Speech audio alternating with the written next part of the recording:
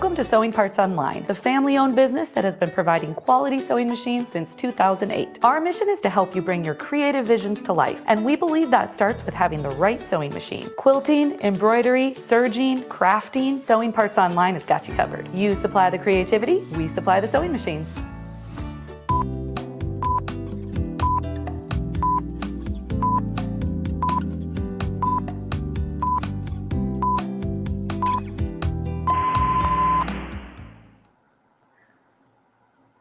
Good morning, everybody. Welcome to day 3 of SewCreative Live, Christmas in July.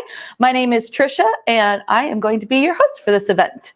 As we put in the ticker, we're going to start the day with a giveaway. Or you wanted to come on and talk about yesterday first? No, but good morning, everybody. Let me just fix something really quickly. Let there be light. The lighting drives Brian nuts. So anyway, what I was going to talk about, we can talk about in just a moment. But if you see in the ticker, we were wanting to start the day with the early bird giveaway. We love giveaways here at Sewing Parts Online, and we want to just start the day off fun. So let's do a little giveaway. We've got the SewCreative Live Thread Pack. This is a 5-pack. It has the Sewing Parts Online colors in red, white, and black. And we've got a 40 weight and a 50 weight. This is Aurifil thread. Fantastic thread. We also have the Schmetz luggage tag. It has all the color coding for the needles. And the Schmetz ABC pocket guide. This is a wonderful resource for your sewing room. And it just has a bunch of information on needle types and what type of needle to use with what type of fabric. So wonderful little prize. And let's go ahead and pick a winner and get this day started off awesome. And this one didn't have a surprise word. This was just anybody that was commenting. That was coming in and commenting. Yep. And we'll go over how to do giveaways here in just a second. Let's see who wins the first prize of the day. Quilty Katie, which is pretty awesome because she can't make the whole event. So. Yeah, she just commented before that she wasn't going to be here later in the day. So yay, starting off the day with Quilty Katie winning a prize. So congratulations. Awesome. So speaking of winning a prize, Brian, do we want to pop on and talk about what happened yesterday? I would love to. I'm sure everybody already knows. They but already just know. In case. Well, good morning, everybody. Where do you want to start? Well, let's just say for anybody that hasn't joined us for SewCreative Live, what we do is we do a giveaway every single segment, right? And then at the end of the day, we do a big giveaway. And we were super excited yesterday. It was a 16X long arm machine with a 10-foot Elite, the Evolution Elite frame. And arguably the second biggest prize of the event. It was huge. It's about $10,000 worth of a prize. So we were very excited about it. Well, we had a little bit of a snafu at the end of the day. So Brian, if you want to kind of explain what happened. Yeah, so we ended the live stream early on accident before we did the giveaway, and it was just a total brain fart. I know most people already, they saw that we popped on a second live stream and they saw us give away the prize to the rightful winner. Luckily, we had saved the giveaway tool that was collecting everybody's comments throughout the stream, so everybody was still entered, but we did figure out who the winner was, and it was posted on social media, and we are going to take extra steps to make sure that we get in contact with them to make sure that they're able to claim their prize. Yes, and we made a little video too that we'll probably be sharing throughout the rest of the event, just so Mary Jo Carlton, you are the winner. So we want to make sure that we get in touch with you. So if you're watching, please comment and we'll let you know how to claim your prize. So it's funny because everybody has been very supportive about it. Everybody's like, you guys are human, you just make mistakes. And I think honestly, like, we took it very seriously and we kind of made a bigger deal out of it than it needed to be because we care so much and we know you guys get excited about these prizes. And so we don't want to, like, I don't know, ruin the fun. But thank you guys for being so amazing, and we have an amazing grand prize today. We do. And we're going to get that one right. Yes. So do you want to talk about it? Yes. So I do want to back up a little bit. So for those that are just joining, when we're doing a giveaway every segment, what we like to do is tell you what the next giveaway is going to be at the beginning of the segment. And actually, I'll pull this up right now because Laura Starr is going to be joining us, and they have donated this wonderful portable little handheld steamer. So we are going to be giving this away at the end of their segment. So what happens is at the beginning, I tell you what it is, and then sometime throughout the segment, Brian's going to pop up a surprise summer word. And Brian, do you want to pop that up on the screen? It will look like that. When you see that pop up, you can go ahead and go to the comments, type that in. And what it does is we have a giveaway tool that we can gather all of those comments. And then at the end, we use a giveaway tool to pick the winner. So that's every single segment. So if you've watched any of our like advertisements or anything like that, we have let you know that we were giving away over $25,000 worth of goodies. And actually, I think it's closer to 30,000 now. So it's right at 30,000. So I just want to take a moment to say thank you so much to all of our sponsors. Grace was a huge one, and Arrow was a huge one, and we get great prizes from like Laura Starr. So you guys are making this event so much fun for everybody, and we absolutely appreciate you and love doing the giveaways. It's one of the most fun about this whole thing. So also, SewCreative Live is a virtual sewing event, right? So again, for those that are just joining, we've invited over 30 people to come in and talk about machines and doing sewing tutorials and product demos. And you just get a ton of free education, and then you get a win free stuff. So let's talk about the second way that we can win stuff. This is brand new to this event. So Brian, do you want to pop on and tell about the side giveaway? I would love to, but give me just a second. Alex, however you want to make my coffee, I just need the caffeine. Alex is helping get our coffee. Do you want to say hi really morning. quickly, Alex? Alex is running our coffees, so. Thank you, She's Alex. Her little head's going to float in there. Hi, guys. Okay, so the side giveaway. So that is what you asked me, right? Yes. Okay, the side giveaway. So we got so many donations from our educators this time around, we didn't even know what to do with all the prizes. So we created a whole entire separate giveaway for anybody that orders during the event. So you have to call in to place your order because customer service has a coupon code that enters you into the giveaway. We pull the report of everybody that placed an order with that coupon code at 3 o'clock every day, except for the last day, but we'll get to that. At 3 o'clock every day, and we raffle it off like old school style with a bucket and names and everything. And the prize today Luminous Light Station. is a luminous light station, which is really cool. It's really cool. Pat Sloan was just talking about those the other day, how much she wanted one. They're really fabulous. I actually wrote down a few things that I really appreciate about them. It is a freestanding light station, so you can put it over a cabinet or like a craft table. Heck, you could even put it over a puzzle table. Yeah. My grandma, I'm thinking about my grandma here.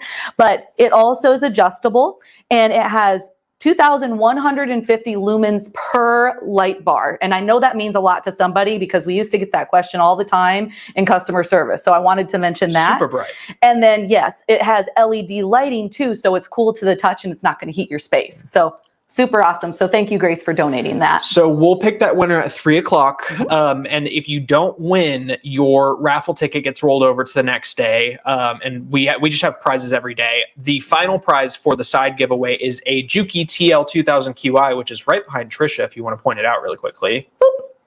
That one right there, which is an amazing machine.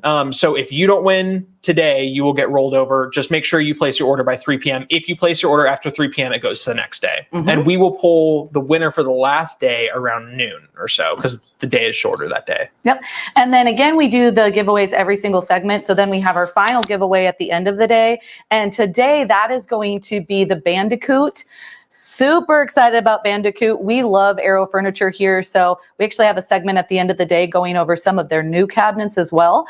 But today that Bandicoot's going to be given away at the end. So I love this one because it is a mid-size cabinet. It has the 3-position hydraulic lift, like you're probably familiar with seeing. So you can have it in the up position and have free arm if you maybe are a garment sewer, or you can pair it with an optional insert and have the flatbed sewing. So if you're a bag maker, or maybe if you do quilting, you have that nice flat surface and everything flows smoothly. Gotta love that. And then you can also push it all the way into the cabinet as your third option, which is storage. And then you can close this cabinet up completely. Some of them you can store and still see the machine down below, but the Bandicoot has 2 cupboards, so you can actually close it completely. So if you have guests or anything like that, or you use it as a multi-purpose room, it is a perfect mid-size cabinet. So we are very excited to give that away at the end of the day too. And I've got notes, lots and lots of notes that say, don't forget the giveaway. So we're gonna get started. But with the giveaways, I just wanna let you know for claiming your prize. And again, Mary Jo, if you're tuning in right now and you're yesterday's winner, this is how you claim that prize. Just go to our link tree, and you can do the linktree/sewing parts online. Click claim your prize, fill out that form, and submit. And then because we have 5 days this time, we have a lot of giveaways to get shipped out and everything. So it'll probably take about 1 to 2 weeks to get everything shipped out once you claim your prize. So anything else that we need to talk about this morning, Brian, before we invite our first guest up? We've got about a minute. Do you want to go over today's schedule? Absolutely. Let's do that. We'll do it snappy though. All right. Let's see what we have in store for today. We've got day 3. As I mentioned, Emily with Laura Star is going to be coming up. She's going to be talking about the Smart U ironing system. Super awesome. We have one back here as well. So I'm excited to see all the little details about it. She's also going to be talking about a couple of other Laura Star products. And as I had mentioned at the end, we're going to be giving away this wonderful handheld steamer that they so graciously donated. After that, we're going to have Ashley Dell from Quilter Select. She's going to be talking about the design and quilt software. As I mentioned yesterday, oh my goodness, there is a fabulous sale on that design and quilt. So if you tuned into a previous SewCreative Live and had seen this software, you're going to want to get it now because it has a price that I don't believe we're going to be showing again. It's awesome.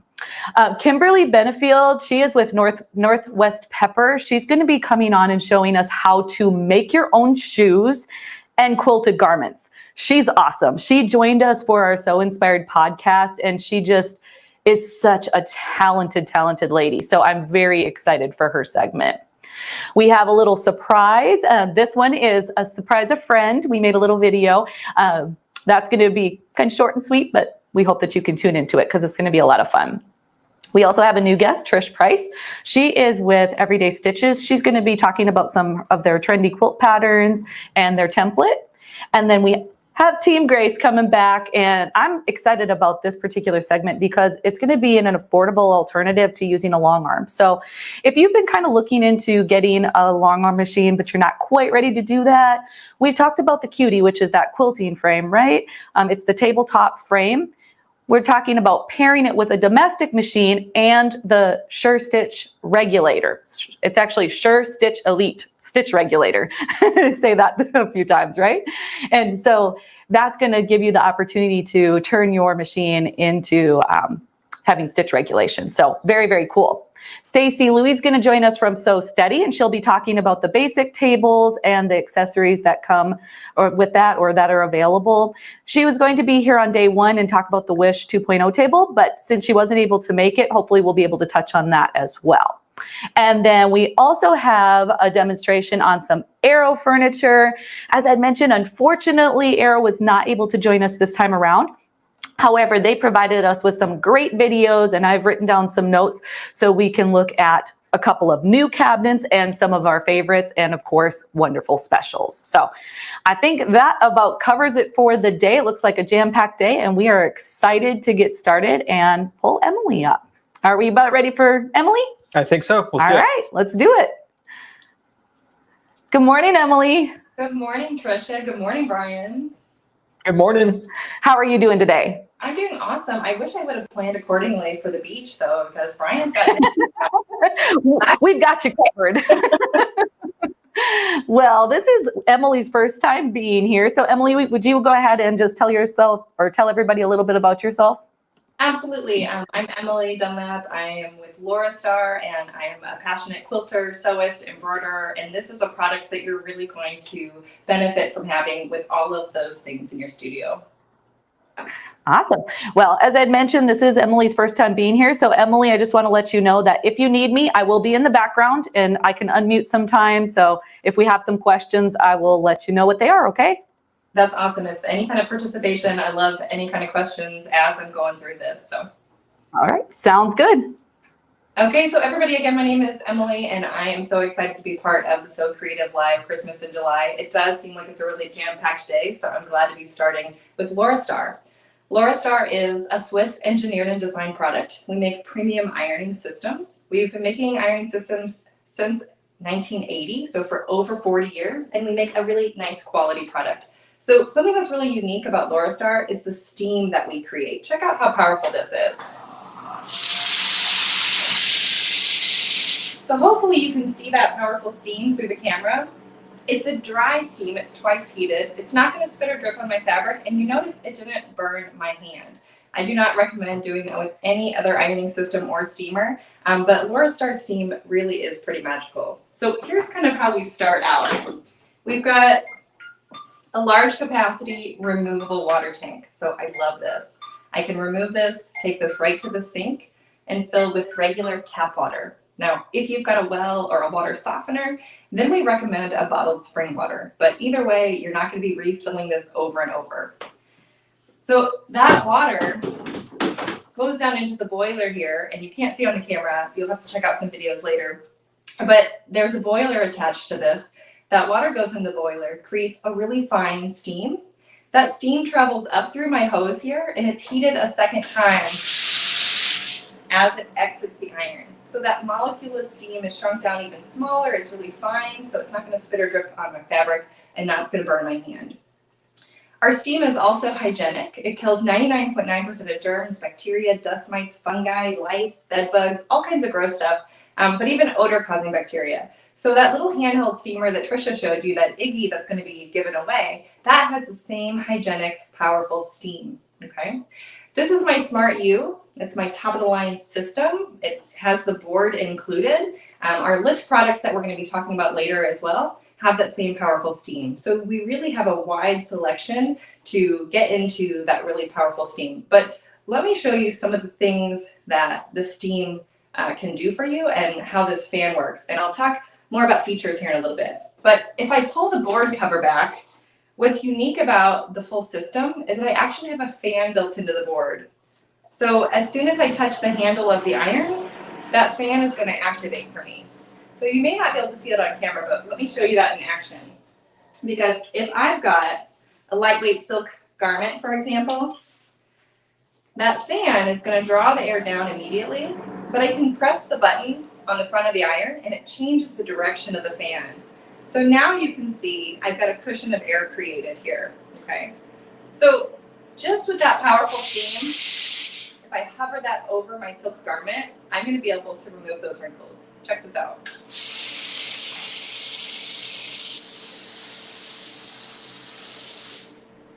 Okay, so hopefully you can see how fast that was and how quickly those wrinkles are removed. But because my steam is dry, my garment's dry as well, okay? And so that fan in the board creating that cushion is going to help me prevent forming more wrinkles into my garment. But the sleeve is going to be really easy for me as well. Okay?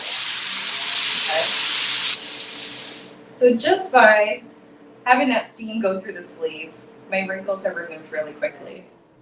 Now, I told everybody that I'm a passionate quilter, so I'm going to get to quilting stuff really quickly, but I do want to show you a couple more things because a lot of people, if you are doing laundry, if you're ironing your clothes at home, the button area is always the worst. But I can put those buttons flat down on my board, and I'm going to change the direction of my fan again to now suction that garment down.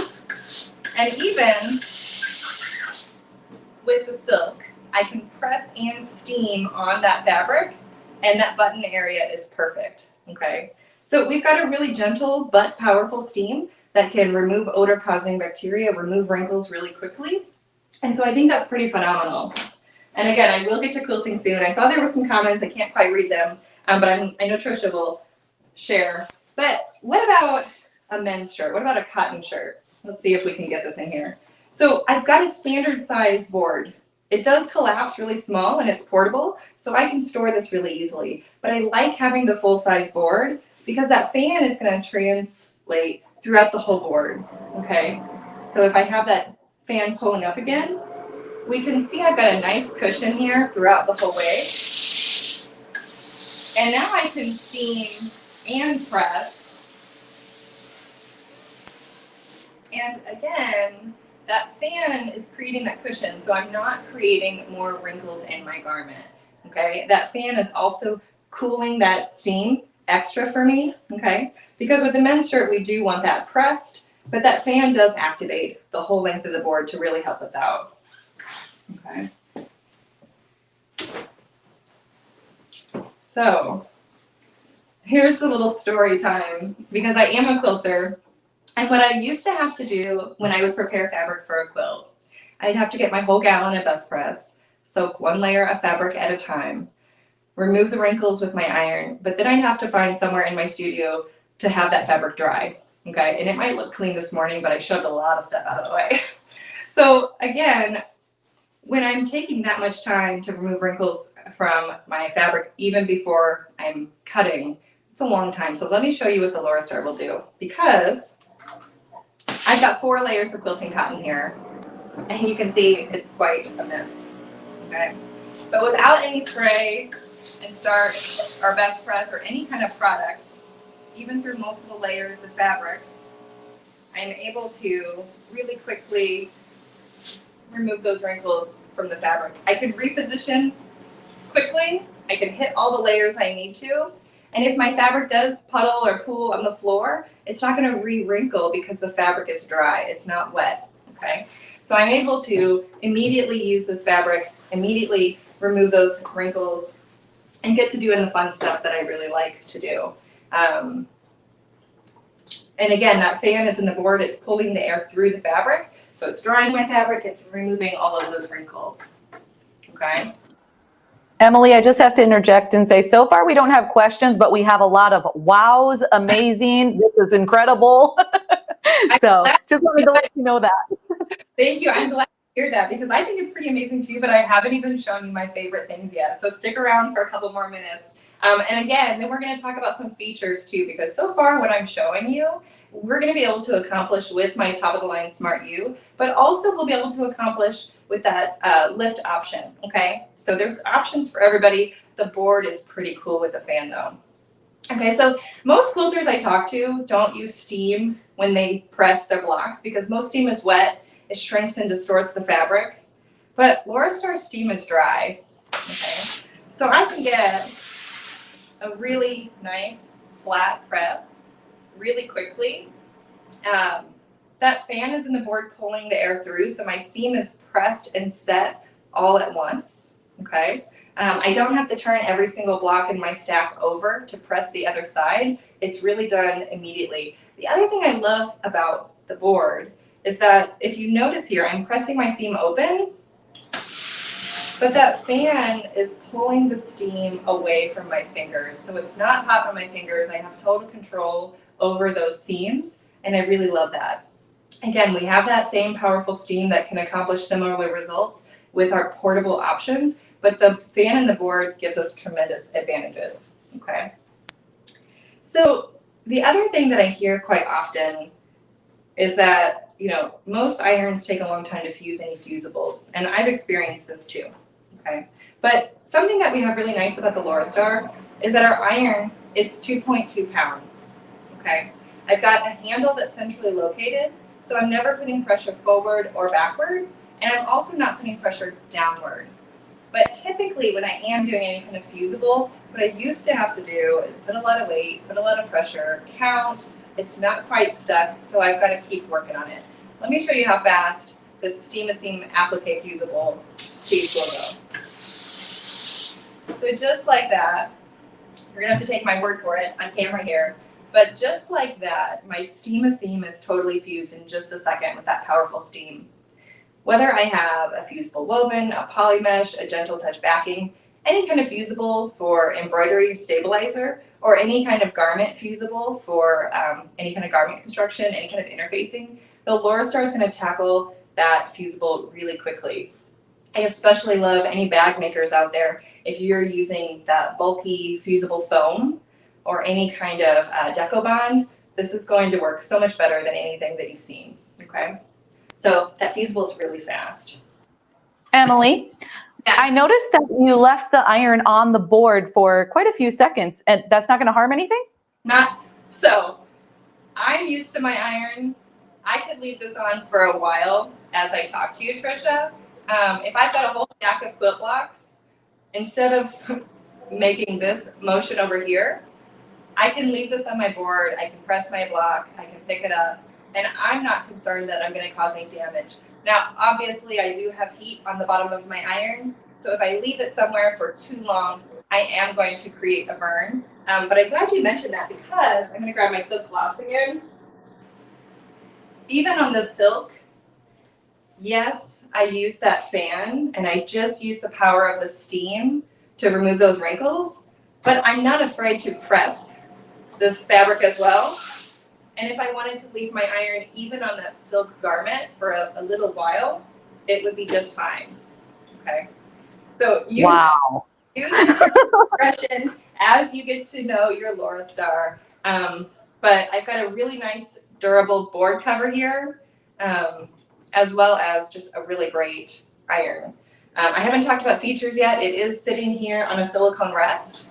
Okay, so I have a heat protectant silicone rest that my iron safely sits on, and that's where I do recommend to have it sit for most of the time.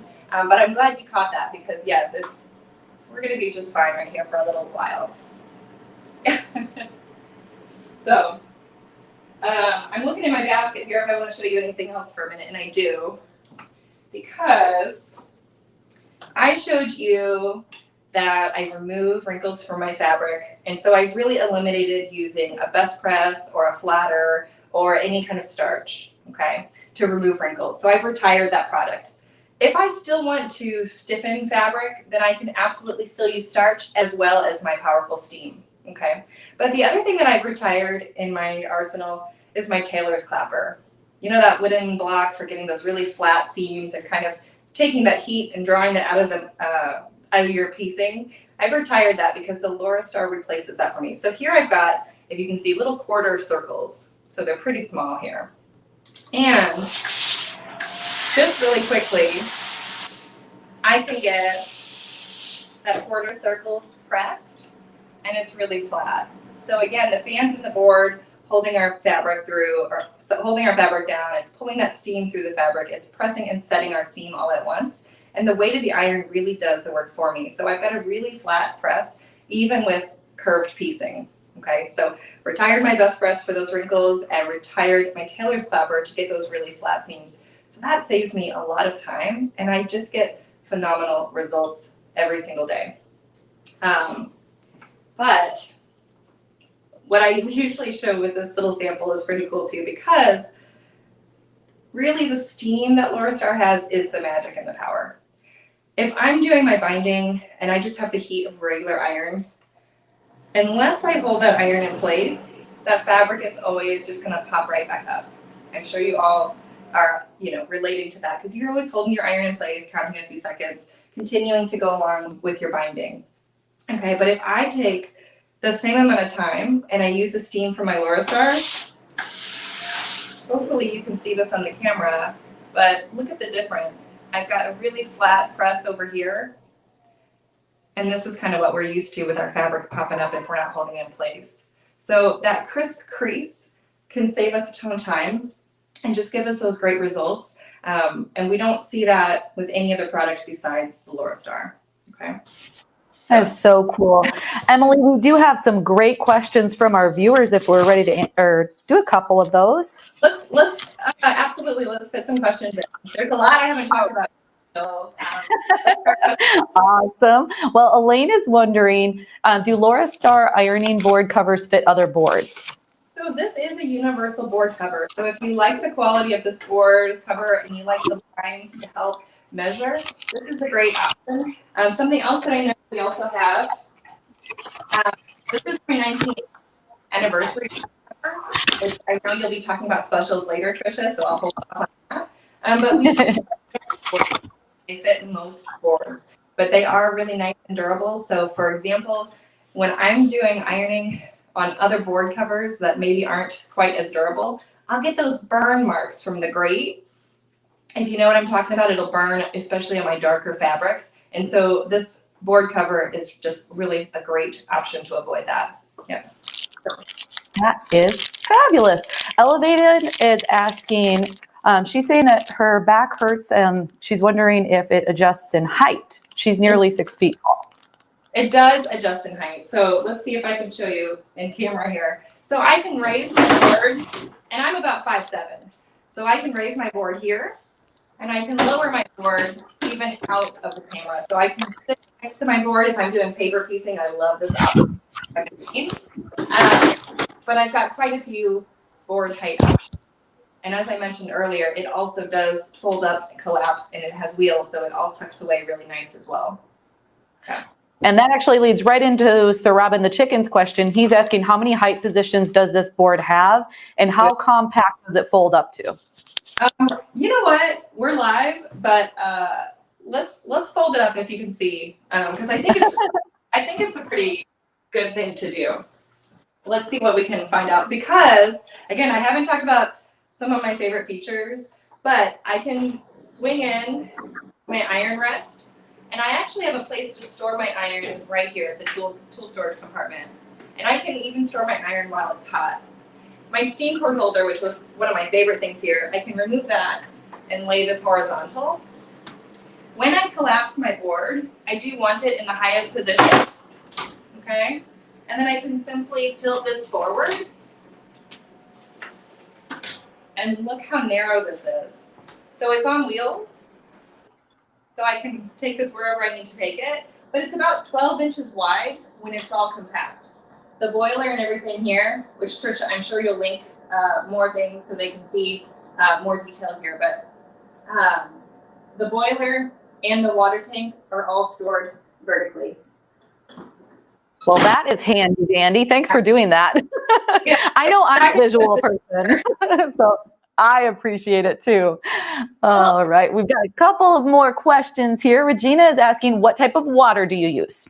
Absolutely, that's a fantastic question and very important, because that twice heated steam definitely relies on having the right type of water. So we use a regular tap water.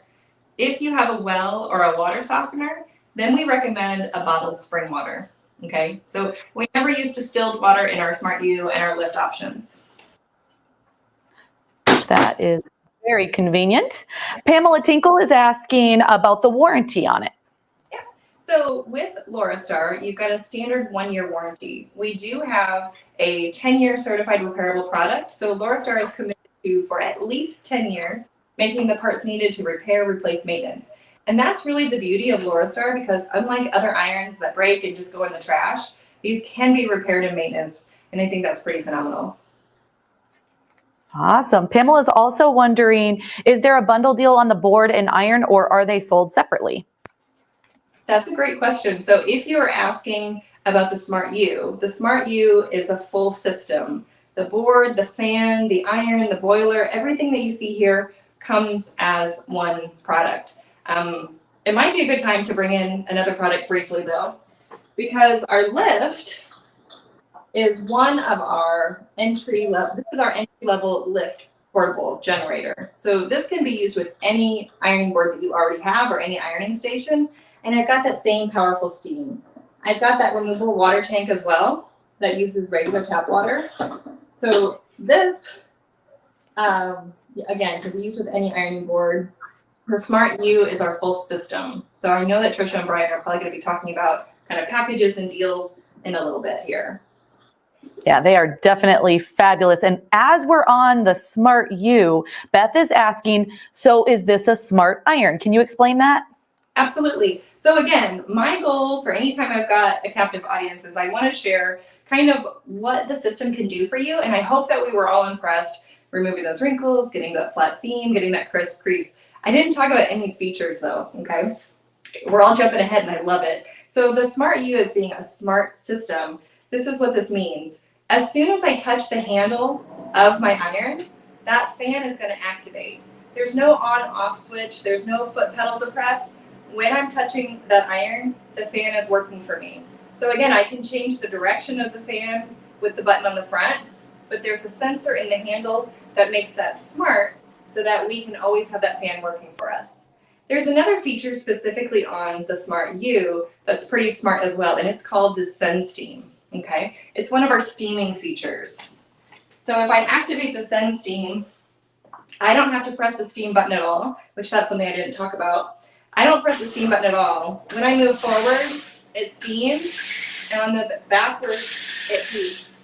Because what we want when we iron is that we want that steam to relax the particles of the fabric, or the fibers of the fabric, sorry. And then we want the heat of the plate to come back and press and set. Okay, so that Send Steam feature is a smart feature, and it senses my movement. So it'll steam forward and heat backward. But I'm gonna back up just a second and talk about those steam features, because on my iron, I have steam controls on the right and left-hand side. So I have full control of my steam. So I can have lots of steam. If I want to give my thumb a workout, I can create a pulse, okay? But my Smart U also has a feature called Pulse Steam. So if I activate the pulsed steam, now you can hear that steam is going to pulse automatically for me. So those are some really top-of-the-line features of the Smart U. We've got that smart sensor in the handle that's going to activate that fan. We're going to be able to steam forward and heat backward with the Send Steam. And then we're going to have those intermittent bursts of steam with that Pulse Steam feature.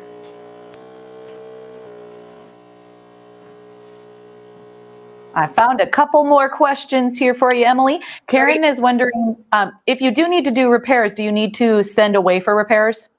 So all of our maintenance is done directly through our team in Medford, Oregon. We have people located in the US, so even though the product is Swiss engineered and designed, your product's never going to leave the US. So Medford, Oregon is where our technicians are. We have our customer service number that you can always give them a call. They do a great job troubleshooting over the phone to hopefully avoid having it sent off. But what I really love is that we've got a less than 2% warranty return rate. So that means that our technicians are not overloaded. So if something does need to be sent off, it's not going to be gone for very long. Fantastic. We also have the question, does it have an automatic shutoff? Perfect question. So we've got two options for you on my Smart U and my other systems, as well as my lifts. So if I turn this on and I just press the power button, it's going to take about 8 to 10 minutes to heat up. That's a lot of water in the boiler.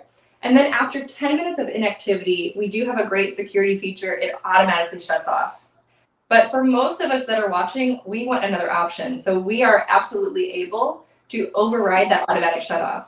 So when I turn my system on, I can press and hold the power button for about 10 seconds until I see a red flashing light. So that's how I'm going to know that it's going to stay on for me until I turn it off. Awesome. And back to being a smart iron, can you explain the app a little bit? Absolutely. So we have an app available, and I think it's great for new users because there's some video tutorials built into the app to help you get your iron set up. It's also going to show you your filter use, and if you're ready to change your filter yet, and tell you if you need to change water. I personally think that the best use for the app at this moment is getting set up as a user, because this is going to tell me that I'm out of water by beeping. If you can hear this right here. Okay, so when I hear that beep, this is going to let me know I need new water. So the app isn't super helpful there. And then the filter, I can tell, I'll show you here. We've got a filter that it comes with, and it comes a charcoal color here. When it turns a full golden amber color, I know that my filter has been exhausted, okay? But there's always room for more development with the app, so I'm hoping that more things come soon. That's wonderful. I think that's good on the questions right now, Emily. Okay, so let's talk a little bit more about features again. And I've got some other things to show you as well. And then Trisha, how much time do I have about before we need to kind of wrap it up for? It's 9:30, so you've got a good 25 minutes. Perfect. Okay. So again, we've got that full professional iron. And I'm going to bring in the lift as well because you can see some similarities. Okay. Again, I've got that same iron here. On the top of the line Smart U, what I have is a 3-dimensional fully aluminum sole plate. So this is going to be really great and really efficient for removing wrinkles because I'm going to have a full curtain of steam that's released. Okay. So as I'm releasing steam, my fibers are penetrated and that steam is dispersed really evenly. Okay. And that's going to be found on my top of the line Smart system. On my entry level lift, I still have that great powerful steam, but you'll see here, I've got a flat sole plate and I've got these holes here in the sole plate. So as I release the steam and as I move the iron, essentially I'm going to get trails of steam. Okay. So I usually equate this to a rake versus a plow. I'm still going to get the job done. The plow is just going to work faster for me. Okay. So that's an option to consider if you are looking at different models of lifts, because the Lift Plus and the Lift Extra do have that 3D sole plate, whereas the Lift has that flat sole plate. Again, same powerful steam everywhere. Like I said, we do have that silicone rest, and that silicone rest can swing in for less kind of real estate, or it can pop out so that you have got more room on your board. But I can rest my storage there, my iron there safely. This steam cord holder I think is an underrated feature because I'm never having to struggle with my cord. Okay, it's always out of the way and I have full mobility for my iron through my whole board. Okay, my original lift here doesn't come with something like that, but if you step up in the line, you do get a attachment, a steam cord holder attachment that you can clamp onto any system, or sorry, any station that you have. So this is an accessory that does come with the models above the lift. We did go over the steaming features already. I do think that Send Steam and the Pulse Steam are really phenomenal features that are found on the top of the line. Over here, you can control the steam with those buttons however you want. I don't have those efficient steaming features, okay? This is something that we haven't talked about, and I think this is really important, okay? Because on my top of the line system, I've got what we call one ideal temperature, okay? So with the one ideal temperature, it's gonna be around 350 degrees and it's good for almost all fabrics, okay? If I were to reduce the temperature that I can on the lift, then I don't guarantee my steam stays as fine or dry, and that's the whole magic behind Laura Star. We wanna have that really fine, dry steam so that we can always get the best results. So the one ideal temperature is going to be always have that dry steam. I'm going to have a temperature adjustment here. It's not necessarily an advantage. All of them are going to come with a Teflon nonstick protective sole plate. So this is pretty cool because I can snap my iron right into position. It's going to keep that steam fine and dry, but it's going to lower the plate temperature by 100 degrees. So if I have a delicate fabric or something that needs a lower temperature, I don't need to worry about not having a temperature adjustment because I have the ideal temperature and that sole plate drops. So what I really like to show people is that vinyl.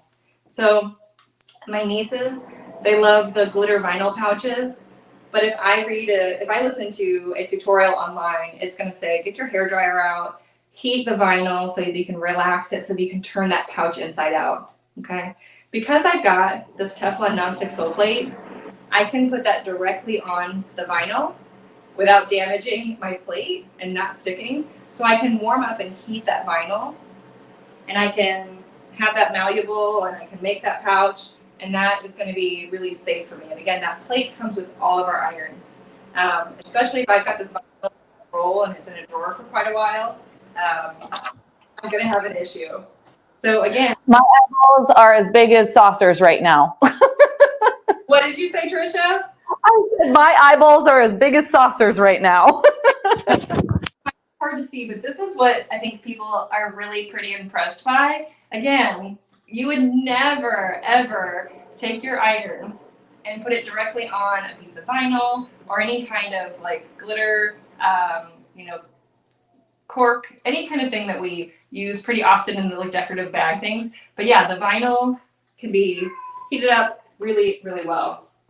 But also, speaking of vinyl and this protective sole plate, if you're somebody who makes t-shirt quilts, you know that the screen printing and the vinyl transfers are not created equal. And so if you have been doing any ironing or fusible onto those t-shirts, it can be kind of a mystery. So I use that Teflon nonstick sole plate. And again, I still have that powerful steam. And I can iron directly on that vinyl. And this even has some rhinestones attached as well. So that sole plate does a great job to kind of protect against any kind of surface, okay? Okay, features again. So that has a nice hook that is still attached here. Okay, Trisha, I'm so happy we had questions kind of in the middle. I'm trying to figure out what I want to talk about next now. We kind of messed you up, didn't we? No, it's good. It's good. You know, Brian got his coffee. I haven't got my coffee yet. We were actually just talking about your kitty too. We like hearing the meowing in the background. Oh, I didn't know if you'd be able to hear her. She's usually pretty scared of the steam, so I'm surprised she's hanging out. But that's Ruthie in the background. But Well, tell Ruby it's dry steam, right? it's a steam, absolutely. So it's the sound mostly that they don't like. But again, it's a pretty simple system.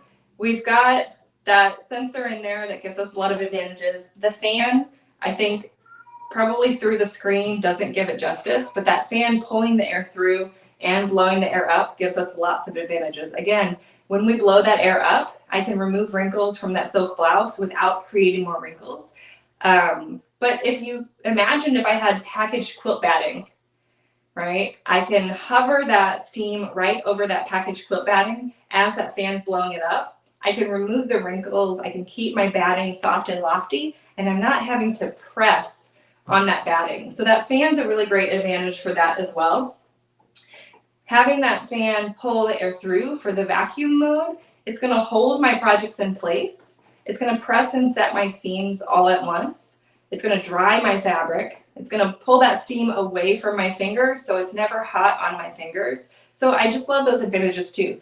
But I'm not going to forget about the lift here either, because when I talk about quilting, and if I talk about the batting, this is one of my best friends with my long arm upstairs, because we have a really nice portable steam cart over here. And I can wheel my Laura Star lift right to the middle of my quilting frame. And that powerful steam will remove the wrinkles from my backing as I'm loading the frame. So that's a long armer's dream companion. And then also it'll remove those wrinkles from the batting on the frame as well. So 90% of what I do as a quilter happens on the board. Again, I've retired my tailor's clapper because that fan's pressing and setting my seams. And I've retired my best press. So the board really is phenomenal. It's nice and compact, but the lift is a great option for my long arm. My steam is hygienic, so I can take this all over my house. I can disinfect, sanitize my home. I can kill the dust mites on my couch cushion or my mattress. So this is pretty phenomenal as well. And then that little handheld Iggy that we have for the giveaway, it has the same hygienic steam. It's a much less capacity. It's a smaller handheld option, but I can remove wrinkles. I can sanitize around my home as well with that. That usually gets packed in my suitcase for travel. Okay. So with the lift, I do have a similar silicone mat, and I can place that anywhere I want on my ironing station. And I have that removable water tank as well. And so this is going to be pretty simple as well. It's a simple product to use. We have some great smart features, but I think that the results that we get are what are the most impressive. And I'm sure that I have embroiderers out there watching, and I'm sure that you're working on tiling scenes at the moment. You might have a couple of those nice machines going at once to finish those tiles, but a lot of those tiling scenes have dense stitching and lots of layers of stabilizer. Okay, so bulky stabilizer. And it's never quite pressed flat enough. So our seams never quite come together. But the Laura Star, when we press those seams for the tiling seams, are really beneficial as well. Okay. Emily, Yeah. Sally is asking, is the nonstick sole plate compatible with the Lift Plus iron? So the Lift Plus comes with its own sole plate. They all come with it. So the Lift Plus, the Lift Extra, the Smart U, the Smart I, they all come with a sole plate. What you're going to notice is that because I have that 3D raised element on my Smart U, my sole plate has an area for that as well. Okay, so your Lift Plus sole plate is going to look similar to this. The original Lift sole plate is going to be flat to match. Okay, but if you have a Lift Plus, check the box out, check out your accessories, because you've got one of these somewhere. Perfect. And I had to step out for a brief second, but I may have missed it. What is the main difference between the Lift Portable Steam Station and the Lift Extra Portable Steam Station? Yeah. Perfect. That's what I was going to talk about too.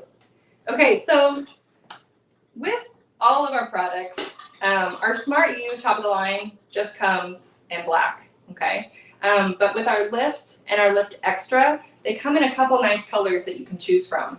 So the Lift comes in white or red, and it's our entry-level product. Really powerful, great steam, but it doesn't have all of the top-line features. This is my Lift Extra. Okay, so this is my Titan color, this nice charcoal. It also comes in aluminum, and it comes in a 1980 gold color. So that's our special anniversary edition. So the main difference is there's only 4 differences from here to here, but I think that they're pretty significant. The biggest difference is going to be that the Lift Extra has that same 3D sole plate that the Smart U has. Okay, so I've got that same fully aluminum 3D sole plate that provides that full carton of steam. Okay, my Lift, as I showed you, has that flat sole plate. So that's the biggest difference. The other difference is that ideal temperature. Okay, so remember on the Lift Extra, on my top of the line, I've got one ideal temperature. I never have to worry about the temperature adjustment. I'm always going to have really fine, dry steam. If I do reduce the temperature here, I don't guarantee my steam stays as fine or dry, okay? And I'm not worried about that at all, because they're all going to come, again, with that Teflon nonstick sole plate. So here, I just recommend keeping it at its highest setting, but a lot of people want that option, and they're not sure why, the top of the line doesn't have the temperature option. And that's why, because the ideal temperature does a great job on almost all fabrics, okay? So that's the second difference. On the the Lift Extra, keep wanting to call this the Smart U. On the Lift Extra, there's a toggle switch right in the handle. So that's going to activate that pulse steam that we saw. So we saw that pulse steam feature on the Smart U, and it's going to come as well on the Lift Extra. We don't have that option on the Lift, okay? And then the fourth difference is that this one's going to come with that steam cord holder attachment. So that's about a $60 attachment. It comes with the Lift Extra. It does not come with the Lift. It can certainly be purchased separately for the Lift. And if anybody is watching that already has one of these products, I think that the steam cord holder is a great accessory to add.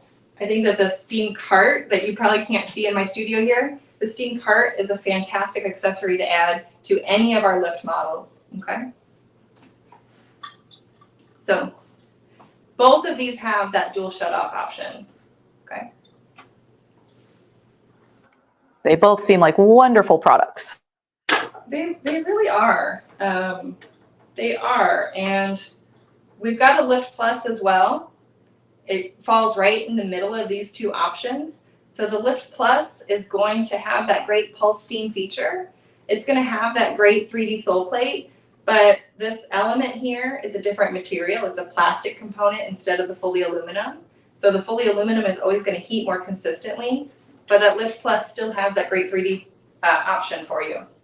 The 3D sole plate with that plastic option, as well as that steam cord holder, comes with the Lift Plus. The Lift Plus does have that temperature dial, okay? So it doesn't have that ideal temperature. And that Lift Plus is going to come in that pinky pop, hot pink color. It's going to come in a sky blue, and it's going to come in an ultimate black. So again, you've got lots of color options. And if you have been doing some shopping for these and you're kind of wondering what's the difference between this one or that one, or why is this color different, Hopefully that was more helpful to explain what the different features are in the models. My top of the line Lift Extra, again, is going to come with those top features. So I think there's definitely a reason to bump up in price if you're already going to be investing, but all of them are going to come with that really powerful steam. Okay. I am going to wheel the steam part up. I think we've got some time because with the steam cart here, hopefully you can see it. I think this is pretty nice. So I've got this nice cart. You can see wheels. So my lift is going to sit here and my iron's going to rest here. So again, any of those long arm customers, the lift is a great companion to remove those wrinkles from the backing as you're loading the frame. This is going, I'll show you here too. This is going to raise up. So if I do have any clothing to steam or iron or press, this can raise and hold my garments as well. So if one does not like to iron, they've got an option to steam those wrinkles out. Yes. So the steam, as we saw, is really powerful. That silk blouse, the shirt that I'm wearing this morning was steamed on my steam rack, my steam cart. So absolutely, if you're not liking to iron, you've got other options. But most of us watching who don't like to iron probably aren't ironing their clothes. They want to, they're watching this so that they could see those seams being pressed flat, those wrinkles being removed from our quilting cotton, the fusible, the vinyl, all of those things are much more exciting, I think.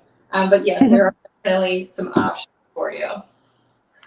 That's great. Melissa's saying, oh, I should get this for my husband. He's the one that does all the ironing. So Melissa, I think that's a great plan. Absolutely. Regina's asking, what is the width of the board? If we back up to that. The board is about 17 to 18 inches. Okay. We might have to follow up with exact, but it's a nice wide board. Okay. And I do talk to a lot of people that say, I really like my big board. That's perfect. Any of these lifts are going to work great with any existing ironing station. Okay. But a lot of times people have their big boards because they're taking the time to spread out and smooth out large pieces of fabric. Okay. And that takes a lot of time. And then their iron's coming through and kind of taking time to hit those spots. But as we saw, I did 4 layers of quilting cotton at once. I could reposition really quickly. Okay, so I can actually get better results faster, and I don't mind repositioning a few times. And because my board collapses and folds up so small, I save a lot of real estate in my sewing room. So the width of this board is about 17 to 18 inches. I think a really great width for everything I need to do. And again, it saves a lot of real estate in my room. But if you have a station that you already love, then any of the lift products are going to work really well for you.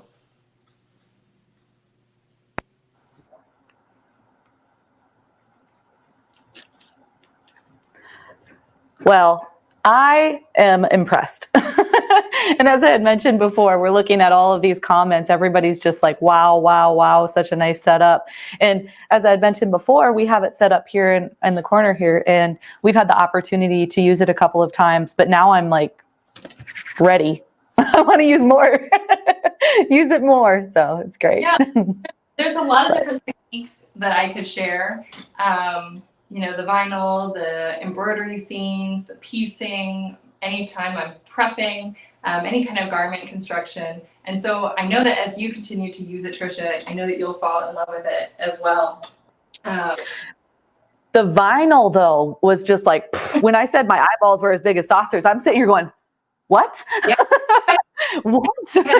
Anybody who's using, a die cut machine or any kind of cut or Cricut, it's going to be really nice to have that fusible, any of the vinyl press really quickly. Yeah. Well, very cool product, and I'm excited to share our special pricing on that. And we have some good specials and little deals that go along with it. With the purchase of one item, you get this item. So I'll go over that in just a second. But do you want to stick around while we give away this awesome Iggy that you guys donated? Absolutely, I would love to. Very cool. And thank you very much for this, you guys. This is a $360 value, and somebody's going to get it for free. So thank you, Laura Starr. let's see who it is. All right, we have our drum roll. Our Wednesday drum roll. Martha Campbell, congratulations. You are the winner of the Iggy. Well, thank you, Emily, for doing that wonderful demonstration. I know we were all impressed, and hopefully we can have you back and we'll see some more information on the wonderful Laura Star products. Thank you, Trisha. Have a good one. Bye, you too. Awesome. And as I mentioned, we have some fabulous deals on the Laura Star products. So let's take a look at some of the things that she was talking about. So we're going to start with the Lift portable steam station. And she had shown the two different ones, the one that was the quote unquote lower end, but it was still amazing. So you're looking at the more entry level, and then you've got the Lift Extra. So let's look at the portable steam station first. It has the MSRP of $8.99 and has a sale price of $7.29.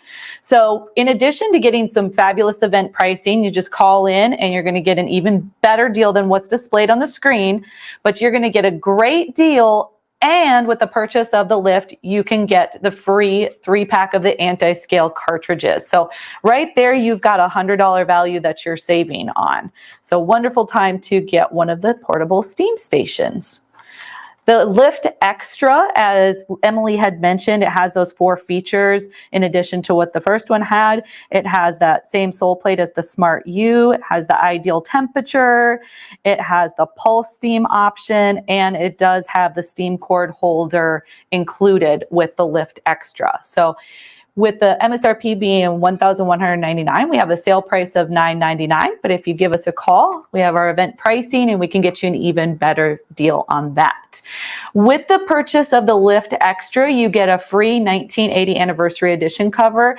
As Emily had mentioned, this does fit some standard ones as well, but you're not going to get those burn marks or anything. This one is $110 value. And then we have the Smart U. Okay, I am so very impressed by this station. And I just have to say, for those that said their husband does the ironing, mine does too, but I think I'm going to take over if I get this thing. But we've got Laura Star Smart U ironing station, and it has an MSRP of $3,299, has a sale price of $2,799. But if you've been looking down in the ticker earlier, we were saying, give us a call. We have some exclusive event pricing for the Smart U. In addition to having amazing pricing, you guys, with the purchase of the Smart U, you get the free Iggy handheld steamer. As I mentioned, this is a $359 value. Great little handheld steamer that you can use for travel. So loved that. As I had mentioned before, this was Emily's first time being on, and I really enjoyed that segment. So I really hope that Laura Star will be able to come back and join us again. I believe we've got a little video that we're going to play, right, Brian, before we get started with the next segment? We are. All right. Well, we're going to play that video and get ready for our next segment.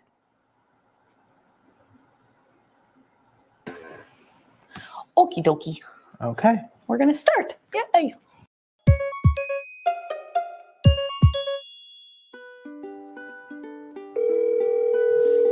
Your phones are going to die. We got time. Hi, Brian. Hi, Elaine. How are you? I'm fine. I have Trisha here with me. She wants to say hi as well. Hi, Elaine. Hey, I really enjoyed the interaction the two of you have during these shows. It makes a lot of fun. Oh, well, thank you. We appreciate that. We have a lot of fun. So I always think, wow, too bad I couldn't work for them, huh? Maybe. Yeah, maybe you can. Where are you located? In Goshen, Indiana, close to Notre Dame. You can become totally proficient on your Triumph, and then we'll have you do a video for us. I checked the tracking. It's expected tomorrow. Oh, awesome. So excited. My grandsons are really excited. I told them I've been teaching them quilting. That's awesome. And you can quilt with the Triumph. People don't really think about using their serger for quilting. So Got a lot of projects lined up for it. oh, that's You know so what the cool. best part of that machine is for me? What's that? It's got a motorized needle threader. Oh, I saw that. I have a brochure on it because I've been studying up on it, and I thought, well, that's a real plus. The fact that it threads the loopers. Mhm. Yep. It's super cool. Yeah, I've been kind of drooling over it over the last year or so, but thinking now I can't afford that. And then when I won it, I was like, oh my gosh, it's a dream come true. Oh, that makes us happy. So, Elaine, had you watched any of our our SewCreative live events before, or was this your first one? No, I watched the one in the fall because you get all kinds of little tidbits, and I'm looking forward to them. I've printed out the dates, so I hopefully don't miss them. Oh, you're just making our hearts happy, Elaine. I tell my husband, I said, you guys are fun to watch because you're entertaining. But then I learn even if I learn one little tip from each session, I mean, it's just fun. Oh, well, thank you. Yeah, we really appreciate that. That's awesome. We have a favor to ask of you. So Sure. if you could, when you get your machine, if you would take a selfie with it and send it to us, we'd love to share to show everybody that you really won the triumph. Because I think some people don't believe that. I think you're right. I think you're right. Oh. But if you could join our Facebook community page, that way we have a bunch of people that share their pictures, and we would love to see your picture there with you in the triumph, but also your grandsons or grandkids projects too. That would be super cool. We have a really awesome community also, so. All right, we'll do. All right, well, Elaine, thank you so much for calling us. We will definitely keep our eyes out in the comments during SewCreative Live this year for your comments, and make sure to say hi, okay? Okay, we'll do. Thank you guys very much for all you do. You're welcome. Very Have welcome. a good evening. Thank you for watching. Bye-bye. Bye-bye. That was fun. Oh, good job. Boom. That's awesome. That makes me happy. Got a little motto, always sees me through. Okay. That was a fun call. Brian, you want to pop on too? We had such a great time talking to Elaine, and I just have to say I love when Brian sings. Hold on, testing. Okay, my mic is on. I usually do it at the end of the day when I'm tired and delusional. That's usually because that call happened at like minutes before 5 o'clock on like a Friday, and we were like ready to go. And so I was just in weekend singing mode. But yeah, that was a call with Elaine Gibson, who won the triumph during SewCreative Live Spring Social. And while we were playing that video, I saw, I believe is Sally Chan in the comments asking when our next SewCreative Live events are. So we might as well tell them what we have tentatively planned for now. Obviously, we're going to, nothing is set in stone. Some things could change, but we tried to plan it as far in advance this year. So we have SewCreative Live in September. For National Sewing Month. That's going to be a 3-day event. Yep. We have Black Friday, yes, and we have Christmas left. So we've got a few more this year. Yeah. So it's going to be a good time. We enjoy our SewCreative Live events, and we hope you guys do too. But as we were just saying with the triumph, Elaine won it the last time, but we just want to remind you that for this event, the finale, we will be giving away another triumph. So we are very, very happy that we've been able to do that and continue to do that. This is a beautiful cover stitch serger machine from Baby Lock. It has a $7,500 value, and you can do so much with it. And it's so great that it has the nice throat space and the speed control, and it's just an amazing, amazing machine. So we've been very, very happy that we've been able to give that away each time we've done a SewCreative Live. So far, I think we've done it every time, right? It's been a triumph every time. So we love that. So our next educator is about to come up, but we've already said thank you to her before, but we have to say thank you to her again because she swooped in and saved our behinds last time, didn't she? Yeah, we had something. I can't remember what it was that was going on, but we had somebody that couldn't show up or something like that. And Ashley Dell from RNK, like, she just winged it, man, and she kept going for like another 20 minutes, and it was awesome. She really is an excellent and her educator. segment was just fabulous in general. It was just so good. She has so much information to share. Yeah, I'm super excited for her to join again. Because we had forgotten to do the giveaway last time, now I've got it on my brain. I'm like, I got to tell about giveaways. So before we invite Ashley up, I do want to talk about what the next giveaway is going to be at the end of Ashley's segment. So that is going to be a little plastic here, might be a little hard to see. I actually have an overlay so I can show you what it is. It is the Quilter Select Toolkit. It's going to include the 18 by 24 dual-sided mat. You've got the 2.5 by 18 inch ruler, a 45 millimeter Quilter Select rotary cutter. I love that thing. The weight of it is awesome. You've got the self-erase marker. It comes with the Alex Anderson quilt pattern CD, and it also comes with the USB with previews of the Quilter Select products and programs. So we're going to be featuring this later in the event, but I just wanted to pop that up so you could see it better. But that will be the giveaway at the end of Ashley's segment. So why don't we go ahead and pull Ashley up if she's ready. Hello, Ashley. Hello. How are you doing today? I'm wonderful. Well, we are so glad to have you back. As Brian had said, thank you for saving us last time. So are you ready to talk a lot again today? Of course, I'm ready to talk a lot today. Awesome. Well, if you want to go ahead and introduce yourself and let everybody know what you're going to be showing us today, we'll let you take it away. Absolutely.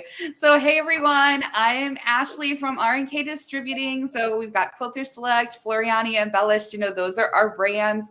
We're going to spend our time today talking in Design and Quilt. So that is our quilt creation software from Quilter Select. And I've gotten to join SewCreative Live before. I've talked about this and we were like, oh my gosh, like we got to come back. We got to talk about more because there's always more that I can show you here in Design and Quilt. So I'll start out with the basics for those of you that haven't seen this before, just so you can get on the page with us. And then we'll show a few different things that I haven't gotten to in some of my segments previously, just so you can see some of the fun capabilities about it. And then at the end, we'll talk pricing and all of that kind of fun stuff. Or actually, I'll let Trish talk about pricing. But anyway, so let's go ahead. If you could flip to my shared screen, I think that'll probably make more sense here because I have Design and Quilt up and ready to go for us. That should be popping up on y'all's screens here very, very shortly. There we go. Yay. And honestly, you can probably just make it full screen just so it's easier to see. They don't need to see me. They're worried about the program. Thanks. So this is Design and Quilt. It is our quilt planning program and such. So where I always like to begin in here is with these two yellow books. These are the library books. And you know how when you go to your public library, you can check out books, take them home and enjoy them. Here, you're going to pop open that left one is the block library, and you're going to see the great categories where the built-in quilt blocks live. So we've got just some nice basic categories here, 9 patch blocks. We have Alex Anderson blocks, so you too can recreate some of Alex's quilts, but in the sizes and the fabrics you want to see them in, and just more, traditional things in here. Like I love that we have an eccentric category where there are just some different blocks in there. Like it's this fun little heart. There's this great little cross in here that almost looks like it's coming right out the screen at you, etc. And there is a little section in here for your blocks to live, the My Blocks category, where as you make your own blocks, you're going to want to do File, Save to My Library, so they come right into this folder and you can find them. And you do have the ability to make additional folders in here. So I have like a quilt in progress that I'm calling my Glorious Galaxy quilt using that particular pattern and a Heritage Star. So you can organize things and get them in here the way that makes sense for how you are designing your quilts and putting them together. So let's go in here and find a great block. I love a good star block. And this one right here is the one that I'm always drawn to, this variable star number 13. These have just really nice, simple, numbers to them. So you're not like, is it an Ohio star? Is it a friendship star? What kind of a star is it? Well, head to the star category and find a block that makes you happy. If it's not there, it's really easy to build. But if you've got a block in here that you're ready to play with and start to recolor, it is as simple as either clicking on part of this block and coming down here and choosing a new color, and you can recolor that however you want. We don't need that little section to be green, so we'll just undo that. Or putting fabric in there.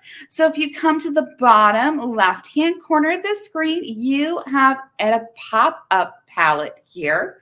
And when you bring the pop-up palette up, by default, it goes to colors, but you can also click on the fabric radio button and explore the built-in fabrics in the program. Now, there aren't a lot of built-ins here because it is so incredibly easy to click add and head out to your computer and find some other fabric out there. So I have some other, fabrics in here. Like here is one. Oh my gosh. I just pulled the bolt of fabric right off of one of the shelves in my sewing studio.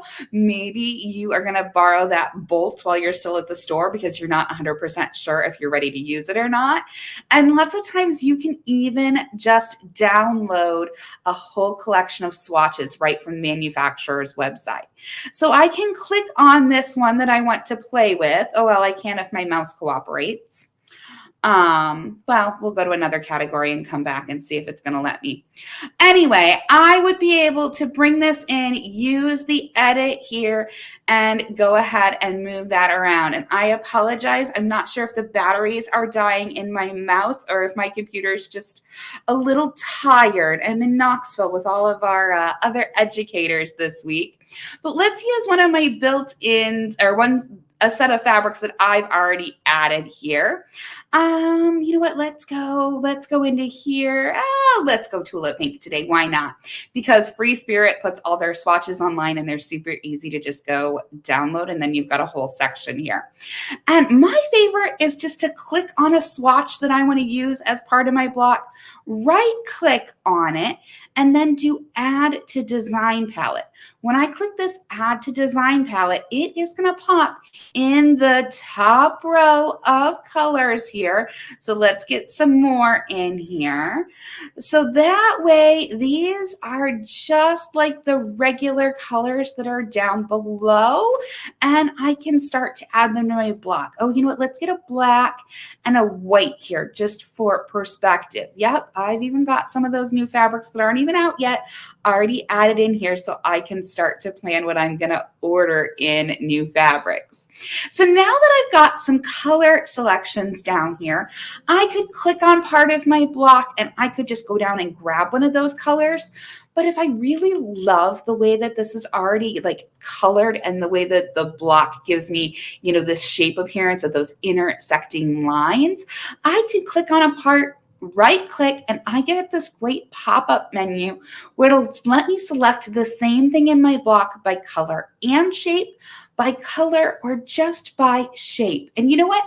I am going to do by color because I love this woven ribbon appearance. And then I'm going to choose one of the fabrics that I've put down here. And just that quickly, it is going to drop fabric in there for me. So that was just clicking on my block, my left click, right click, same in block by we did color. So it did it. And a click down onto those fabrics. And now I'm previewing my block in fabrics before I ever have to go buy any fabric or cut any of that precious fabric that I have found that I am in love with apart, because sometimes we can't get as much yardage as what we would like, or it's been sitting in our collection for a few years and we may have only bought 2 yards when maybe we should have bought 3, but we weren't 100% sure what we were going to do. So 2 was a nice safe number and you're like, I think that should be the entire background now. So the cool thing about this is I can preview it. I can see what it's going to look like before I ever cut anything. So there's a white background. Okay, I like the white, but just for visually trying to make a decision, what would it look like with black? Well, I'll choose my black fabric. Oh, that has a really great pop to it. Or maybe the white wasn't quite enough, but the black is a little bit too pop-in for you. I know sometimes people aren't a big fan of black backgrounds. I, for one, love, love, love them. but maybe you want something a little bit more neutral. So you could choose and swap out those backgrounds to get something that you want. And if you don't like it, just choose one of the other options. And if those aren't doing it for you, you could grab a color. You could go back to your palette and grab another one. So before we go gangbusters and we make an entire quilt with this block, I think I should probably sew a test block. I don't know how many times I have gotten excited and cut out all of the fabric from my project just to realize that I didn't like the construction of it. I didn't like how it went together, or maybe it had a Y seam that I missed in there. This one doesn't have any Y seams. Don't worry about that. But we're going to choose what size block we want it to be. That is as easy as just coming over here to this properties section in the upper right-hand corner and changing the total size of my block. So maybe a 16-inch block is a little bit on the large size for me. Maybe I just want to make a quilt with some 8-inch blocks. So I want to give this a test as an 8. So I'm going to click apply. It's going to update the preview right there on my screen for me. And now, since we're not sitting in the same room and I can't push print, we're going to use the print preview button so you can see the different options that you get when we would go to print this out. So in this case, we've got different print settings on both columns there. That upper left section just changes the settings for this one program so it doesn't mess up everything else out there. Because, you know, when you tell Windows to change the settings, it changes it for every program out there. And then sometimes we want to pull our hair out and we want that to stay where it belongs. We can adjust our fabric width here. So I like to set my fabric width at 42 inches. I find that's a pretty safe number in relation to 45-inch fabric these days. Just do yourself a favor, make a little test measure of that fabric as you're buying yardage, especially if it's from someone that you don't normally buy from, just because fabric widths do seem to be varying a little bit, and some of those salvages are getting a little wider these days. We can change how it looks when we print the block. So I'm going to go ahead and print my grid lines and my color numbers, but you could print only an outline if you wanted a coloring book page, because maybe you still want to go old school and you want to get out those colored pencils or markers and color this in and play with it like you've done before. I'm going to show you what the piece analysis, the fabric summary are, and of course we want it to include our seam allowance.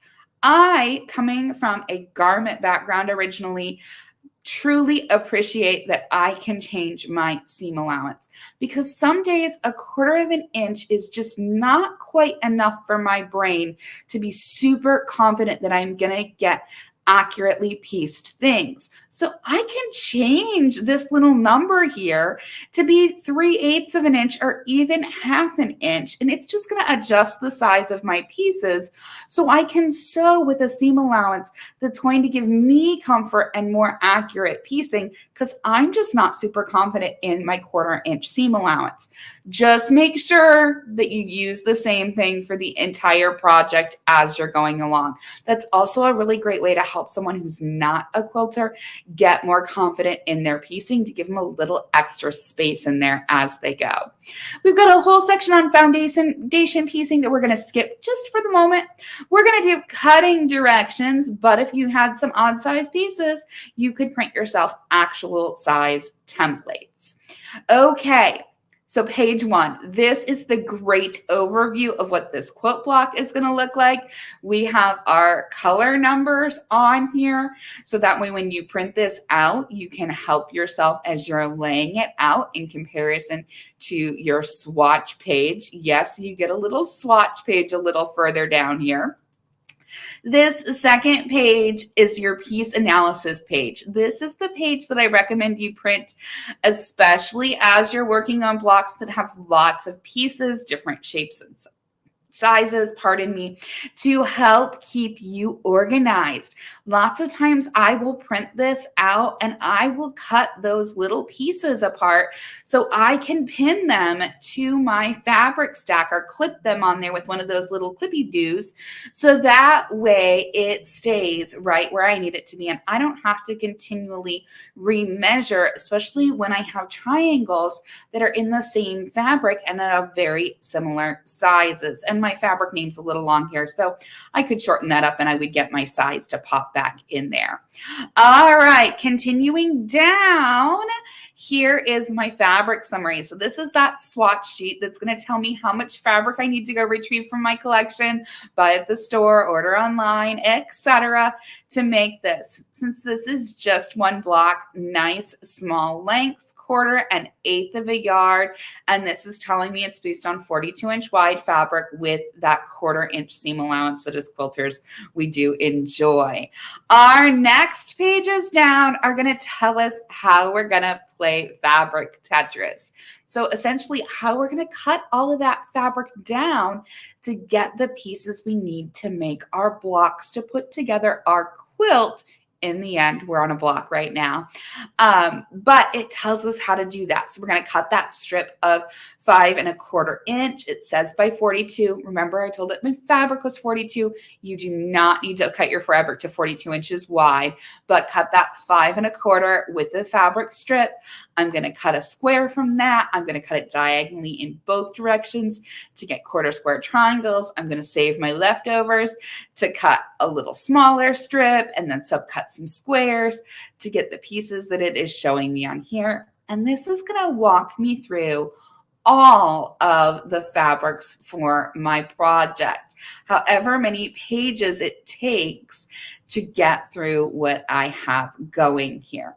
And then of course, you're just going to refer back to the layout on your first page on how you're going to assemble that block together.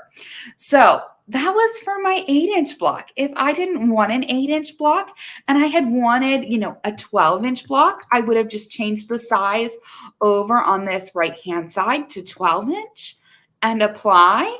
And then it's going to update those directions and I'm going to get different sizes once again on here. So for perspective, now those square pieces are 3.5 inches as opposed to they were smaller. I think they were 2.5 in my previous size. So it is just going to adjust this all on the fly for us as we go.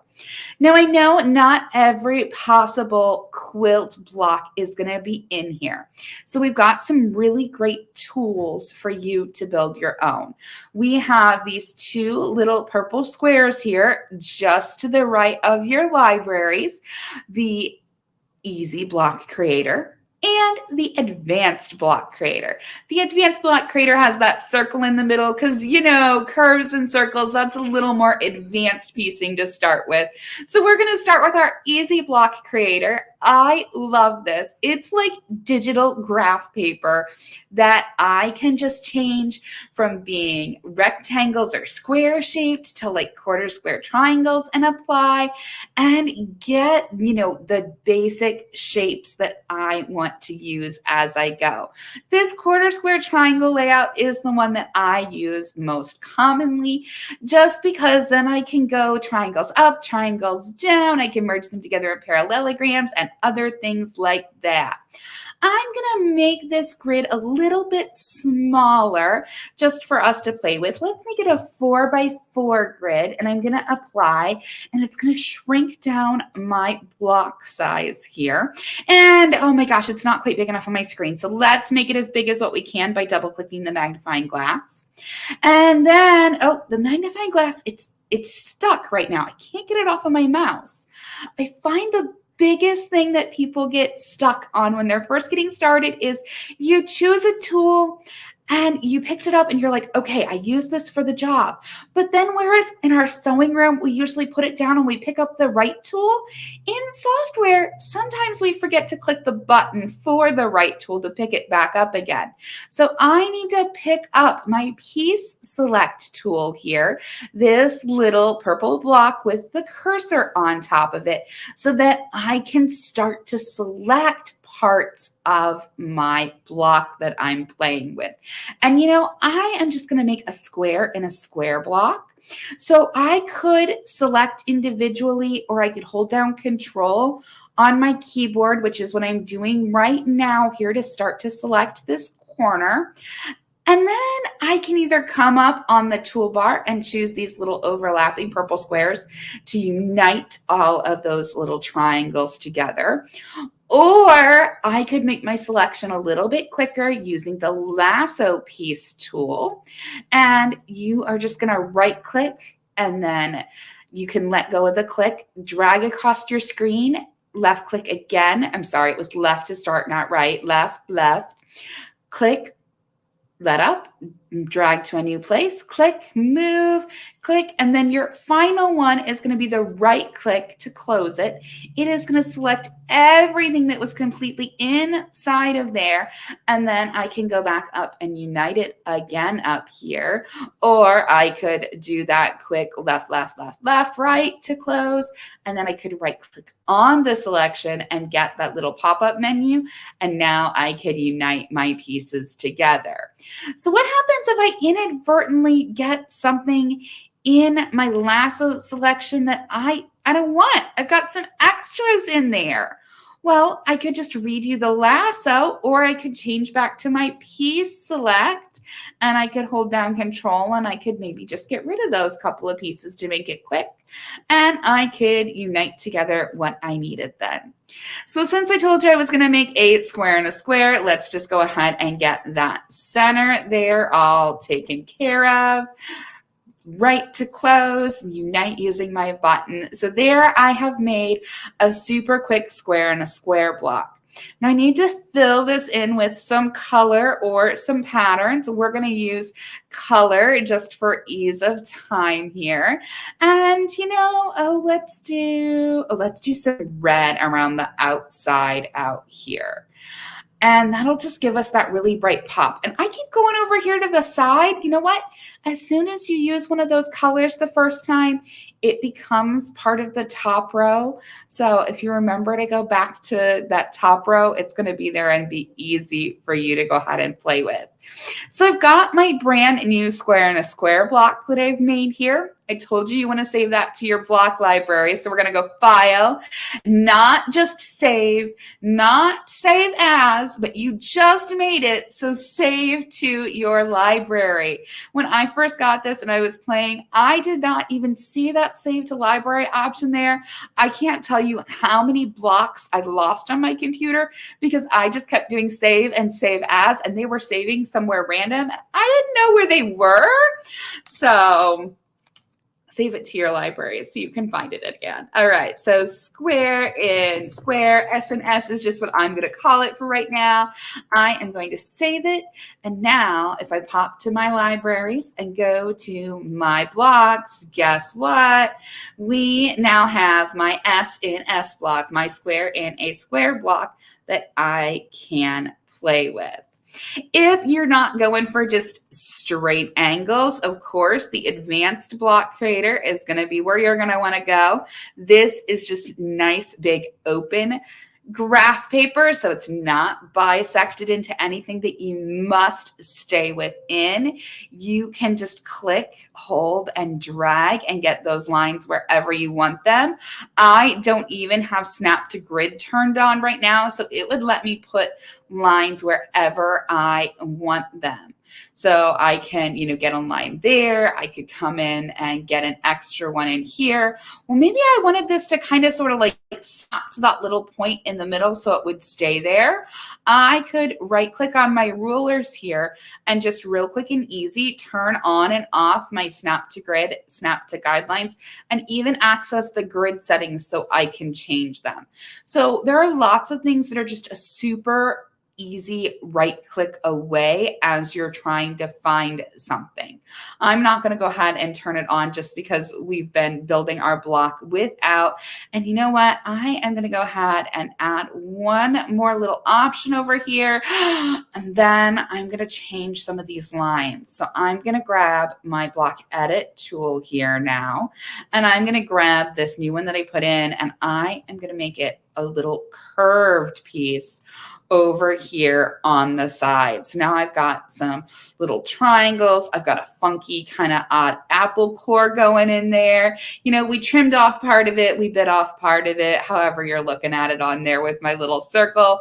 And now I'm back to just, I can use my piece select tool and go in here and color this however I might like it to work for whatever the project is I'm working on.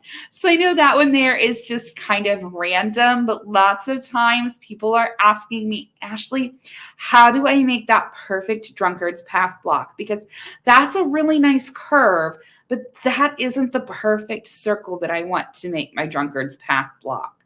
So I'm going to grab a fresh advanced block here, and I'm going to grab my block ellipse tool. So this will let me make perfect circles on my blocks. And drunkard's path blocks usually come from the corner.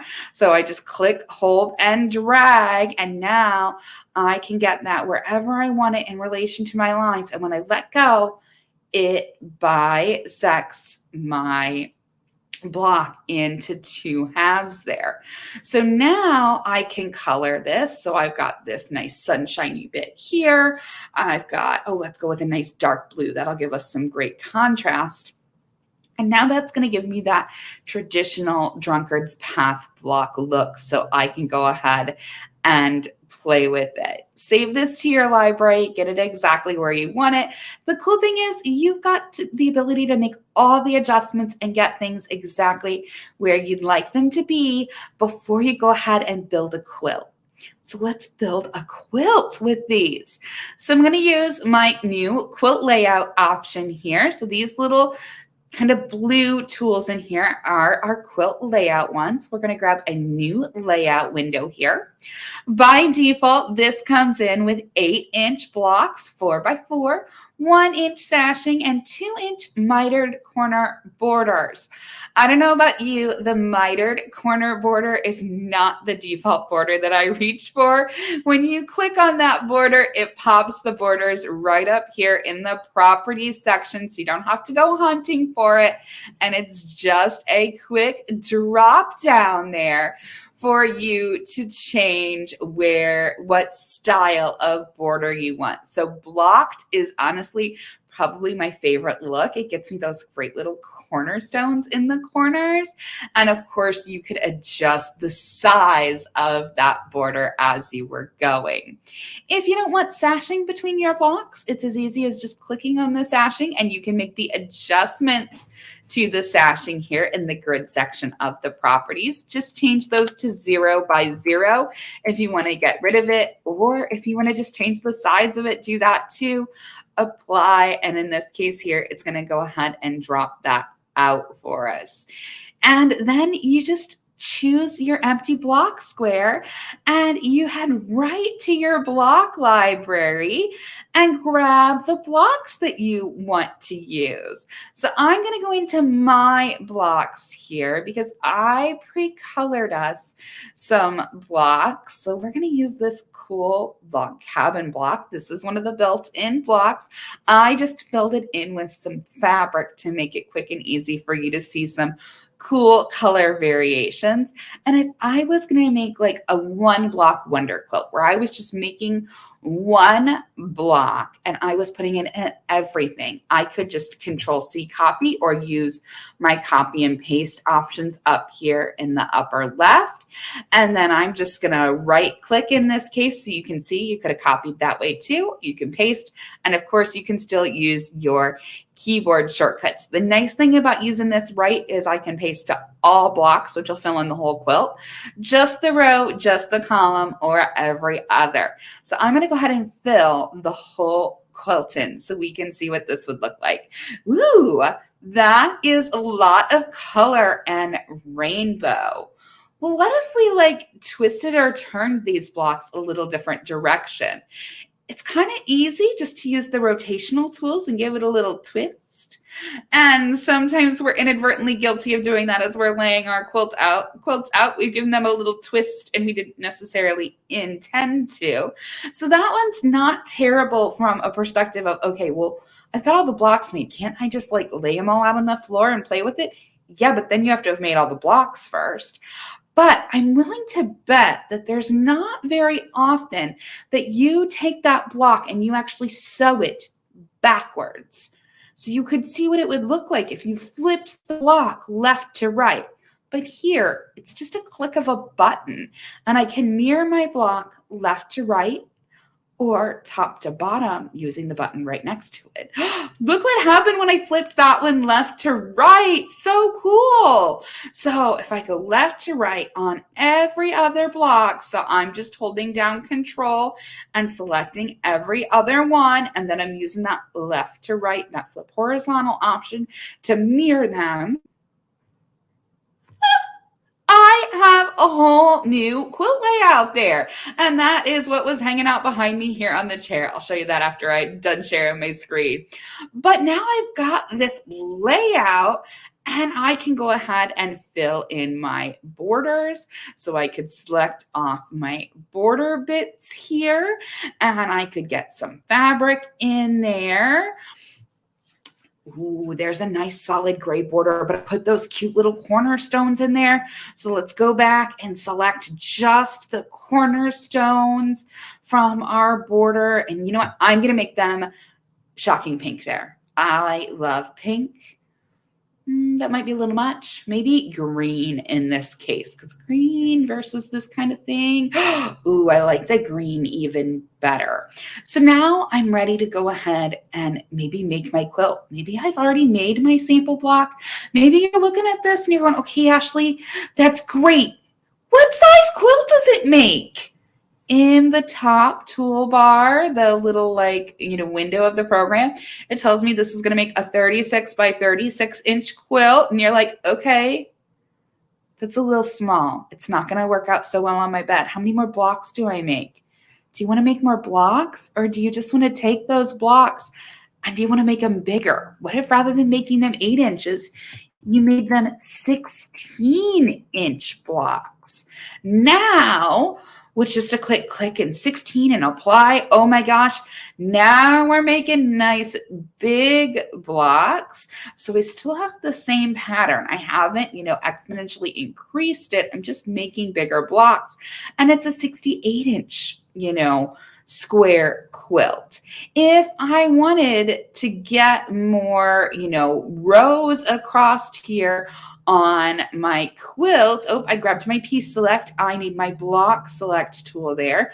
I could just change my blocks from 4x4 to, 5x5 or 6x6. We do 6x6. It's going to add me another row on the side and to the bottom. And we would just go ahead and paste more blocks in there, get them rearranged the way we want it. We're making big 16-inch blocks now. So maybe we change this border size from 2 inches to 4 inches all the way around and apply, and it will give me that wider, bigger border there as you're going. Oh, and I see the prices dropped over top part of the screen. Oh my goodness. Isn't that an amazing sale price? This is wonderful. It's half price.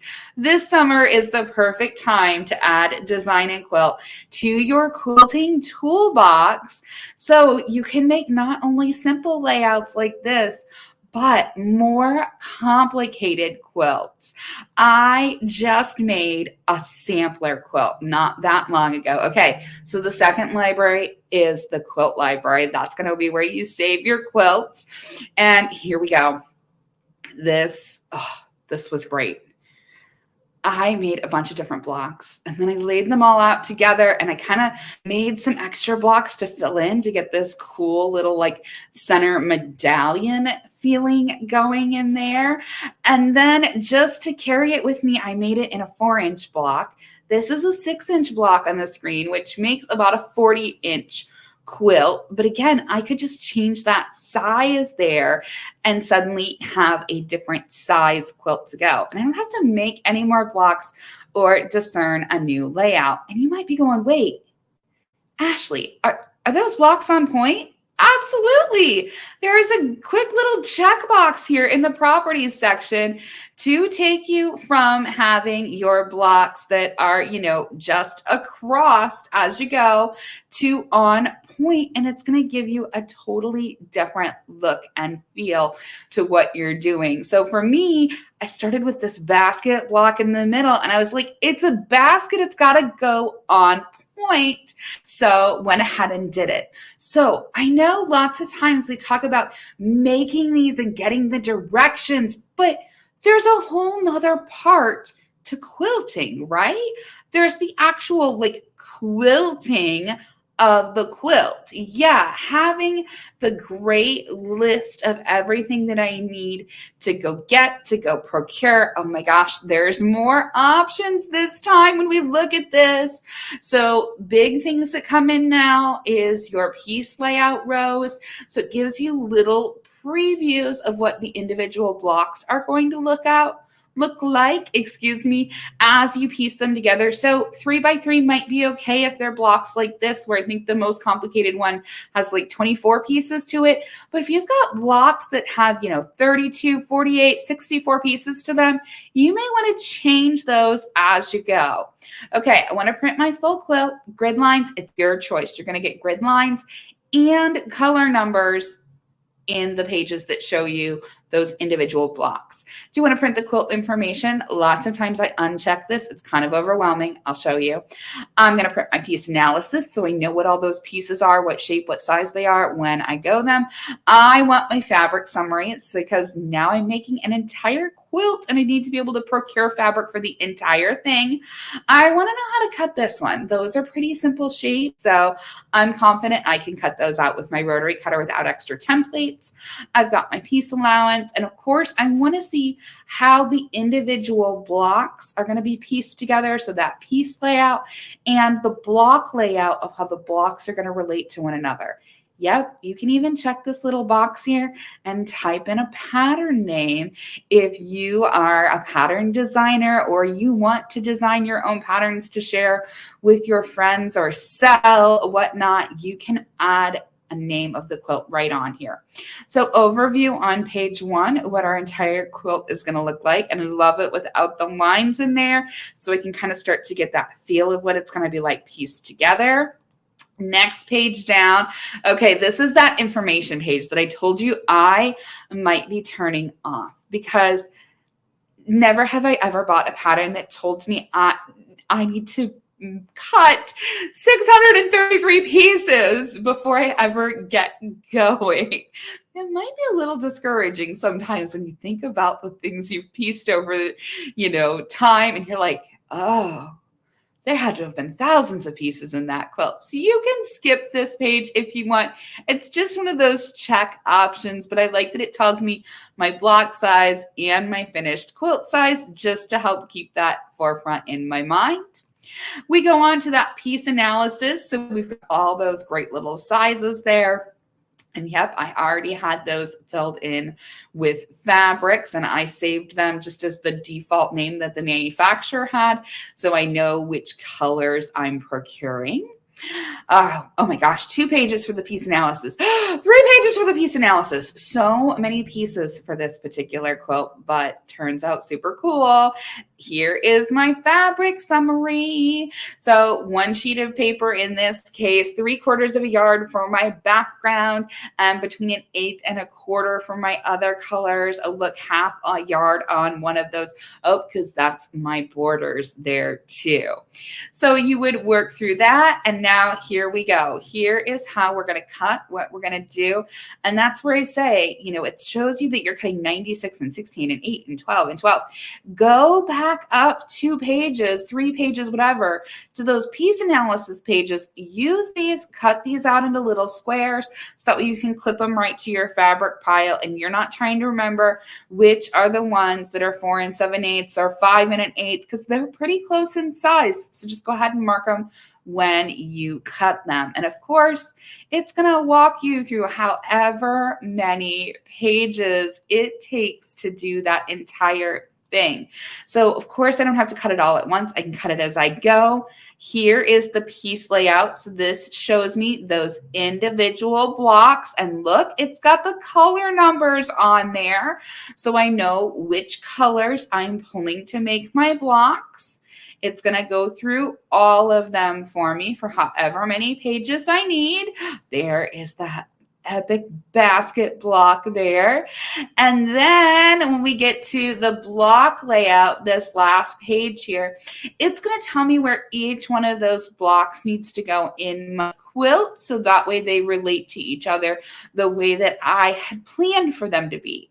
It has, you know, my setting triangles on there, so I don't have to figure out the math on that. The program's going to tell me how to cut those.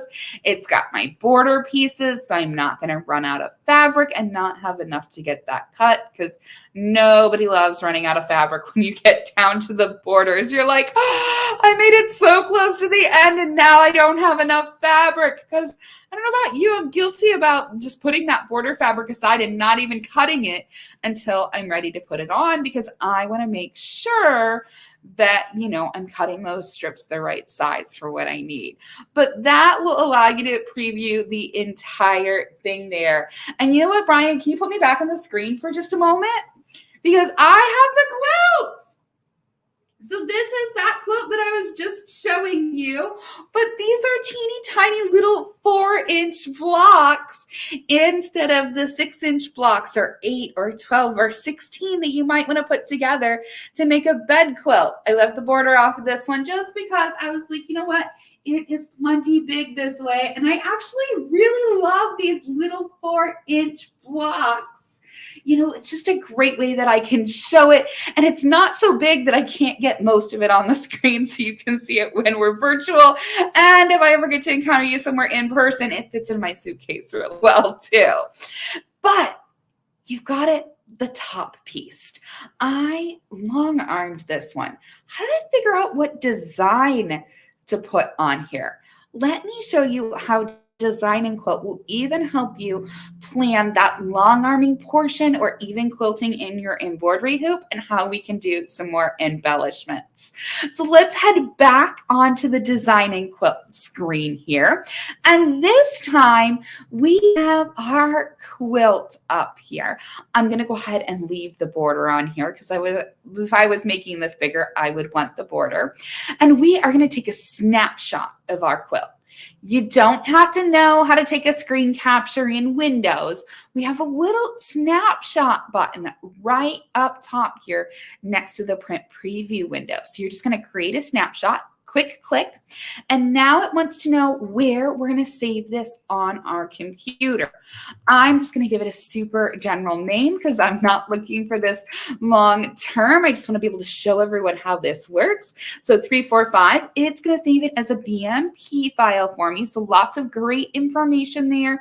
So we get nice high quality appearance. It wants to know what size I want to export this at.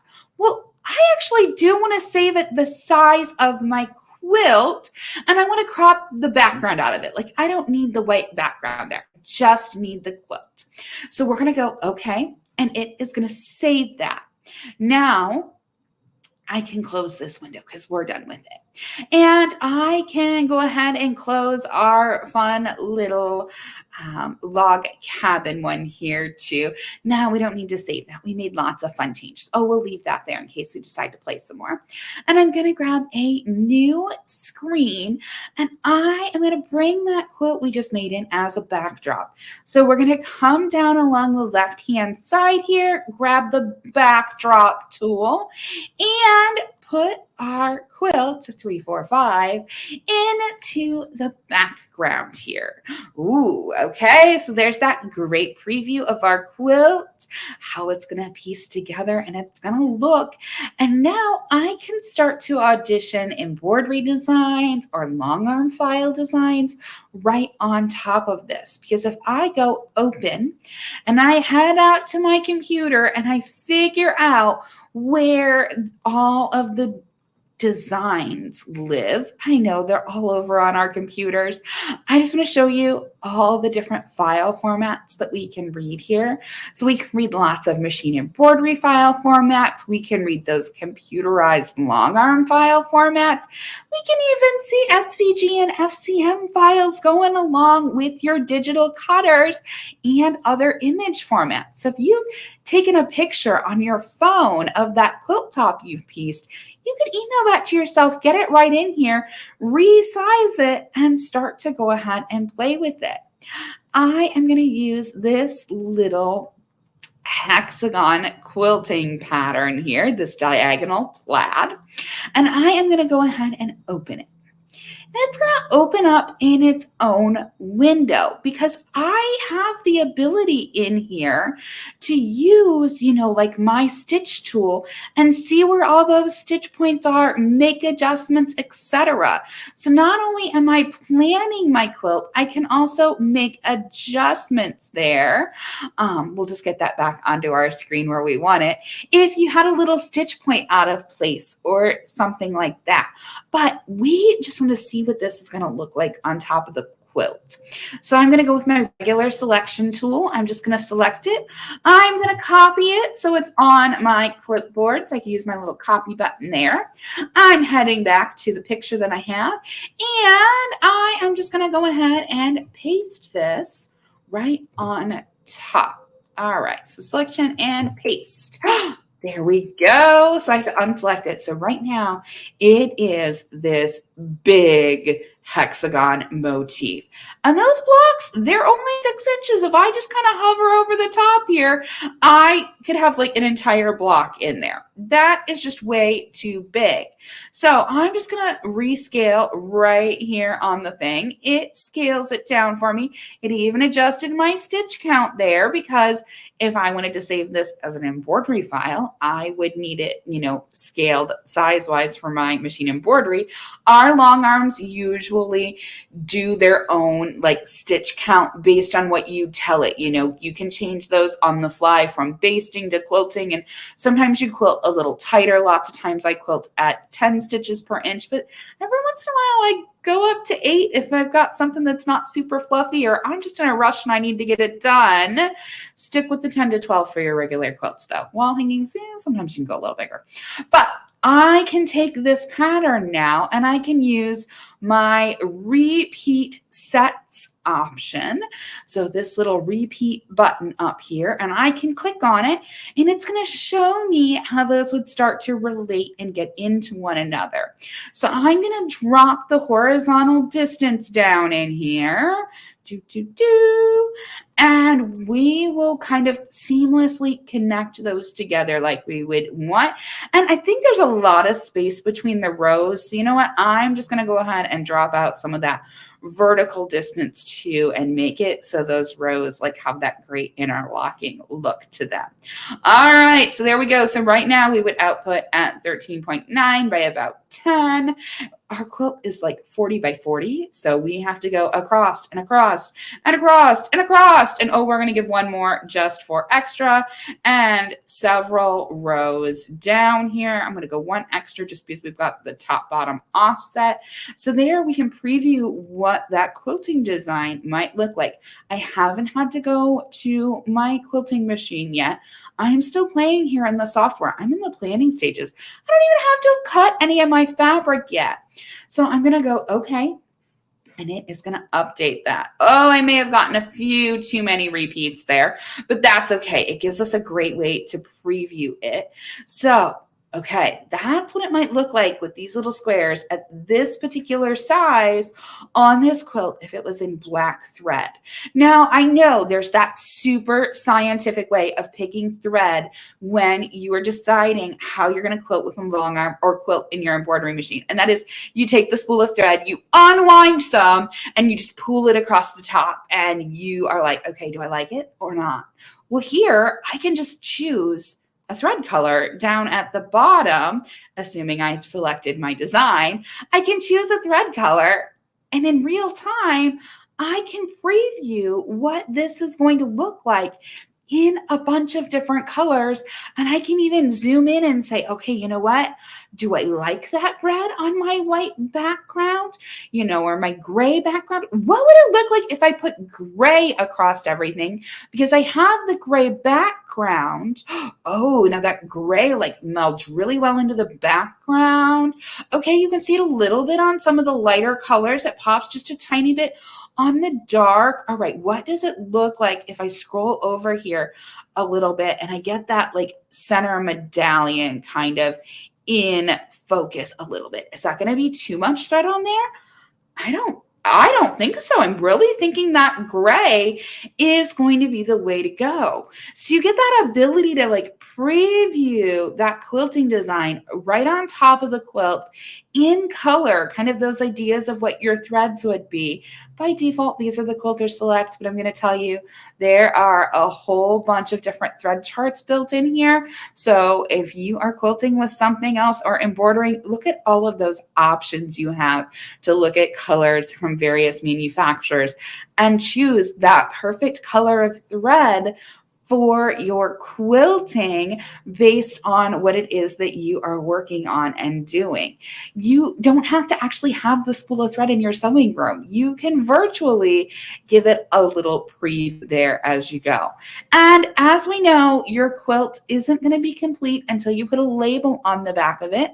So for my machine embroiderers out there, we do have a great built-in text tool where you can go ahead and choose some text and get it dropped on here, and you can type out that quilt label and spell it correctly and get it on there and have that. Oh, I still didn't type it correctly. It's okay.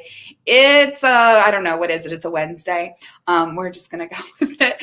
But you can type that out. Of course, you could change it. We can adjust the kerning in here, so that space between our letters. And I know PJ Party might not be your first pick, but look at this. I've got lots of other fonts in here, so maybe Maisie's a little bit more your style, or something maybe a little bit more traditional, like more of a traditional script font, nothing quite so crazy. You can get that perfect label in here. You can adjust the size, the spacing. You can bring in a machine embroidery file that you have otherwise to add to your quilt label and get all of that super great information on there for as you are going. So I've planned my blocks. I've put my blocks into my quilt layout. I got directions on how to cut it. I looked at how I am gonna, quilt it and look at the designs that I could put across my quilt. And then I can even make my label in here. You can make applique files in here. And oh my gosh, my favorite part. Oh, and I may have I have to open up a quilt again really quick. My favorite part, for those of you that have digital cutters, you can let this cut out your applique pieces. You can even export this entire quilt using the Export Quilt Files button to get cut files and have that electronic cutter cut out all of the pieces for you. Yeah, it'll cut out all of the shapes that you need, etc. You just click export. It's going to ask you where you want to do it. Oh, some pieces are too large for my cutting mat. Those must be my border pieces or possibly some of your setting triangles, depending on the size. So you'd want to grab some traditional directions for those. But it's going to give me what I need to go through this, get those files, etc. Pardon me. And you can save in the SVG or the FCM format. So, oh goodness, so much stuff. So how is it there in the studio today, Trisha? It is wonderful. I'm sitting here looking at some great questions from our viewers too. If we've got a couple of minutes, do you mind answering them? Oh, I'm happy to. Awesome. Well, let's see. The first one that we have is DJ Walker is asking, can this go on a tablet or does it have to be on a desktop? So it needs to be on a Windows-based system. So be that tablet that has Windows on it, like a Surface. Honestly, you can even put it on your MacBook. If you've got Parallels or Bootcamp and a copy of Windows, it'll run there just fine too. It's just looking to run in a Windows environment. You get 2 activations out of the package. So if you're someone that's got that laptop that sits at home and that tablet that's always tucked in your bag going with you that's Windows-based, you are good to go ahead and design on the go. And I heard you mention Parallels. Somebody else was asking, what is Parallels? So if you are a Mac user, of course you've got Mac OS. Now, at the end of the day, a Mac probably runs Windows better than a Windows PC does, but it doesn't do it natively. You are going to need Parallels is my preferred way to explain to people. I'm not a Mac person, but Trevor, our software manager, is. And he's like, tell everybody to get Parallels. Do the subscription. You buy it right in the App Store on your Mac. And it essentially allows your Mac to be able to run Windows. And by doing the subscription, when you get those updates to your Mac OS, you also get the updates for Parallels. So Windows still works. And then you can run what they call in concurrence, where Parallels runs Windows virtually on your Mac at the same time that your Mac OS runs. And then you can just seamlessly move from one to the other. So you get all of that epic stuff and that whole reason why you bought your Mac.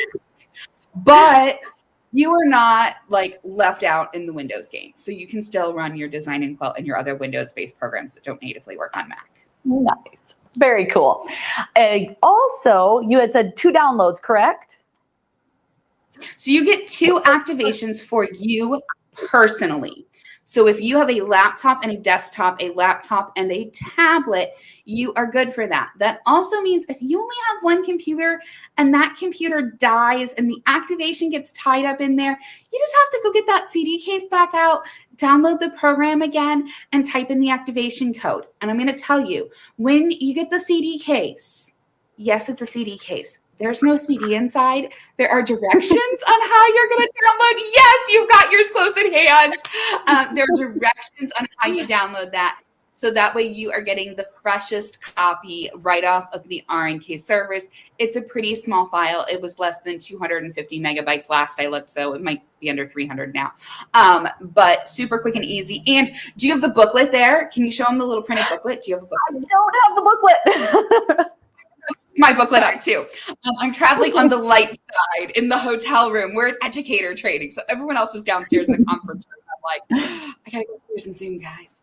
But there's truly a quick start printed book inside of that CD case that has 5 lessons in there to get you up and running from the get-go. And those lessons are in the software club that have corresponding videos. Free videos in the software club, and there are over 75 of them on various quilting topics in Design and Quilt to get you up and running. Awesome. We have 2 more questions here. NC Boot is asking, can you scan your fabric that you have and put it with the other fabric shown in the program? Absolutely. So to get your fabric in there, you're just heading down to that bottom left corner, the pop-up palette, the fabrics, and then there truly is a little add button in there. And that add button, it just launches a little window that has Windows Explorer in it, and you head right out and get that fabric off of your computer. So be it you've put it on the scan bed of your scanner and scanned it in, you've taken your cell phone and taken a picture of it. I like the cell phone, put the ruler on top of it so I know what the scale is. So when I get it in there, I can set that scale. Maybe my repeat isn't perfect, but at least the size is going to be right. And yeah, and you can do it. And you can even add in extra folders so you can organize them the way you want them in the program. It's not going to make extra copies of the fabric on your computer. It's just going to reference wherever that file lives, and it's going to crop out the extraneous stuff so you don't see it. So put it in a folder where you want it. So make a folder called fabrics, like in my documents or on your desktop, just somewhere so that when you start adding them, you don't move it around. Because if you move it, it's like GPS before they forget to tell Google where in the world it's at. And you're like, I know this building, like this place moved, but Google doesn't know where they're at now. It would be the same thing on your computer if you move the folder. But absolutely, scan them all in there. That's awesome. And Cheryl Squirrel is saying there is a free trial, but how long does the free trial last? Okay, so it is a free trial. Your limitations are to output. So you can't get to print preview. You can't save anything. You can't export files. But to my knowledge, there isn't a limit on how long you can try and you can play. So it's not like in 30 days, magically, you're not going to be able to look at it. Well, in 30 days, that software promo where you can get it for $399, it probably isn't going to be good anymore. So you probably don't want to wait too long to go ahead and purchase it at that epic price. But to my knowledge, there is no limitation on how long you can play. It's just you can't save anything. And if you can't save it, then how are you supposed to come back to it? It's like when I wasn't saving stuff to the library and I couldn't find it. But yes, that's awesome. Yeah. Well, that was a fabulous demonstration. And as you said, we have some great pricing, and I'll go over that in just a moment. But as always, we love to do the giveaway, and you guys so graciously donated this amazing kit. So do you want to stick around while we do the giveaway? Of course, I want to stick around for the giveaway. Awesome. All right. Well, let's see who the winner is of this wonderful kit. We're getting better at the drum roll. Good job, guys. Crystal, yay. Congratulations. Awesome. I'll go over how to claim the prize here in just a moment. But Ashley, I just want to say thank you again for joining us. We appreciate you guys so much. And I know Trevor's going to be joining us later in the week to actually feature some of the Quilter Select products too. So some of the notions and rulers and things like that. So we get a good variety of what you guys have to offer. Thank you so much. Well, we'll see you later, Ashley. Have a good one. That was awesome. What a cool program. Very neat. All right. Well, as I had mentioned, I said we were going to cover how to claim your prize. So let's go over that first, and then we'll look at that pricing for that wonderful software. So we are going to do the claim your prize. I got to find my little overlay here.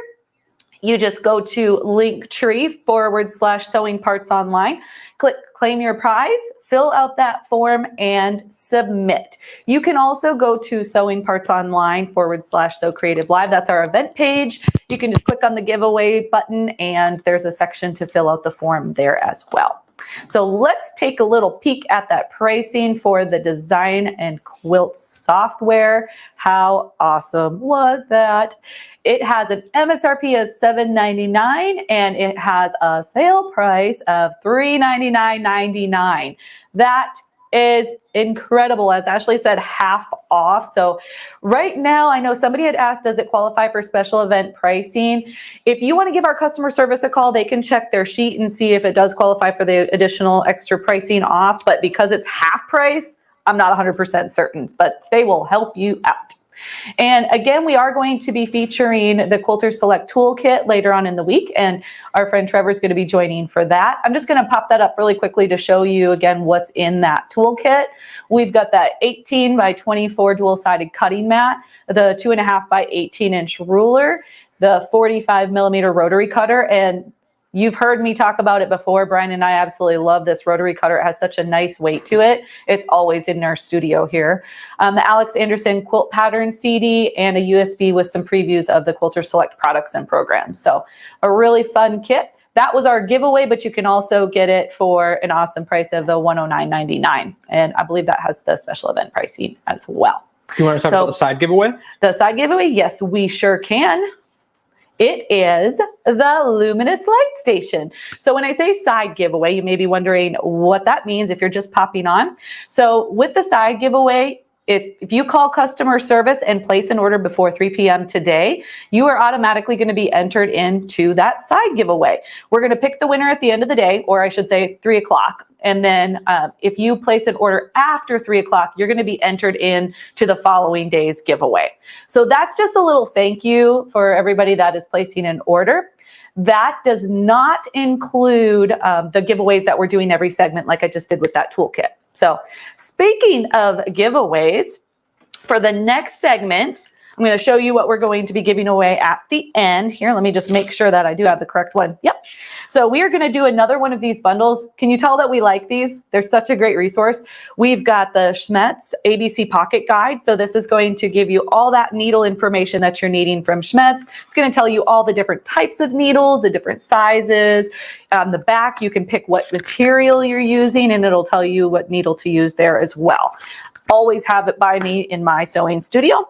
And then also we've got the little luggage tag. You have your cute luggage tag. People can pick you out as a sewer, quilter, crafter when you're traveling.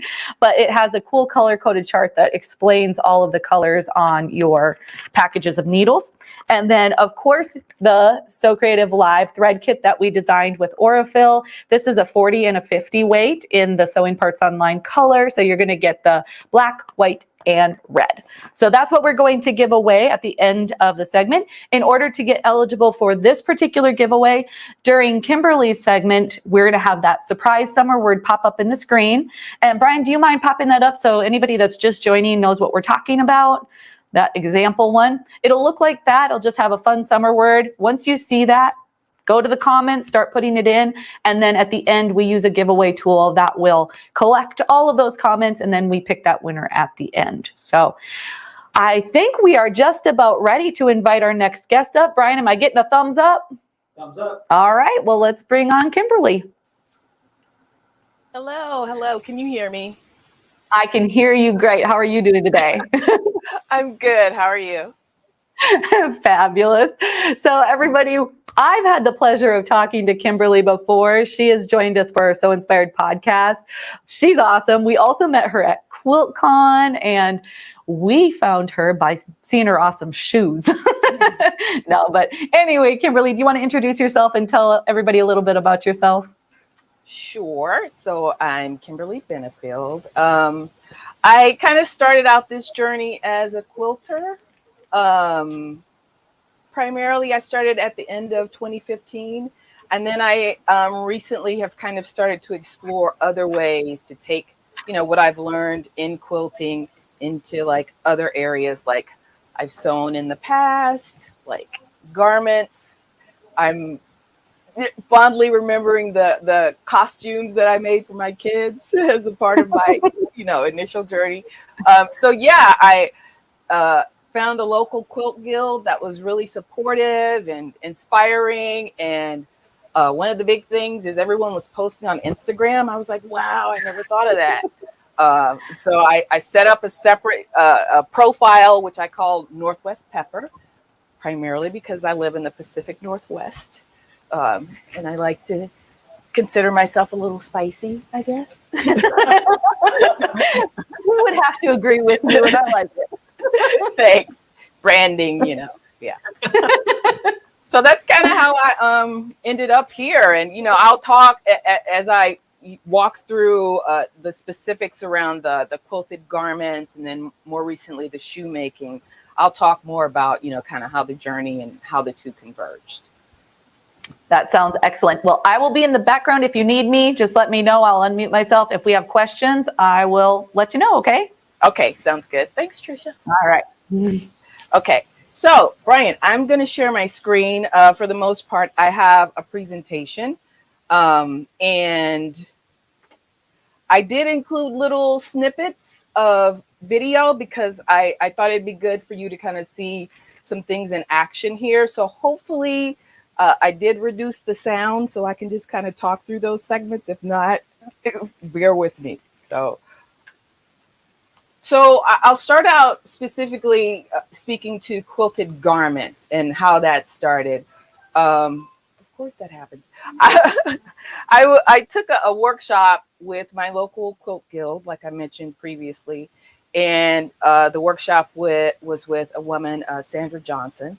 And she talked about quilted bomber jackets, like how to construct it. And, I was like really excited about that. So I just started thinking about what approach might I take to that whole process to make it kind of unique to maybe some of the things that I'd seen with other things like quilt coats, for example. So I've done this a few times now at this point, and I can kind of think through it like a process at this point. And it's funny because as you'll see when I get to this is specifically a quilted garment, but when I get to like quilted shoes, you'll see it's really pretty much the same process. You're thinking about what pattern is going to be most appropriate. You don't want anything that has a lot of seams, intricate seaming, and just, you want it to be pretty simple and something that's really going to highlight the quilting. You want to decide on the materials. In this case, for the most part, cottons, quilting cottons, or, if you want to go with something more stretchy that you might need to stabilize, if you want to even consider working in alternative materials like, I don't know, leather, or, just wherever your mind takes you. And then ultimately thinking about if it's actually going to be a quilt top, as in, are you going to do piecing? Are you going to do kind of a whole cloth approach to the project? And you'll see what I mean by that. And then actually going through the process of piecing and then quilting that quilt top that kind of actually becomes your fabric that you're going to use for your garment. Then tracing the pattern. I really found that the best approach is to trace. Sometimes when you get a pattern, especially if maybe it's a PDF, that you've pieced it together, or it could be, you go into your local craft or fabric store and pick a pattern that you like, and you kind of cut out those pieces. On top of that, you're going to want to trace those patterns. So I'll talk more about that as well. And then once you have those pieces of the pattern traced, then looking at that quilt top and placing, where you want those pattern pieces to fall, cutting it out, and then sewing the garment. So I'm going to walk you through each of those, starting with selecting the garment pattern. So I know that I have used one of the traditional sewing patterns in the past. I can't remember which one it was. I think it was like a McCall's pattern, but it was a bomber jacket that had a hood to it. Really pretty basic pattern. The patchwork chore coat is one that I've seen really popular on Instagram. I haven't made it personally. I have done the long coach jacket pattern. A lot of athletes in my family, so I thought that would be a cool one to make. And then the one that I made most recently in preparation for this live stream, I kind of switched it up, and this time I made a vest. And I picked this pattern, which is a painter's vest. It's by Sew What Pattern Studio. I like it because of all the pockets and loops and things like that. And then selecting the materials. Now you're going through that process. In this case, you see a little glimpse of some footwear in there. And again, I'll talk more about that. But you also see a little close-up of that, what I ultimately decided on in terms of that pieced quilt block. Things like threads, forgive the mess in the background. And then selecting the quilt top pattern. So this is an example of something that could almost be considered whole cloth. And by whole cloth, in quilting, typically if you just have like one large piece of fabric, and then what you're really doing is just featuring the quilting. So that's really, it's all about the quilting pattern. That's really what whole cloth means. In this, I kind of took that similar approach, but I spliced in some pieces of like denim and linen and my favorite chartreuse, and pieced those together, and then put them on my long arm and quilted them. And then ultimately, kind of like I referred to earlier, I had fabric that I would use to cut out my pattern pieces. Here's an example where I use denim, and this is sort of a coated glitter denim. I think I also had a faux leather strip in this as well. This is an example of that quilt top pattern. So when I get into specifically talking about the piecing, I'll talk more about selection of that quilt pattern, but just, this is an example, ultimately, literally building something to cut out, not necessarily using a pre-quilt top. I'll just say that because that's an option. This is an example of the pattern that I chose and pieced together, again, in preparation for this live stream, and you'll see the end result of that. So piecing and quilting the quilt top. I happen to love using gadgets. That's kind of like my thing. I work in technology. Maybe that's my excuse. But one of those things that I love to use is this fabric cutter made by a company called Quilt. It's called a Go Cutter. And what you see here is kind of a video of me demonstrating using that product. You basically pre-cut your fabric down to a size that will cover the cutter blades or the die blades. There are no sharp parts in that machine.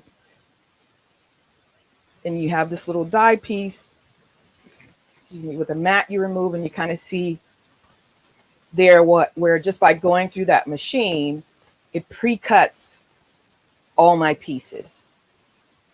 So this process, you know, makes things a lot faster. And again, it's a gadget. So there's that fun. I usually go through with a Sharpie when I get a fresh die, and I mark out the sizes of the fabric that I'm going to pre-cut. The way that this die works, this quilt block works, I also need like half, you know, everything except that large piece. So that's where you see that 6-inch mark.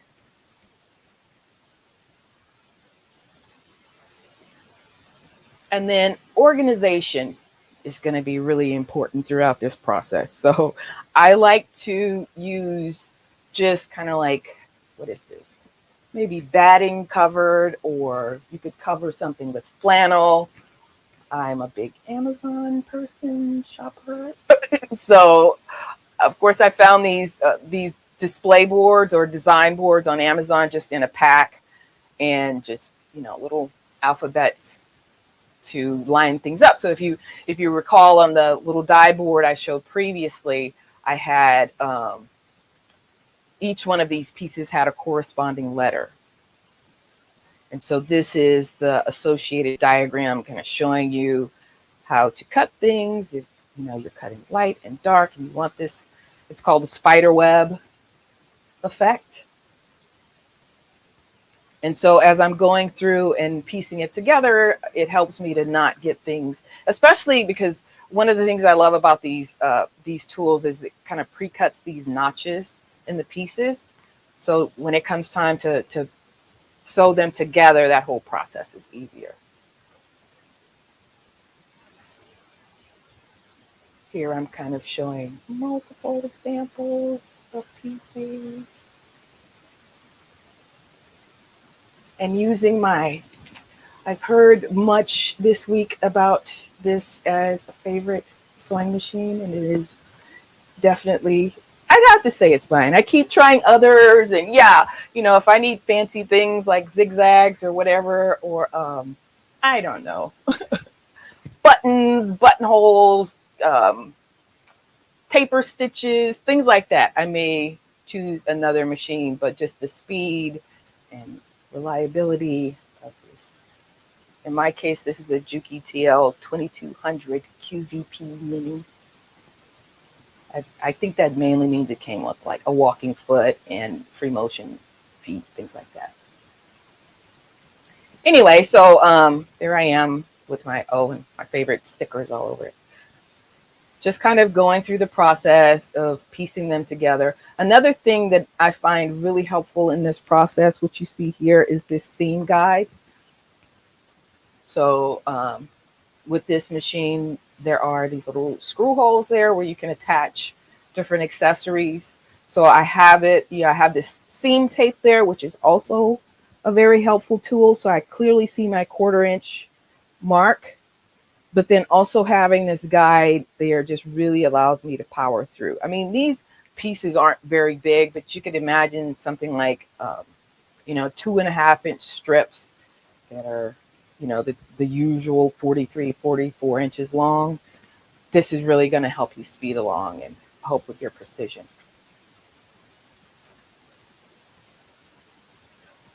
This is an example of another one of my previous projects. And again, thinking about the using the tools that I prefer to use, selecting a pattern is another thing to think about in this process, because you've seen in the examples previously where I showed the quilt top, these are these aren't huge blocks. You know, when they're all pieced together, they're maybe 6-inch or maybe 8-inch at the most, like the sections. And so you want something that when you're piecing it together, you can really take advantage of of that quilting. And so those smaller blocks and smaller piecings are what help you to accomplish that. And that's one of the reasons that I chose that that spider web block, because I thought it was really cool in the way the angles and the cuts and things like that. In this example, I believe this is called a kite block, if I have it correctly. And this is just really using a combination of different dyes and, you know, with those shapes.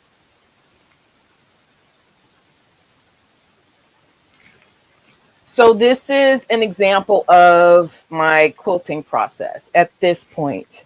I now have a long arm quilting machine, which I'm very grateful for. Prior to that, my Juki machine was really great for that. And one of the reasons is it's what's called a high shank machine. So if you ever have done free motion quilting on a typical machine, you're kind of having to hunch over to really see what you're doing. A high shank machine gives you more visibility. There's a lot more clearance between like the machine and the bed, you know, where the needle is hitting. And so, so anyway, here on my long arm machine, in one of those images earlier, you saw the lineup of thread. In this project, I chose to go with an approach of using very neon colored, kind of glossy threads. And so this is actually something, a line from Superior Threads called Magnifico, which I love.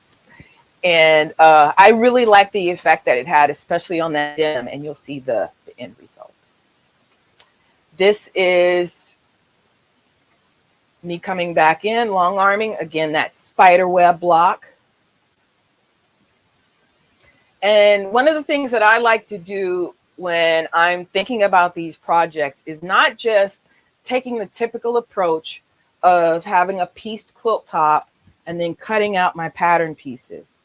I like to think about mixing in whole cloth along with those pieced patterns. And so that's what you see coming together here. The larger image being, you know, the pieced approach, then the whole cloth approach. And then the funny thing about when you're planning this whole process out and you're thinking about how much you need to quilt, you need to also consider your seam allowances. So as you sew those blocks together, you may come back and find out, oh, the way that I piece those pattern pieces or place those pattern pieces is not going to work anymore. So here you see me adding in a couple of just kind of scrap pieces, which ultimately I used for pockets because I didn't have enough of the larger piece. So tracing the pattern, I kind of have a process for that. This is an example of a pattern that I bought online that, as I showed you earlier, the painter's vest. So there's a lot of little loops and things like that. What I really liked about this pattern is it seemed very quilted garment friendly because there were no like around the seam, the armholes, and the neck edges, all those things were faced. So there's just one piece of fabric that you kind of sew and then you cover the raw edge, right? So really an easy approach, and also, like I said, friendly to kind of cover up those raw edges. Oh, one thing to mention here, after cutting out, so this is a PDF, which means I bought it online, I printed it out at home, and I had to piece each pattern section individually. So that's what those little diamonds are. For those of you that have never done that, is you cut out the pieces of paper, you tape them together, and then in the end you have your pattern, and then you cut out these individual pieces. I like to also highlight the size that I want to cut out. And so I use a highlighter. I usually use a friction gadget, a friction erasable highlighter. So if I come back and I reuse this pattern, I could highlight it with a different size. And then I use tracing paper. I like to use, I think it's called Pattern Ease, because it's almost like fabric and I can iron it. So as you know, when I'm done, I fold it up, I put it away, but it's easy if I want to use it again to iron it. And then I go through and I trace the highlighted lines that I made. So here are some of those tools I like to use for that. Then another important part of this process, because like I said before, I don't want to just use, you know, a quilt top. I want it to be, you know, have a little more interest about the way that the pieces come together. So in this latest example, and one of my previous, I took that original tracing of the pattern, and then I used a ruler and decided where I wanted to splice it. So in that upper right image, you see where I took that splice line, and on either side of it, I added that 1/2 inch seam allowance. So then I came back with tracing paper, right, and traced the whole thing, but then changed, you know, added that seam allowance on this side of that half and vice versa. So that's what you see here on the left side, where you see underneath the original pattern, and then on top where I spliced and made the two pieces. So now placing and cutting out the actual pattern pieces, like up from the fabric. So this is an example that I kind of referred to earlier. In my planning and deciding how much I actually needed to piece, on my design wall, I would lay each block as I finished it, and I had my pattern pieces pinned up there so I could say, okay, once I have this much piece together, that'll be enough. That was not the case ultimately, because as it came together, like I said, seam allowances I didn't account for, but it worked out. Here in the upper right, you see an example of where I took that whole cloth piece and laid the pattern pieces. So thinking about the direction the quilting was going in, how I wanted them to lay for the overall finished product. And then at the bottom right, you see me kind of mapping out. Actually, I'm trimming away all the excess, the batting and the backing from when I did the quilting, just to make the process a little bit cleaner.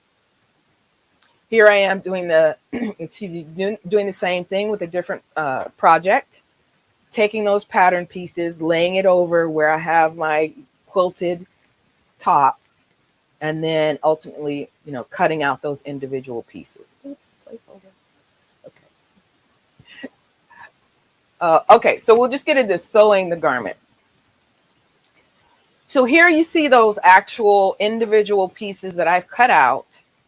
I like to use binding clips, basically. I was going to say clover clips. That's how we know them. I was trying not to be brand specific, but I like to use these rather than pins, because otherwise I'm torturing myself while I'm sewing. And there's a good amount of thickness here. I mean, you're basically sewing a quilt, which is why I switched to my walking foot here.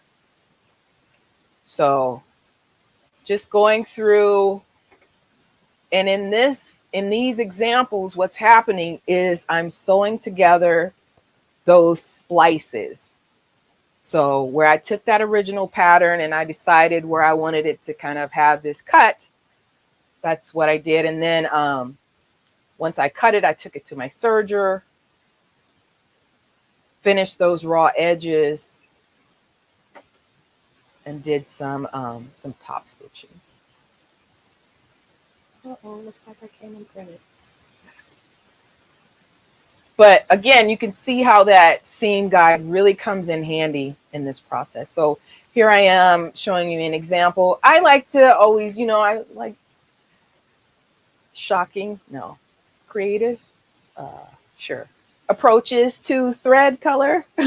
So I'm using this kind of neon pink serger thread on this project overall. So just trying to really think about wherever I'm going to have a raw edge, and rather than, binding it or doing something like that, I just serge the raw edge, and then I flip it over. I press the seam to the back, or to basically to the whole cloth section of the project, and then I top stitch it.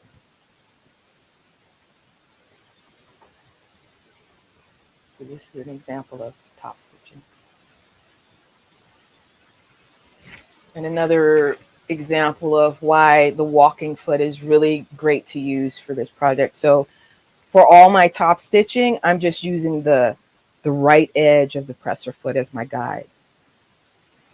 I also set my stitch length to basically 3. When I'm sewing, it's more like 2.5, but I like to increase that stitch length whenever I'm top stitching. So you could see there on the back how it secures that serged edge and just kind of makes it cleaner and makes it one piece.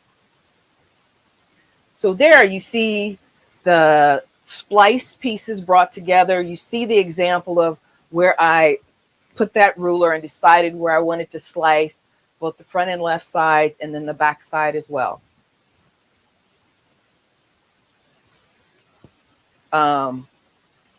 As I'm going through, so this kind of shows you underneath, I'll wait for my big reveal. This kind of shows you where I've created the pockets. And I'll just say, you may think about, so when making these pockets in this project in particular, I turned under a 1/2 inch seam allowance all around the edges of the pockets, so the pockets were finished. And you would think maybe that might create bulk. I did go with wool batting for this project. I usually tend to do that because I really like the quilting to pop. I also like some of the side effects of wool batting, like the project is really lightweight. It also is very effective, like in the temperatures. It's not too warm, even when it's warm outside, and it keeps you warm when it's, there's wind blowing through. So yeah, and the drape. So as I was going through making these pockets and folding that 1/2 inch under, I had no problems getting, I did use a tailor's clapper, which I can show you at some point here, but if you don't know what that is, but just basically a piece of wood, you hold that piece of wood down there and let the seam cool with that kind of holding it down. These were so flat. And then this is showing where I'm using that first pattern piece where I had all my markings, showing me where the pockets go. And underneath the pattern piece, I'm kind of placing the pockets where they should go. Then I remove it, I pin them down, and then I sew them in place. Then celebrating the finish. So these are some of the examples. This first one is that first where you saw me with all the neon thread. I am using a quilting pattern by Carly Porter. I really love her graffiti quilting edge-to-edge designs. That's what this is. So this is that quilted bomber jacket with a hood. This is that example. That's my husband. This is an example of that coach's jacket that I showed you earlier. And you see where I chose to slice the back in like a V like this. I did that with that pattern piece I traced. And then in the front, there's also a V, kind of goes down like that. And then you also kind of see examples of pattern placement. So I chose to make sure that there was a full quilt block in the center back. And then in the front sections, making sure that they were aligned equally. So as you're placing your pattern pieces, also if you have just strips placed together, there's no reason you have to place your pattern pieces down straight. That's one of the first things I learned in that workshop was, hey, turn those pieces at an angle, So you can do it that way, and you can also kind of, as you're creating your pattern pieces, like tracing them out, you can slice them. So now let's get into quilted shoes. So this is my latest endeavor. And for this, I started out just just kind of, you see things pop up on Instagram. So I've seen a couple of other makers, creators who had taken a course, and a couple of different sources for those courses they had taken. And I was like, like with most things, you're like, oh, that's interesting. And then with COVID and the ways that people had to change the way they offered learnings, things like that, and a lot of things becoming available online, I found this online course that I signed up for, and was really an amazing experience. So much so that after taking the online course, I later went to the in-person workshop in LA. So those steps, like I said earlier, very similar whether I'm creating a quilted garment versus quilted shoes. The only thing that's different is that last step. There may or may not be sewing involved with the shoes. So the first step, selecting the pattern. This is an example of a couple. Now the one on the right is a little small, but it's basically a pattern of a Nike Air Jordan.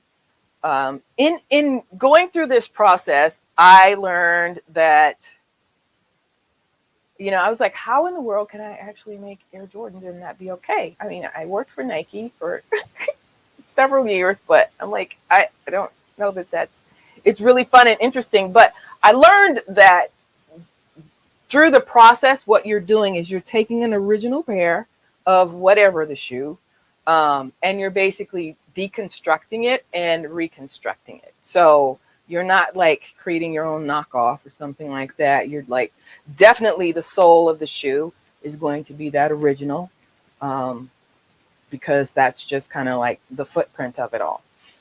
So yeah, you'll see more about that. And then other examples that are a lot more, I think the process is a lot more lightweight in terms of the tools you need, is a site and a set of products called the Sneaker Kit. And what you see here, there are a couple of designs here. The design called Summer 2 is one that I'm working on right now to match the project, the vest that I just made for this. So trying to go again with alternative fabrics, materials. This is an example of what that example of a Nike Air Jordan shoe pattern would look like. All the pieces. Selecting the materials. So again, thinking about the process. Here you see different animal skins, if that's your thing. You also see some quilt blocks. So things to think about. The size of this quilt block actually almost exactly fits that front shoe pattern section.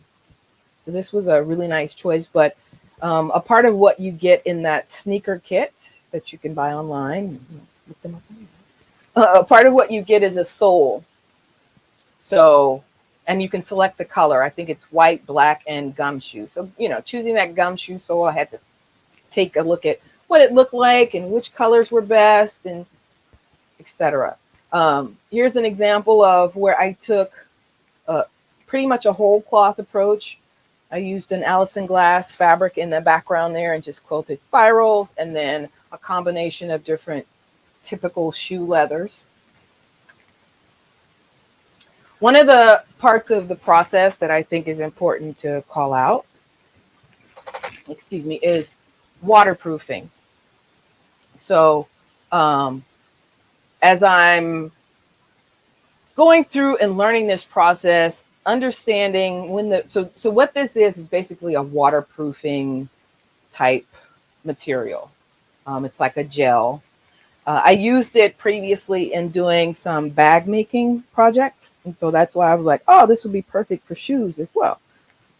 So in this example, what you see here is I quilted the whole project first. And this was really just for shoes. So there wasn't a whole lot of fabric that I needed to quilt. Shoes don't require that much. Excuse me. But I used this gel coated it on the fabric. It is wet, you know, when you initially apply it. It does somewhat change the appearance. It just kind of makes the colors a little more rich, a little darker, but it is a clear coating. So I did treat the fabric first. I did quilt the fabric first and then treat it with this Odie coat, it's called. This is a snapshot from when I did the in-person workshop. And again, selecting your fabrics, and what they had to choose from were all animal skins.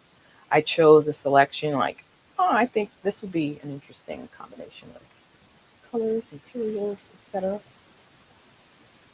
Also in their workshop, just a lineup of different leathers. I don't believe they had faux leathers, but I mean, you can think about using things like that as well.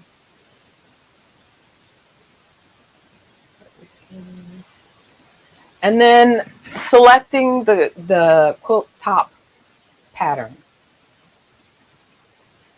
So as I mentioned before, this is an approach of using a whole cloth and just one of my favorite, I think it's called Raindrops on Water, one of my favorite quilting patterns.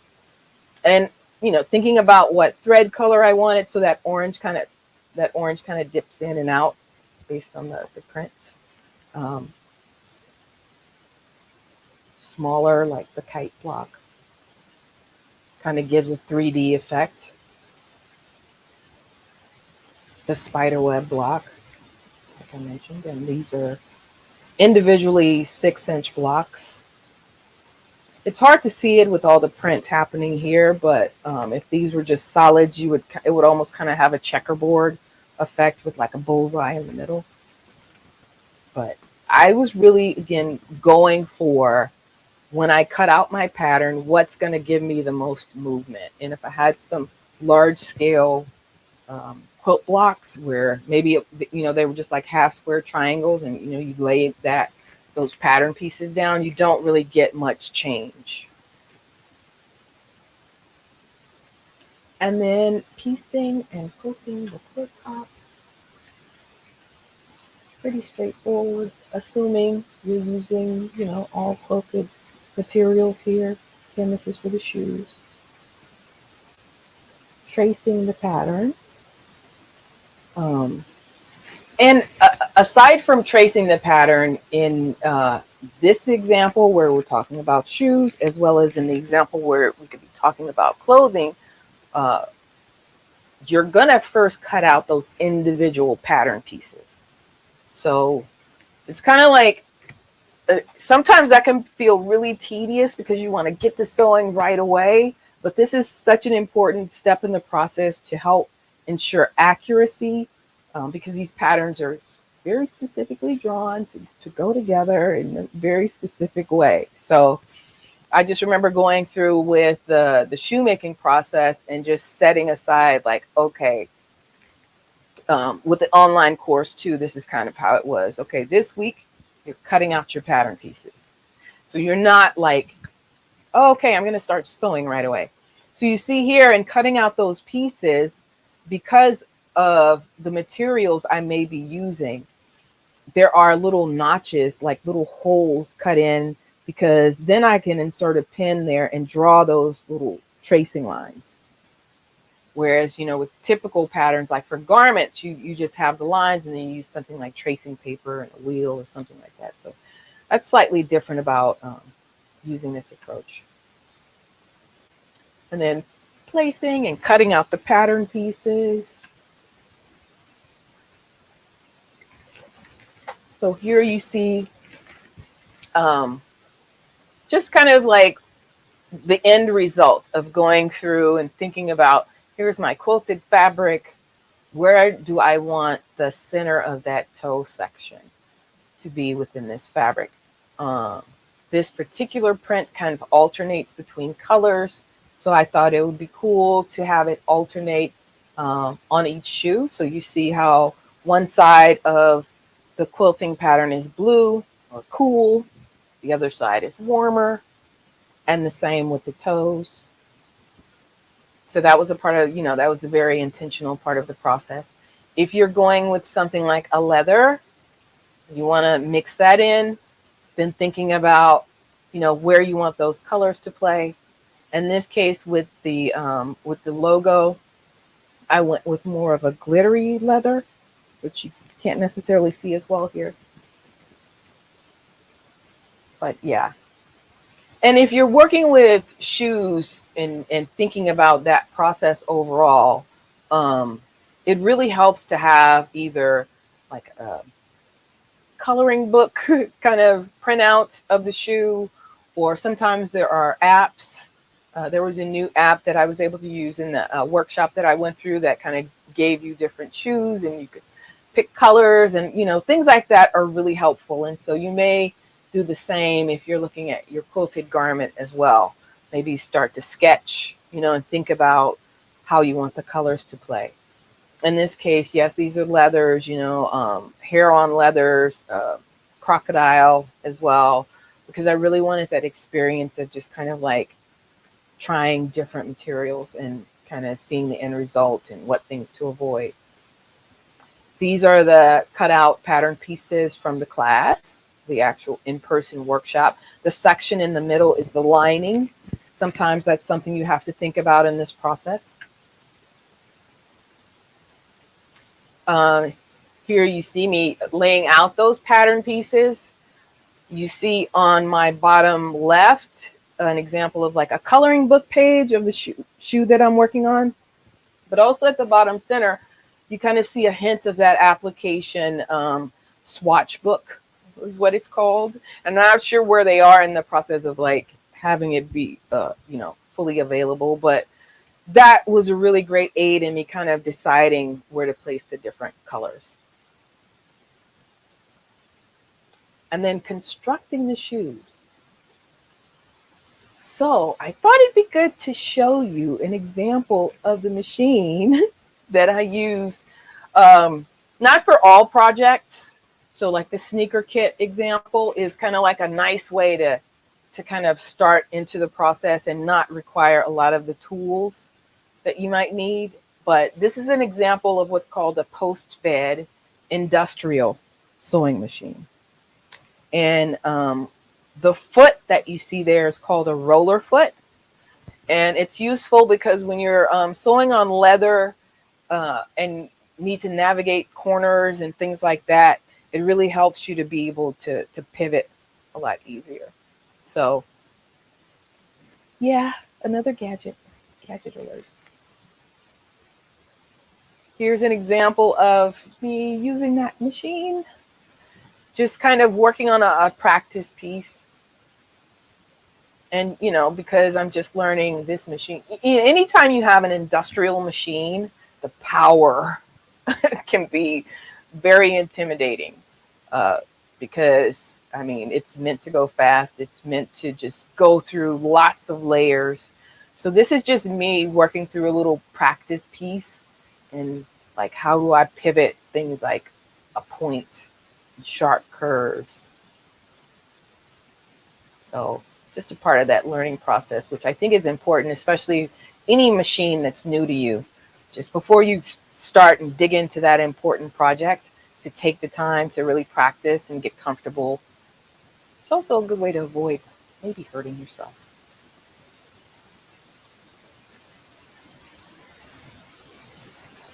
This is showing various stages of the construction process. If you're working with anything bulky, like in this case, there is this hair-on leather. When you're constructing the shoe, and you'll see examples of some shoes in the middle of that process, you want to make the bottom of that shoe especially as flat as possible. And if you've taken these different materials and wrapped them around to the bottom to form that shoe, you're creating a lot of like extra stuff you don't want to have to walk on. So that's what you see there is me having gone through and just some of the tools that I was using to scrape the bottom of that shoe and get it really flat. You'll see an example. And these scissors are really great because they're just really strong and sharp and just accurate. There are things like foams. part of the process. You're joining the project to the lining. So those are some of the things you see happening here. So like I just mentioned, you're as you sew those pieces together, then you're putting them around something called a last. I think you'll see images of that if you don't know, but a last is like a crucial part in the shoemaking process. It kind of looks like a foot, like a mannequin foot, but what it basically is a mold of the shoe that you're going to make. So if you can imagine the shoemaking process for whatever style of shoe, and additionally whatever size shoe, you need a separate last. Right? So this is like if I'm doing an Air Jordan size 7.5, that's the last, or the kind of like mold that I used. So you're draping your materials around that mold. Again, you see me using one of my favorite gadgets, the clover clips, to just kind of hold things in place. And that line at the bottom is where I'm going to ultimately wrap it around the bottom of that mold, nail it into place. And in this process, you actually use things like glue to hold the shoe together. So showing you some of those examples. The larger image is where I wrapped all the leather and the fabric around to the bottom, glued it. You see the one little image in the background where it's kind of scraped. You want to get that bottom piece as flat as possible, and then place the sole on the shoe. Before that, it kind of looks like a boxing shoe. Kind of cool. But that's where I got the sole from the previous pair of Air Jordans. I had removed that sole and then put it on these new shoes. That bottom image where you see the shoe upside down, it's basically it's on a last, it's on that mold, and it's on a post. So that post is called a lasting post. That helps you to be able to take the shoe off of that, because that mold is what gives the shoe its shape. So how you have that little toe box in the front and how the heel is shaped, all those things, and as you're going through the process, are what give the shoe its shape. So this is an example with another shoe. Because again, I'm using this hair on, I actually had to go through and shave it where the sole was going to be glued on. But you see how I have the nails around the edge. Using alternate materials, a lot of, leathers in that case, but it's pretty much the same. If you want to use quilting fabrics, just think about, okay, I'm going to put this in a shoe. What are the things to think about? So these are some examples of the finish. These I call my Allison Glass Air Jordan 1s. These are the ones I was wearing at QuiltCon when I saw Brian and Trisha. I added my logo on the tongue, a little bit of a different color for the tongue tag there, a neon. So there's all different choices of leathers and obviously other kinds of fabrics you could go with. This is that hair on. This is my kind of Tiffany version of the Air Jordan Travis Scott edition. An embossed hair on leather, crocodile, lace charms. This is the shoe that I made in the in-person class. And as a part of the process, they ask you to give it a name. And I called her the Woman King. I had just seen that movie. It was so inspiring. This is an example of an Air Jordan Travis Scott version that I made for my husband. So matching that jacket using that Coach's pattern. I took the same quilting fabric. Again, for shoes, you don't need a whole lot, especially if you're going to mix in things like leather, and made that for him. With his, though, I took something that I learned from the workshop with the shoe surgeon, which was to line the back of that quilted fabric with a very thin leather, like a very thin veg tan leather that's almost like cardboardish. So it's almost like you're interfacing that quilted section, especially if you're sewing leather into it as well. So now it all kind of has the same strength and structure. So I just have to touch on my experience with the shoe surgeon. He actually goes by the name The Surgeon now, because he's not just doing shoes. But I spoke earlier about the online experience where I took an online course, which was great for me because, you know, I love the hermit life. I could pace myself through the workshop. I can save it and go back and remind myself when I'm making more shoes, but also the in-person experience. So he does this in LA and New York as well. Here you see me going through that initial step of removing the sole from what's going to be called the donor shoe. This is him, Dominic Gamboni. I hope I said his name right. Who started this process, and shoes are just, the prices are just, you know, out of this world. He does a lot of work for working with athletes, entertainers, and then collaborations with brands like what's the car? Bentley. Yeah. Bentley, and just, you know, other really cool projects, Gucci, etc. Here I am in person at the workshop, and so you see some of the machines around in the background. Once you do that final step of closing the shoe, they like you to put the shoe on your head because it looks like a hat. So that's what's happening there. But going through that process, creating the shoe, and then when you go through the step of removing the shoe from the last, it can be a challenge. So you see my celebration face here.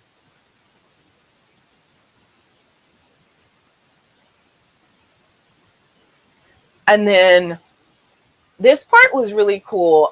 When you go through the workshop, you're entered into what they call a student lab contest. Your shoes are put online on their website, and they advertise it on Instagram, and people can go and vote on which student's design they like the most.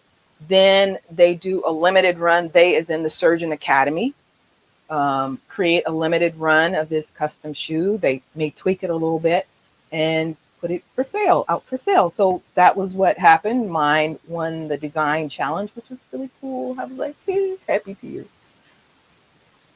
Thank you. So that's my presentation, and we can switch it to the camera so I can show you some of my projects. So first, the one that I just finished, specifically for this live stream. So this is the vest, and it's called a painter's vest. So you see there are loops. You see inside the facing, and I could have tucked this under and, you know, had a little hem there, but, you know, I just serged the edge just to keep it simple. And because I use the same backing throughout the project, you know, you don't really see much of a difference there. Here you see the facing and the armhole edges on the inside, which just makes for these clean edges. So, oh, and it zips. I should put it on, huh? What am I thinking? Okay. So the pattern is by So What Pattern Studio. Feel free to hit me up online if you're like, where did you say that pattern came from, or whatever, and I can give more information. But you see there's a pocket in the back with a loop on it. There's this ribbon in the pattern. It calls for colored elastic. These are all pockets here. So that's one of the reasons I really like this pattern. Just all the cool pocket possibilities. I didn't just break the zipper on mine. Okay. And this is an example of that neon bomber jacket with the hood. Hopefully you can see all that. The detail. This, as well as what I just showed you again, all quarter stuff. Kimberly, Yes. I'm interrupting you. Do you take custom orders?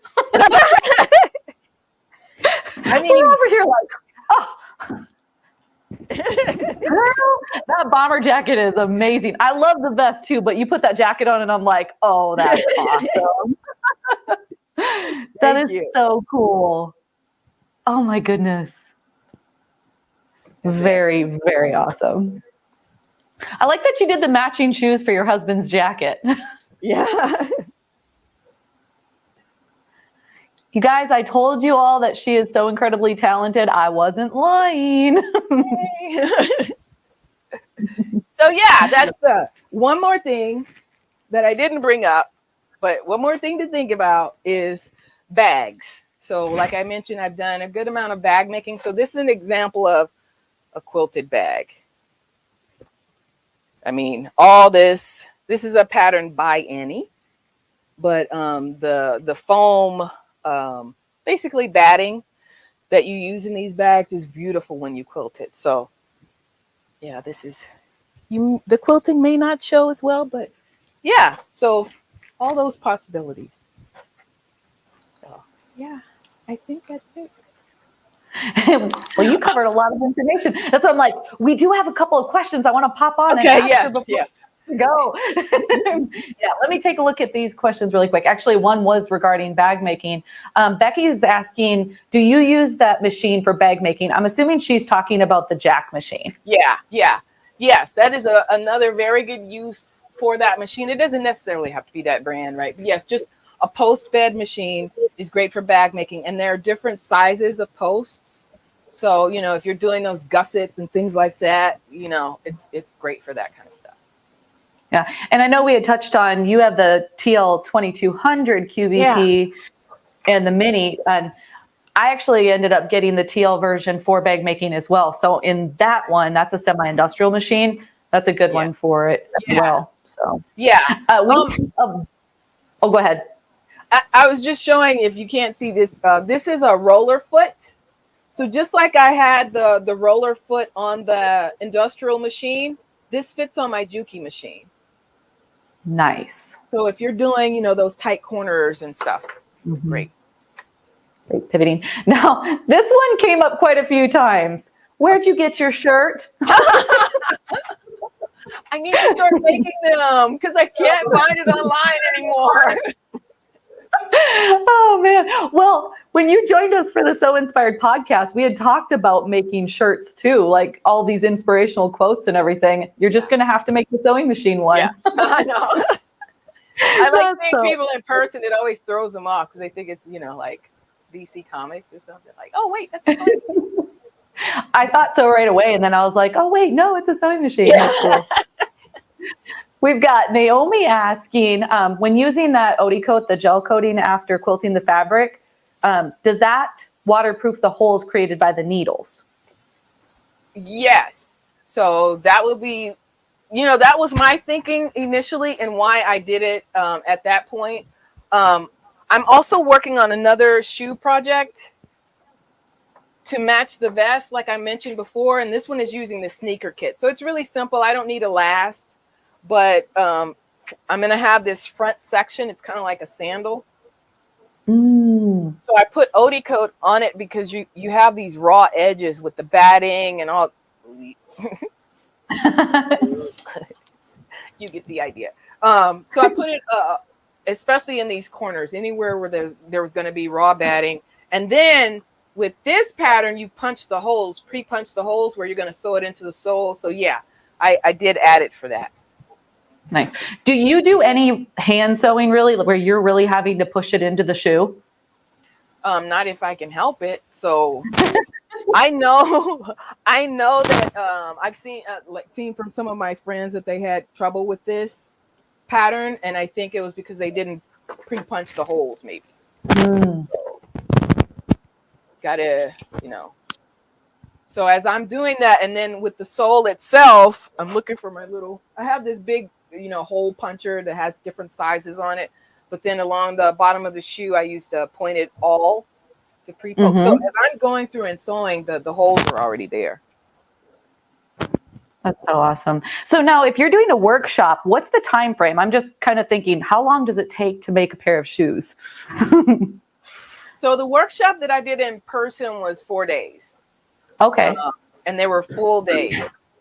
So it's taking you through the whole process, like I showed you, with like taking the sole off of the original pair and just, I mean, you do everything. You leave with a pair of shoes. So it's, yeah. I mean, even just the process of cutting out the different pattern pieces, that's pretty time consuming, you know, and you want to get it right because, yeah.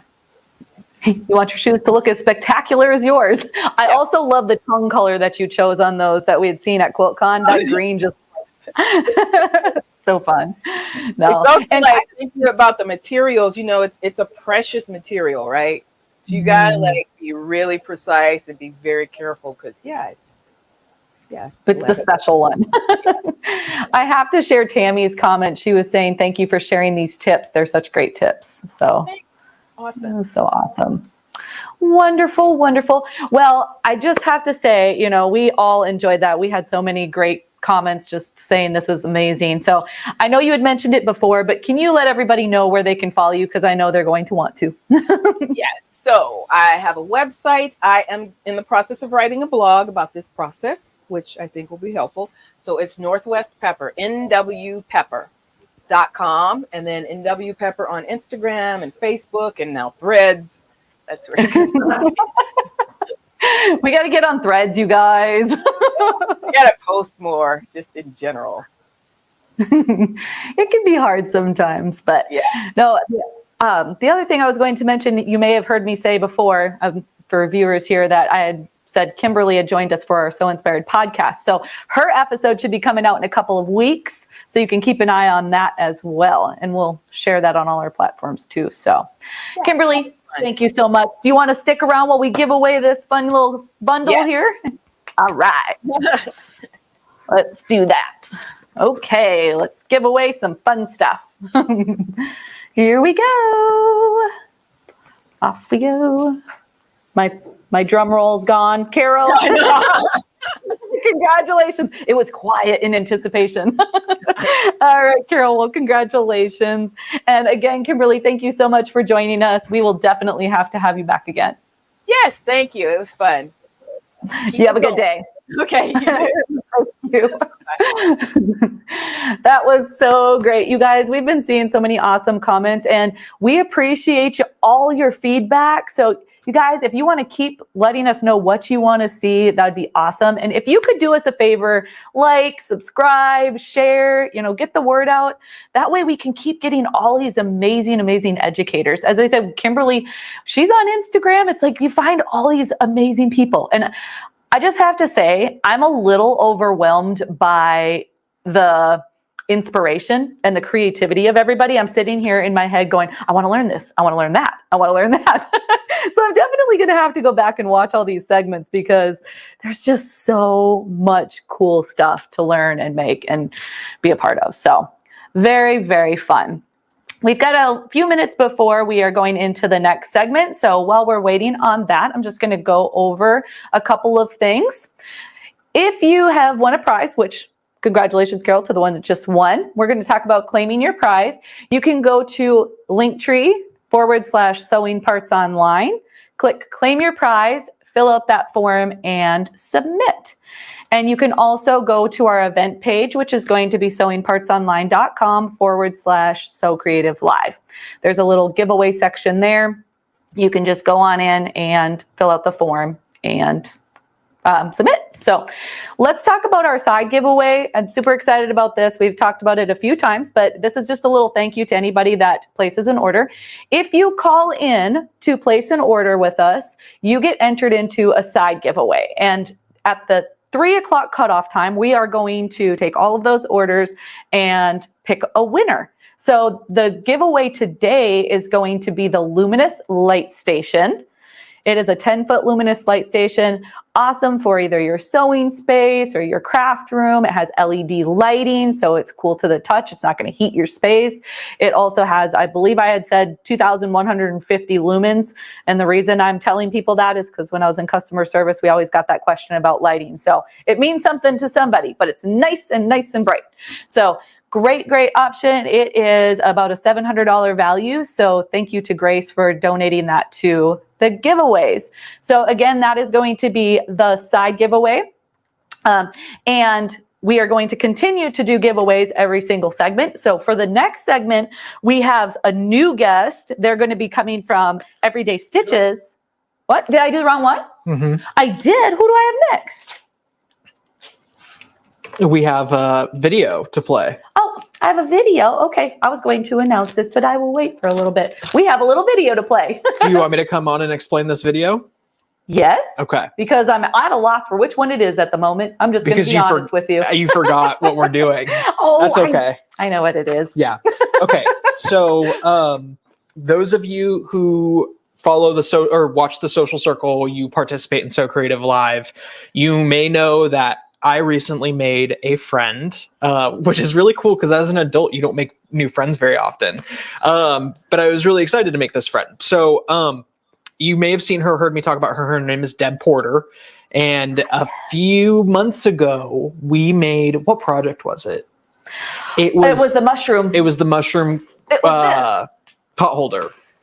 So we made mushroom pot holders live, and one of the people that followed us regularly and watched the videos and always interacted, Deb, came to Sewing Parts Online that afternoon to meet us and to show us her pot holder. And it was really, really exciting. It was fun. And we got to having a conversation, about what got her into sewing and why she watches our lives and,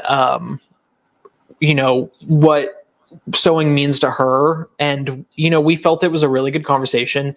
And so we had the opportunity to do something for her.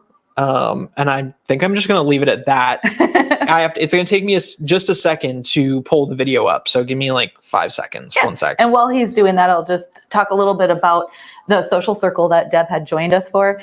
We do this weekly live at Wednesdays at 11:30. I know somebody was asking that yesterday on when we do it, but it's really fun. We do intermediate to beginner projects anywhere from an hour to 2 hours long, but we've done the little muggy rugs like this or piped pillowcases like this one. We did the little corky wallet. So lots of fun projects. And we've always let everybody know on our Facebook group what they are. And so you can get the materials as well. And then you can sew along with us. So it's a ton of fun. And we've just really had a great time. And we're meeting awesome people like Deb. So I think Brian will be just about ready for it.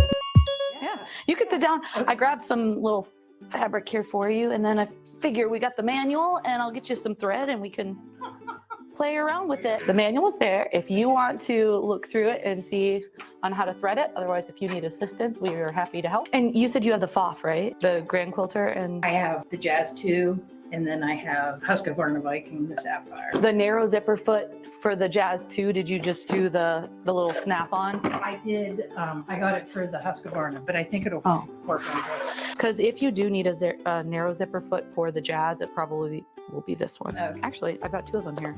This will fit your Jazz. Well, thank you. You're welcome. Merry Christmas.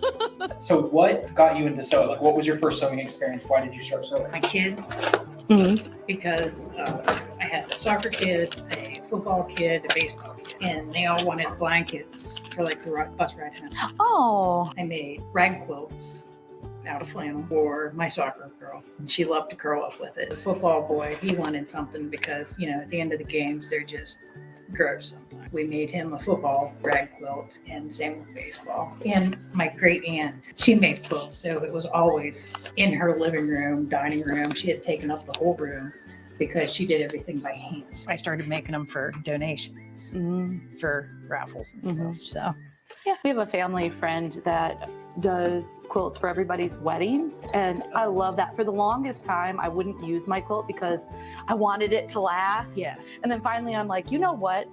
I'm using this thing and Absolutely. I use it every single night. Everybody does that. You Yep. like fold it up and you store it in the top of your closet because you don't want anything to happen to it, but then it never gets used. Nobody gets to see it. And, How long have you been sewing for? like hardcore sewing, probably 3-4 years. That's it. I've sewn throughout my life, just not like I do now.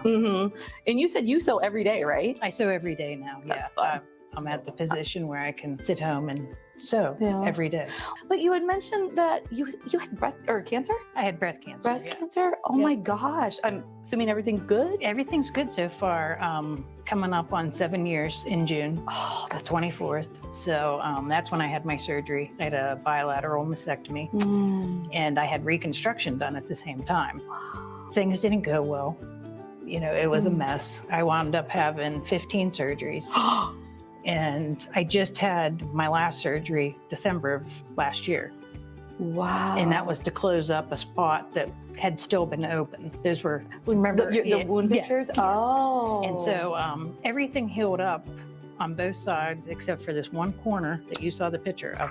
But it's finally shut. Oh. Like finally in 7 years. This is the first time that 7 years? Yeah. I'm sorry you've had to deal with that. It's just, life. You Life. never know what it's going to throw at you. Yeah, that's for sure. Well, you had also mentioned in that email that your husband is a disabled vet. Is that Yes. correct? Yeah. He is, he did 15 years in the Army. Well, thank you for your service. Tell Thank him, you. please. Thank you. Yes. I have 2 boys. One just got out of the Army, and the other one is now a drill sergeant in the Army. I like that he's a drill sergeant because I don't have to worry about him going anywhere.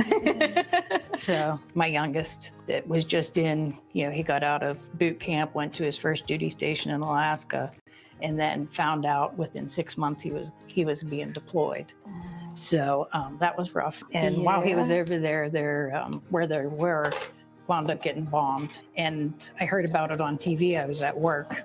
He got bombed over there. So it was 24 hours before we heard from him. But we did finally hear from him, and he was good. But that 24 hours, I can't even tell you. Oh, yeah. I cannot imagine. Oh, my gosh. That would be so scary. You moved here from Pennsylvania, right? Yep, we moved here from Pennsylvania. We've been here for 2 years now. So How we treating you?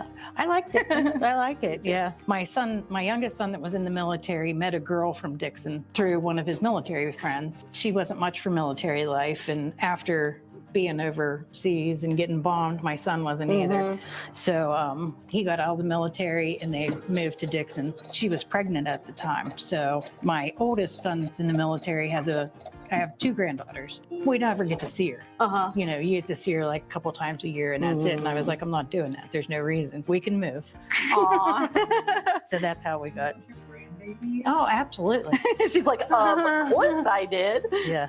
And like next week, they asked me to help my drill sergeant son, asked me to help with the grandbaby. Aw. So I was like, well, I'll have to come down on Tuesday. Well, they wanted me there Wednesday. So I was like, well, I have to come Tuesday because Wednesday I do the sewing thing. That's pretty fun. Yeah. Well, it's so fun seeing familiar names and everything. It's like, Oh, yeah. we were talking about before, where it's like you feel like you're friends when you've been hanging out with people online for how long and then you get to meet them. So Yeah. it's pretty fun. So you never used a serger before? Never. How long have you wanted to use one for? I started getting interested with them when I watched your specials. Oh, yeah. that's awesome. I was like, well, that might be too, but it was still on the bottom of my list. Mm-hmm. Do you know how a serger works? Kinda, but not really. So a serger doesn't have a bobbin like a sewing machine. Okay. What it has instead is these things called loopers. Okay. And so these loopers, they run around the needles and they form a chain stitch. Gotcha. So you'll see what that looks like Yeah. when you use it, but it's really interesting. But because it doesn't have a bobbin system, the serger is able to move significantly faster. Nice and neat. Go for it. You know what I did though a couple times on the 4-patch ones? I flipped it so it's on the wrong side. Oh. So our friend, Karen Miller, master educator for ortho, and she says it's not a mistake, it's a design element. I try to tell my kids that too. I'm like, here's your quilt. Now your task is to find the mistake. We're doing our podcast and we've had several guests that have been just so inspirational where they're just like, don't sweat the small stuff type of thing. And I'm like, you guys, this is really helping me. And not only sewing, but in life. Something that Tyler said was really inspiring. Like when you start to feel like exhausted or burnt out or uninspired by what you're doing, like go back to the basics. Yep. Yeah. So the most basic thing Yep. that brings you joy. Yeah. And just do that instead.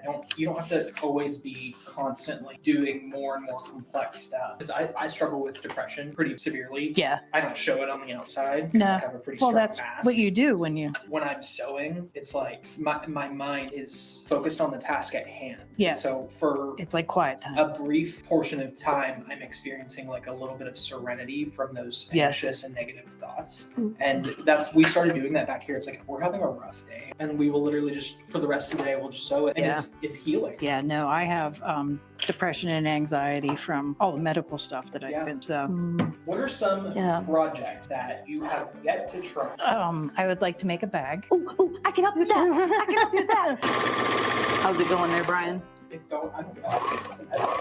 This is, really good practice for Friday. This is nice. Yeah. You like that? Yeah. Well, Hold on, I do that. yeah.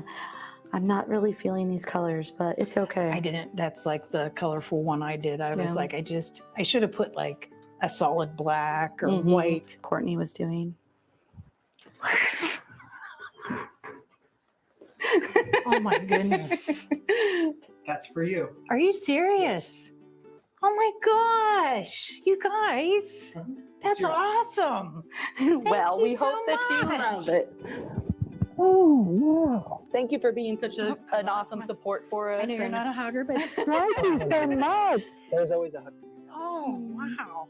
That's awesome. What I think matters to Trisha and I the most when we do SewCreative Live and we do the podcast and we do TikTok, and I think what matters to us the most is that we're making connections with people and that we are sharing information with them that makes them feel more empowered and equipped to use the machines and the tools that they purchase from us. Because without that, all of that stuff, all the money that they spend on, they invest so much of their time and money into these Right. machines. Without that education and that information, it's useless almost. Yeah. We are so grateful. I was afraid you'd think I was a stalker.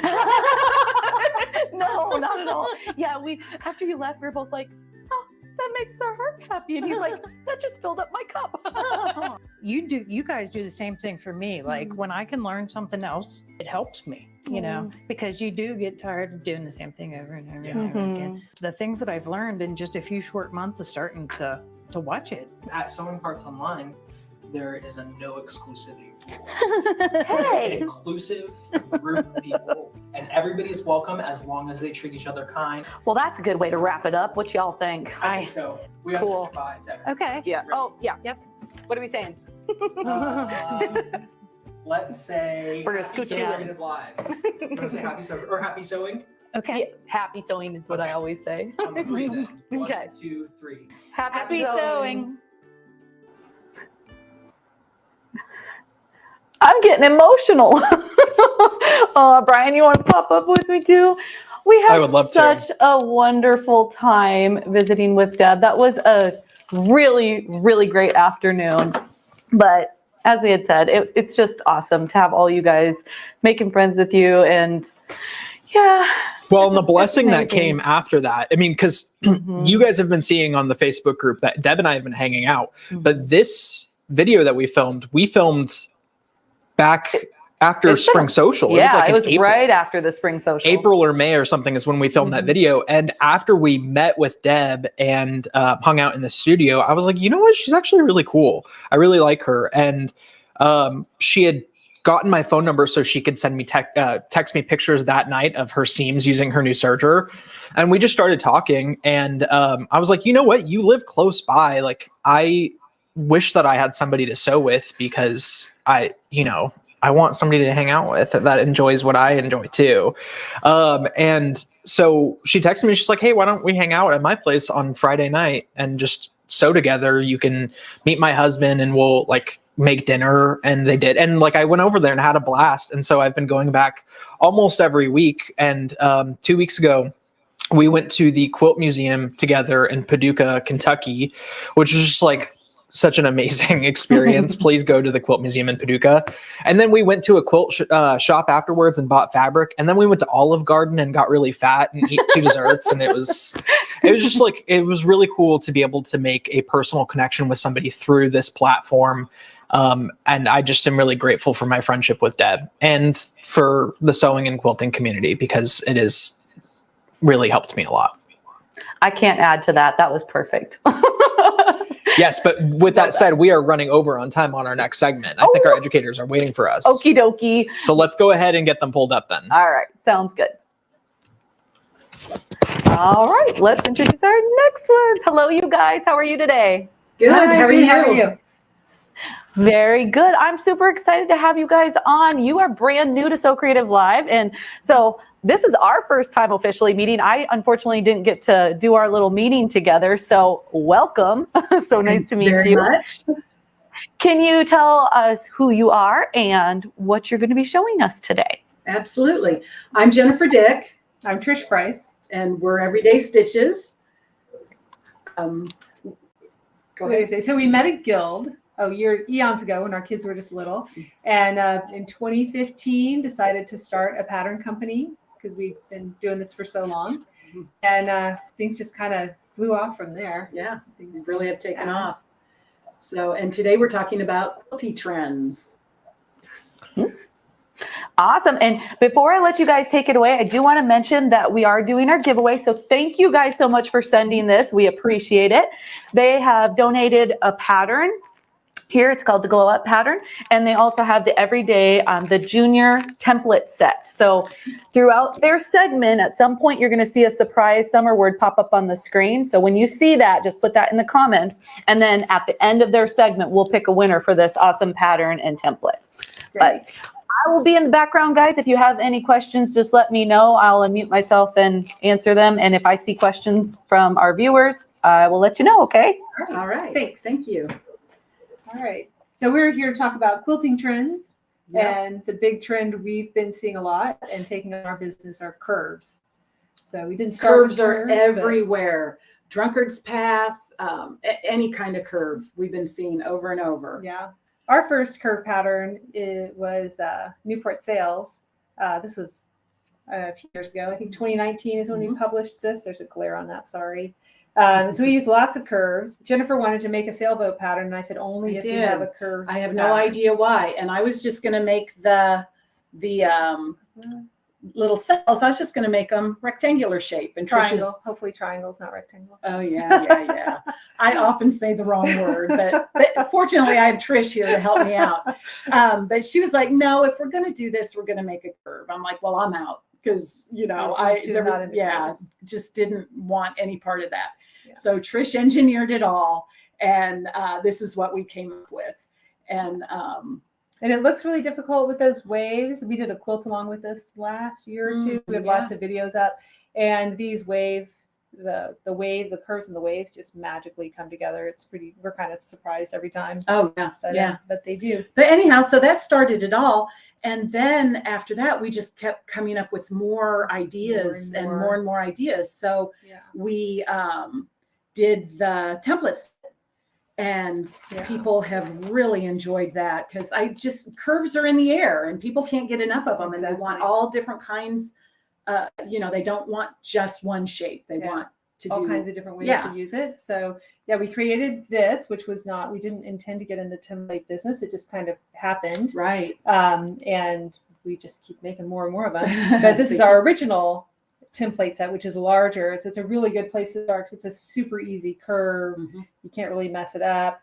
And we do have this little pink strip. We're going to show you that a little later, how we Don't throw it away. Don't throw it away.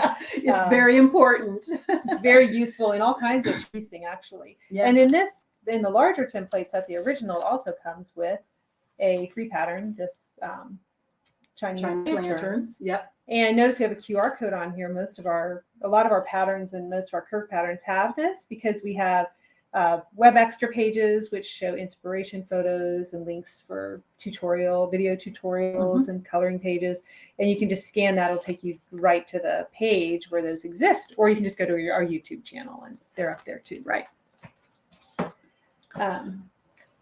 So since then we now have 17 curve patterns that use the big, the little, a combination of the two. And we use it in lots of different ways. Like these two patterns are kind of the same way that we use the curve. And you can use them in blocks or something a little more modern. This is a really large block as well. This uses the same technique we're going to talk about today. Yes. So we have some more modern things. This is definitely more modern, and then a little applique to a little more traditional, like settings, more block-based type settings. So anyhow, lots of ways to use it. So today we wanted to talk about this pattern that's behind us, because what we like to do a lot, and Trish is really good at this, is making difficult looking quilts that are very easy to piece. because you get the big wow factor, but it wasn't as hard as it looks. Right. And for this one, it's this point right there that is very scary. If you think you have to piece that to get that little tiny sliver just right, but you don't have to do it that way. We've got a technique to show you today. Some tricks. Yep. Yeah, and this pattern, this is Glow Up, and it uses either size of the templates. And today we're going to use the smaller, new junior. We just released these in February, the junior size. So it makes a small baby quilt with the little ones, or you can make a larger quilt with the big one. With the big ones. So we're going to switch over to the cutting table. So this pattern, it shows you on the back, you need, I guess I should go up more, 5 different values of fabric, and they're all marked throughout the pattern. Sorry for the glare. And then some sashing. And Trish, I'm going to change the angle on that for just a little bit. That's really... Oh, that changed a lot from when we set it up. There we go. I think that's a So little one thing better. we did to keep track of the lightest, the light, and the medium, and the bright, we're only going to go through a couple here, but we just used the salvage and we wrote on them. So this is our bright piece. Oh, it just froze. Oh, we froze. There we go. This is our light. So that's just a way for us to keep track of it. So in the pattern, the first thing you do is you cut some rectangles. And then here's the goal. The goal is to get this strip. So that's what we're going to do today. So first we start with our 2 rectangles, and one is going to be the outside curve and the other is going to be the inside curve. And on our templates, we have all kinds of lines. So our patterns use different lines. This pattern uses these horizontal curve lines.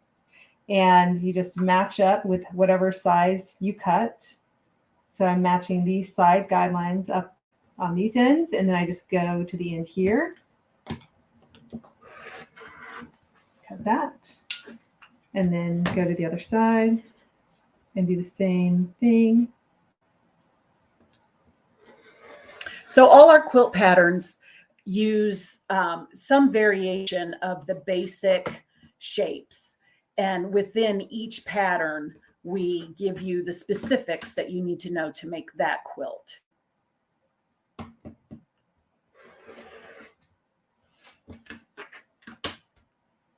And again, she's just lining up. The pattern tells you how to line it up and how to cut it. All right. So these are our bases for the block, and then Jennifer's going to pin them. I will show you how to pin. Okay. This is where the pink strip comes into play. And depending on, it could be white, depending on which way you need it to be. The pink kind of blends in with this fabric, so I flip it over and use the back. And this is helping so you get your seam allowance just right. Okay, so you have the convex on the bottom and the concave on the top. So I just line up on the edges, and then it is the 2 fabrics meet right there. And that's the center. So I just pin once. Now you want to overlap. This is where you're going to end sewing. You want to overlap that piece by 1/4 inch. This is 1/4 inch. So I'm holding it up so you can see what I'm doing here. Maybe it's a little awkward. I'm sorry about that. But anyhow, so you can see I've lined it up. There's the edge, and that little V right there is a perfect 1/4 inch in. Is that helping me holding it up? Mm-hmm. Okay, very good. And then you just pin right there. Okay, so at this point, you could take it to your sewing machine and line that first part up there. But I like to go ahead and pin it now. And I'll show you a little bit more what I mean when we're over there at the sewing machine. And honestly, after a while, you get to where you can eyeball this. And like right there, I did pretty good. So, but it's just a way to help keep it all in line, so you get that perfect 1/4 inch seam allowance. All right, now if this were the large template set, I would say 3 pins is enough. But on the smaller one, I just, for me personally, and I tend to be a pinner anyhow, but I just personally feel like I need a couple extra pins in there. Yeah. So once you do a couple, you'll figure out your own personal style and whatever you need to do. And I like to pin them all before I sew. You can pin them at the machine too. I just find the sewing goes a little easier for me if I pin it ahead of time. Okay, so that's what we have. Yeah. And this one's just a little bit fussier than the big one, just because it's a tighter curve. It's a little tighter, and that's why, easy. and that's why I pin the extra time. Okay, so we are going to move over to the sewing machine.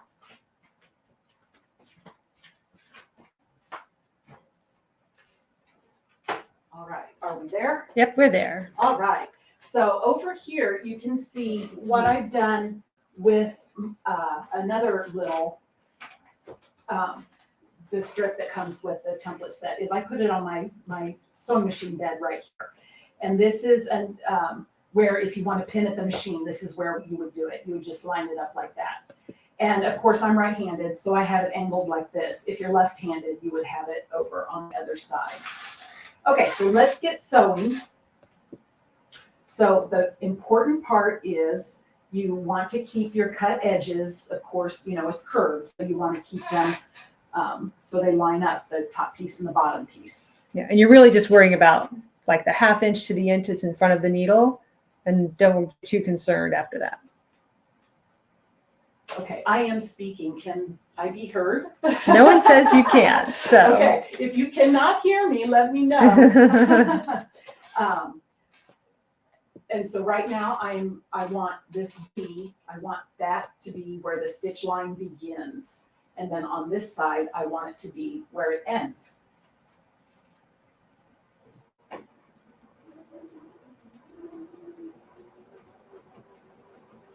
Okay, so I'm just going a little bit at a time, and then I'm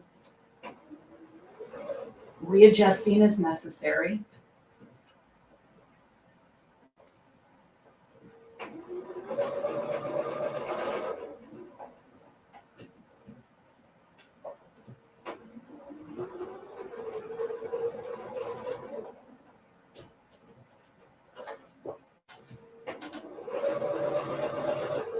And now I'm coming to the end, so I want to make sure I go off in that V.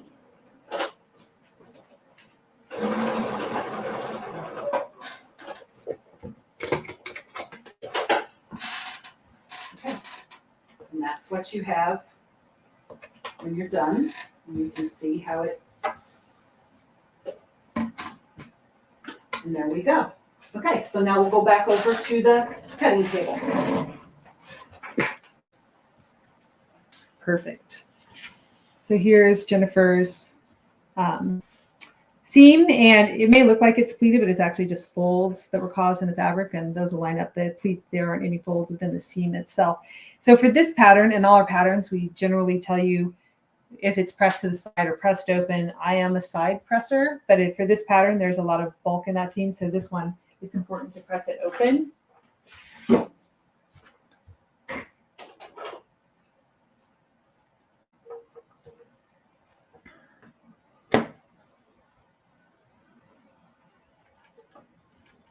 So you don't necessarily have to clip seams with this curve because it's such a gentle curve. But if there is a bit of, If there's some pull here. yeah, if there's some pull, you can snip it. On the larger one, I never snip. On this one, I sometimes do. It's really just where there's not a bias right here. So just a couple of little snips there. So there we go. And then remember, the goal was to have these strips. And here's where the trick comes in. So you'll have two strips. One will be longer than the other. This one we haven't finished yet. And in the instructions, it'll show you. So there's the shorter strip versus the longer strip. So I think this is probably the most complicated part of the pattern is they're cut in opposite ways. So if you just follow along the picture, and it is clearly stated in here. So we just use a 60-degree triangle ruler to do this. And So here's I'll just do it with this one. So for the shorter one, I start here. And the important thing is just lining up this center line. There's a center line right down here. And you want to make sure this center line crosses where your seam crosses. And then down here, same thing. You want that center line at the 1/4 of an inch to cross.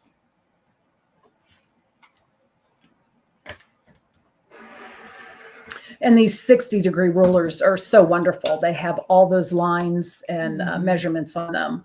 So it's pretty foolproof when you know right where to line it up. Yeah. And I just go ahead and skip, rather than flipping my fabric, I just do every other one. Oops.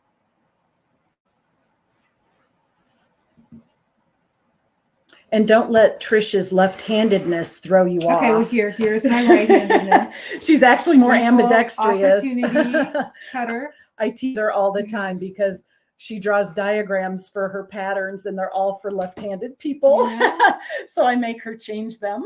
Sometimes I don't. We get to have directions too. And I go ahead and cut off that little top seam allowance. So I go through one way and then just come back, flip them all over, and trim the opposite. So you can really see how this is such a great way to get those triangles perfect. Mm-hmm. And you don't have to worry about those skinny little tops. Right, exactly. You're cutting that little piece, cutting the point into your piece. It's like watching paint dry. Okay, so once we have these cut, then to make that diamond block, you're just putting two together like this.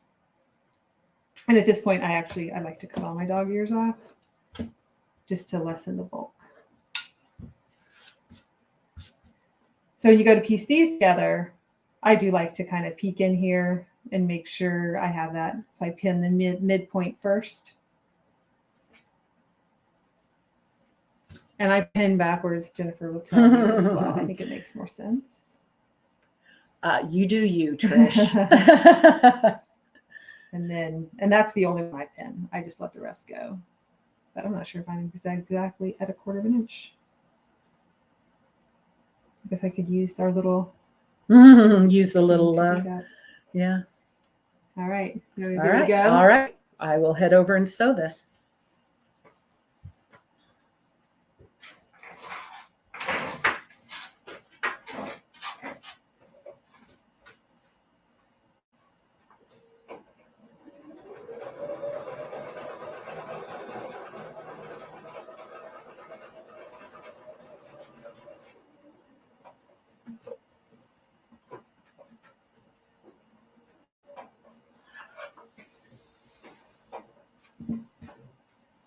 I guess it might make it easier to take that pin out from the left. You might take your pins out. Jennifer is known for running over her pins. So. Yeah, I'm really bad about pins. And I left my scissors over there. Oh, you did. There you go. Of course I did.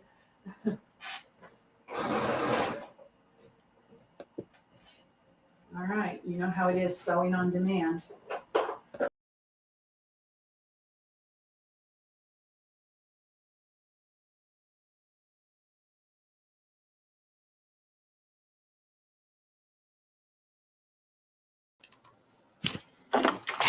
Testing, test.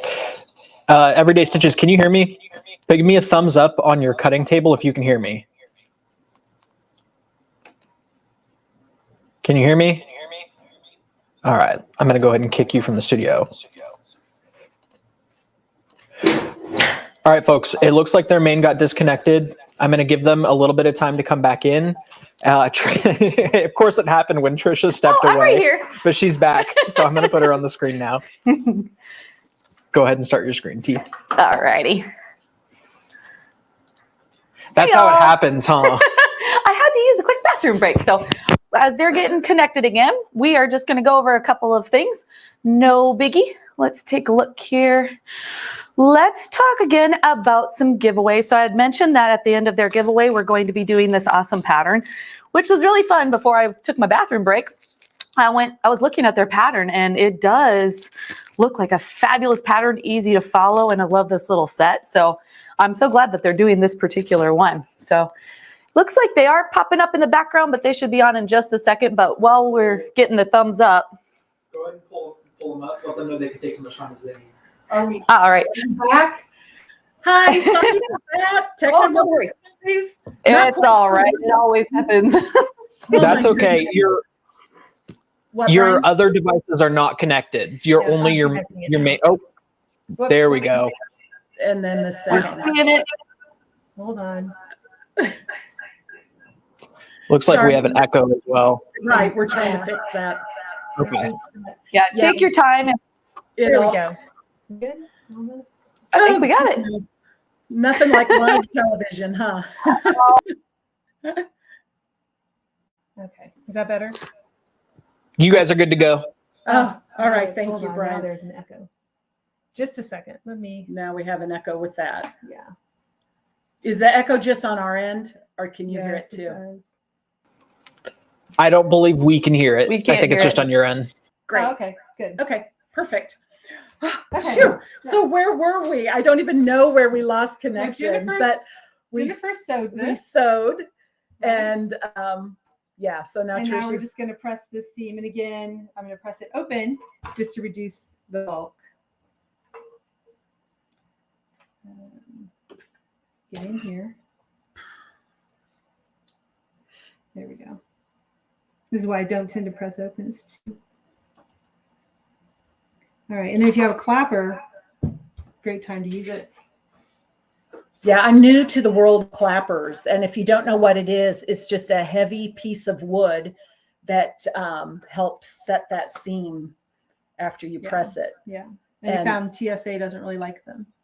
Right. You gotta Right. stop Oh and pay yeah. for it. I bought mine at QuiltCon in February, and they flagged my carry-on with it. And I was so afraid she was going to take it because it does kind of look like a weapon. And she didn't though. Yeah, I was really nervous there for a while. So here we go. Look at that.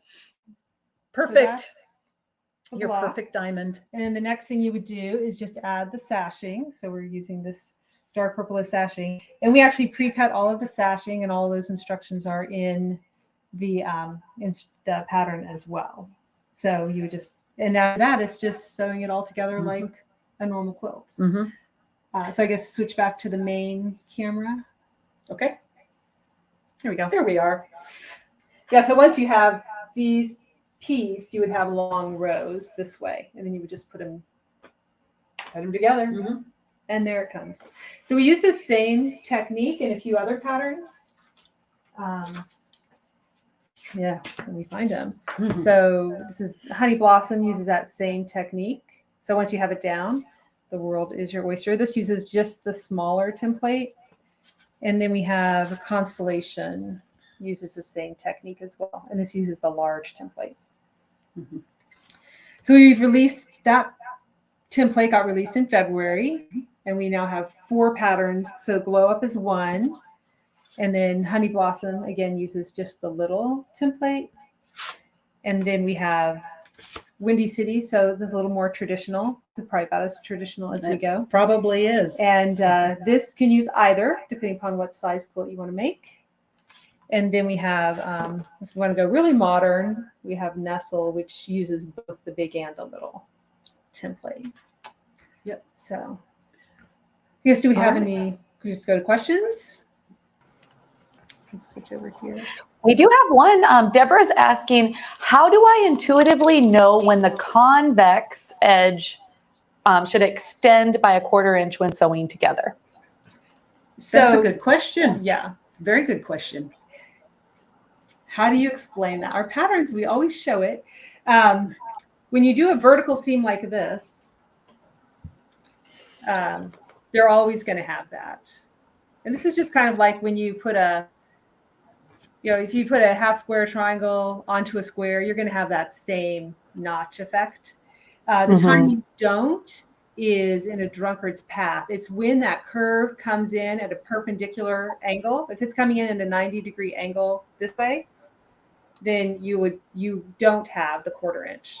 But this is not coming in at a 90-degree angle, so you're going to have that overlap. So that's, I think, my rule of thumb. If it's coming in at a 90-degree angle, its final stopping point, that's when you don't have an overlap. Otherwise, you're always going to have an overlap. Right. And we do explicitly talk about it in the patterns, so you would know.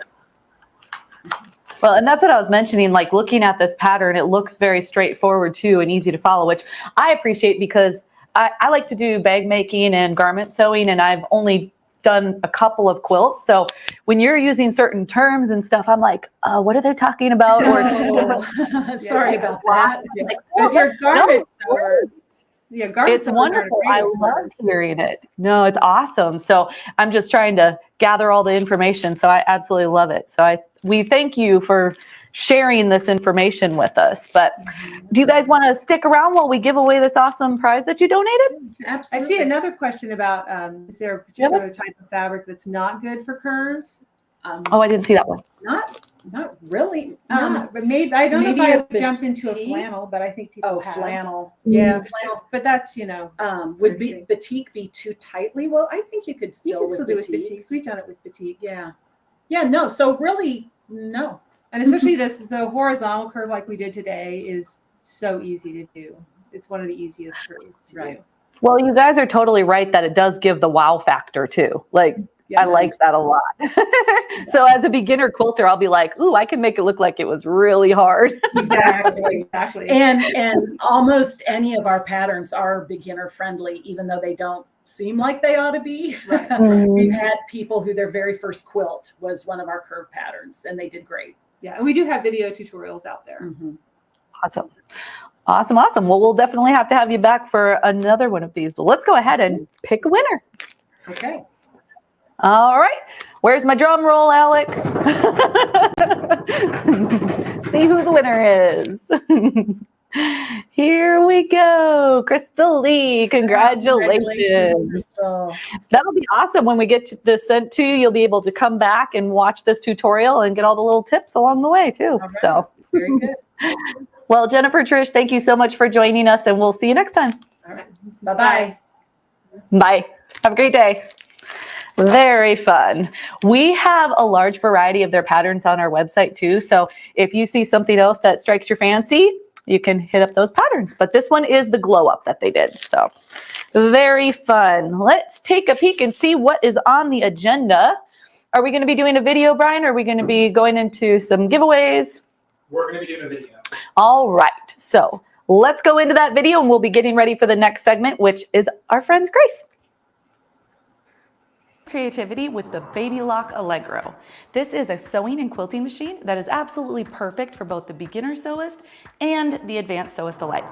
What's one of the first things that you notice? This large throat space, right? Why does that benefit you? Well, the larger the space you have to the right of the needle, the larger project your sewing machine can handle. A large throat space is handy with garment sewing with all that room to work, but imagine how much easier it would be for you to do quilting or free motion sewing if you had 12 inches of space. Let's explore some of the Baby Lock Allegro features. The Baby Lock Allegro is a high-performance sewing machine packed with 200 built-in stitches, 7mm stitch width, a built-in needle threader, bobbin winder, of course, the amazing 12-inch throat space, push buttons, knee lifter, free arm, adjustable presser foot, built-in storage, and so much more. So what does all that mean, and why do you need it? One of the standout features of the Baby Lock Allegro is its 200 built-in stitches. Whether you're a beginner or an experienced sewist, this machine has the right stitch for you.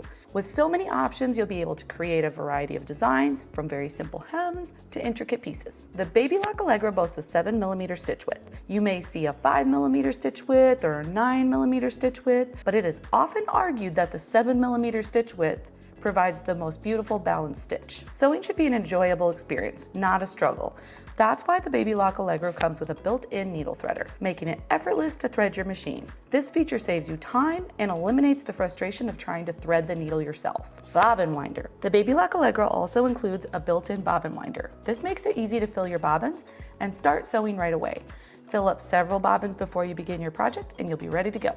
I just have to mention that wonderful throat space again, 12 inches. Curtains, quilts, garments, crafts, so many options that you can do with this large space. The large throat space gives you plenty of room to maneuver your fabric, and it makes it so easy to see what you're doing. Push button features. The Baby Lock Allegro is packed with convenient push button features, making it a breeze to use. The buttons are strategically located for easy access. Switch your stitches, adjust your needle position, and more with just the touch of a button. The Baby Lock Allegro comes with a knee lifter. A what?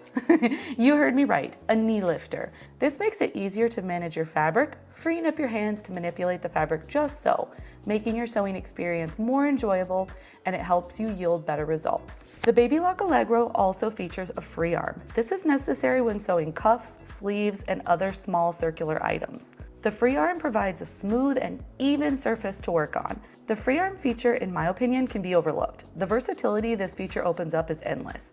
The Baby Lock Allegro is marketed as a quilting machine because, you guessed it, that large throat space. You won't be just sewing quilts. You'll be sewing your grandbaby's dresses or sewing yourself the perfect blouse. No problem sewing those sleeves. The Baby Lock Allegro has adjustable foot pressure, allowing you to tailor the pressure to your fabric. This means that you can sew a lightweight, delicate fabric and heavy-duty fabric with equal ease. I have a few more specs for you. The weight is approximately 34 pounds, the length is 25.2 inches, the height is 12.2 inches, and the depth is 9.45 inches. Have you been dreaming about quilting on a frame? Well, the Baby Lock Allegro is perfect to pair with a cutie tabletop frame or a Q-Zone hoop frame. Finally, the Baby Lock Allegro has built-in storage, so you can keep all of your accessories and presser feet organized and within reach. There are so many wonderful features that this machine offers. I'm unable to name them all, but I hope that this video helped you see what the Baby Lock Allegro can offer. In conclusion, the Baby Lock Allegro is a high-performance sewing machine packed with features that make sewing easy, enjoyable, and efficient. Thank you so much for watching. Until next time, happy sewing, everybody. I hope this video has... Oh no. I feel really stupid. Gotta love the takeouts, right? I am so glad that Brian chose to play that video because our next segment is actually going to be with Grace, and they are going to be covering some alternatives to long arm machines. So it's going to be taking a cutie frame, a tabletop frame, which we've already discussed, right? We're taking a cutie tabletop frame and a domestic machine like the Allegro, and then getting a Sure Stitch regulator on there. Sure Stitch Elite Stitch Regulator. I will say the correct name. But yeah, so in the next segment, you can kind of keep an eye on what machine they're using. But think about it paired with an Allegro or with a Juki like the TL one up here, and you'll see what that's all about. But we have one more little video to share with you before Grace pops on. I wanted to come up and say, oh, look what we got back here, Trisha. Yay! Okay, so we have our Allegro over here. We have our cutie frame over there, and we've got the Sure Stitch Elite Stitch Regulator. We're setting it up after this event, and we are going to practice. I've been saying, you guys, we have so much to do. We're just going to be sewing for a week. We're just going to be like, we're trying all the fun things and stuff, right? We're going to have to try it out. But yeah, we have one more video on the Acorn products that were featured by Bernie and Shelley, so you can do wonderful precision piecing. Do you know that there's product out there that helps you achieve precision piecing and essentially eliminates the need for pins? Stick around and I'll tell you all about them.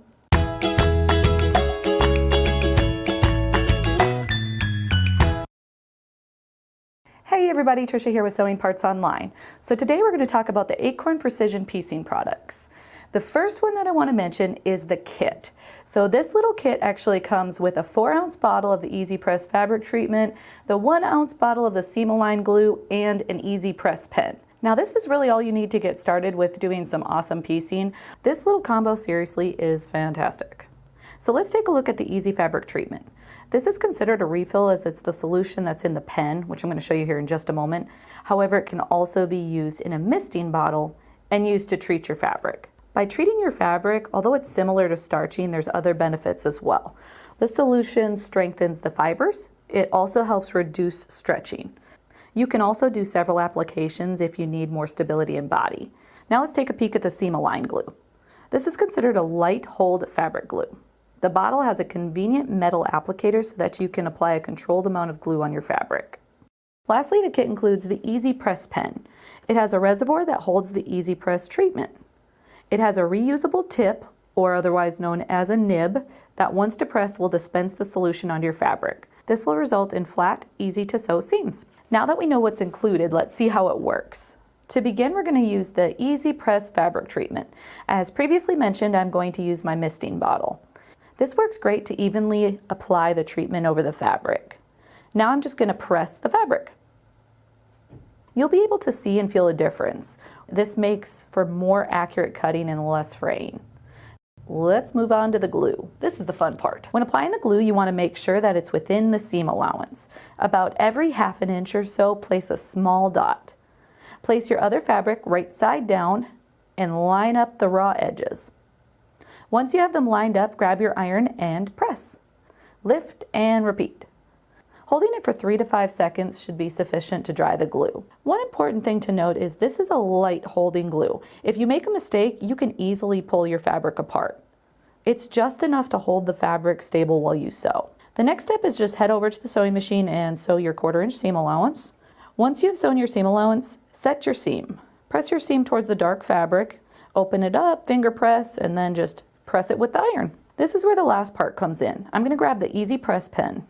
Depress the pen nib and then evenly apply the solution on the high side of the seam. Now you're good to press one more time. Look how nice and flat that seam is now. If I don't use it, see how even after pressing the fabric still sits up a bit? This product makes it so much easier to patch. I also want to mention a few other helpful tips when piecing. First, the 1/4 inch foot is essential. I'm going to include a video so that you can see the benefits of this foot. Make sure that you use the correct sewing machine needle. You can use a quilting needle or a sharp needle. I myself prefer the sharp needle because that very sharp point will pierce the fabric instead of pushing the fibers to the side. Because of this piercing versus pushing, the fabric will shift less because it has less resistance, resulting in a more precise outcome. Ideally, you would also use a straight stitch plate. Because there is a small opening for the needle and there's support all around the needle, the fabric will only meet a little bit of resistance. Whereas if you had a zigzag plate, there's a wide opening. This would allow for more movement in the fabric. I will also include a link for our video on the straight stitch plate. If you find that you use it frequently, there's other ways that you can get this product as well. So the actual fabric treatment, you can get it in either the 4-ounce bottle, the 16-ounce bottle, or the gallon. Then you've got the seam-aligned glue. You can get that in the 4-ounce bottle or the small 1-ounce bottle. The 1-ounce bottle has the metal tip, the little dispenser. Then you also have your little replacement nibs or tips for your pen. And you can also individually purchase the pen. I didn't have one handy other than the one in the kit. So just so you're aware of that, that also comes individually. Although this is primarily used when quilting, know that you can use this in other applications as well, such as raw edge applique and just regular sewing. I hope this information provided you with encouragement, just knowing that there's something out there to help you with your precision piecing. Until next time, happy sewing, everybody. We love Acorn products. So you may have heard Bernie and Shelly talk about that when Shelly was doing her demonstration on her book, The Easy Precision Piecing. So she has a bunch of tips and tricks and techniques in here, and she uses their wonderful product. So the other thing I wanted to point out about books is we had briefly talked about Bernie's book as well. And I've seen several people in the comments say they just got Bernie's book because they placed an order for it a while back. Well, this is you and your sewing machine, and it has a bunch of maintenance tips. So between these two, you get so much knowledge when it comes to quilting and maintenance. So Bernie and Shelly are both great authors. I have a look over here from Brian. Because I know the answer. What is the name of the tool Trisha was using to point within the video? It's the 4-in-1 tool. We call it the stabby tool, right? Sir Robin the chicken. So we have a guest that's always on our social circle, and it's the 4-in-1. I believe it's called the 4-in-1 essential tool, but we'll put a link in the comments. But Here, do you want me to pull it up on screen? It is one of my favorite tools. You'll see it in a bunch of videos. Yep, 4-in-1 essential sewing tool. So you'll have the stabby part over on the left-hand side. That's an awl. You use it to push your fabric through, or if you need to manipulate something. You also have your seam ripper, which is awesome on the one side. And then I love that the one cover has a kind of a flat end, so you can use it as a seam press, so you can open up your seams. And then the other side has a pointy end with the cover, and you can use that when you turn bags or anything like that and just push out your corners. So it's super, super useful. And I always have it handy. And then, like I said, our friend Robert, it's Sir Robin the Chicken in here, he calls it the stabby tool. He placed an order and put it on our Facebook group. And I'm like, you know what? From now on, I'm calling it the stabby tool, because that's what it is. Between that tool, my seam gauge, and my bent tweezers, everybody knows those are like my 3 favorite that I always have with me. So I love that you pointed that out. Great, great, useful tool. So I think our next guests are just about ready, but before we pull them up, I do want to announce what the next giveaway is going to be. So for anybody that's just joining, we do giveaways every segment. We will pop up a surprise word at some point during the segment. And when you see that pop up on the screen, just go to the comments, put it in the comments, and then at the end of the segment, we will select a winner. So what we're going to be giving away at the end of Grace's segment is they donated this amazing kit here. We've got the Quilters Combo. It comes with the 6.5 by 24.5 inch ruler. You get your 45 millimeter comfort cutter, that nice ergonomic cutter. You can't see it here, but thank you, Brian, for pulling that up. And then 1 pack of the thru grips. So those are a little silicone grip that goes on the back of your ruler to prevent it from moving around on you. So it works really, really slick. In addition to this wonderful kit, they donated a 4-pack of this beautiful finesse thread. So some lucky winner is going to get all of these goodies. So why don't we pull up Grace and we will talk about some fun stuff. Hello, Hi, you guys. Trisha. How are you today? Hi, and, I'm doing wonderful. How are you? I am doing pretty good. So can't complain. It's not Monday anymore. It's not Tuesday. So we're just cruising along. So, but we enjoyed your previous segment. Yeah. So now we're very excited to see this next one. I was telling everybody before that we're going to be learning a little bit about the Sure Stitch Elite.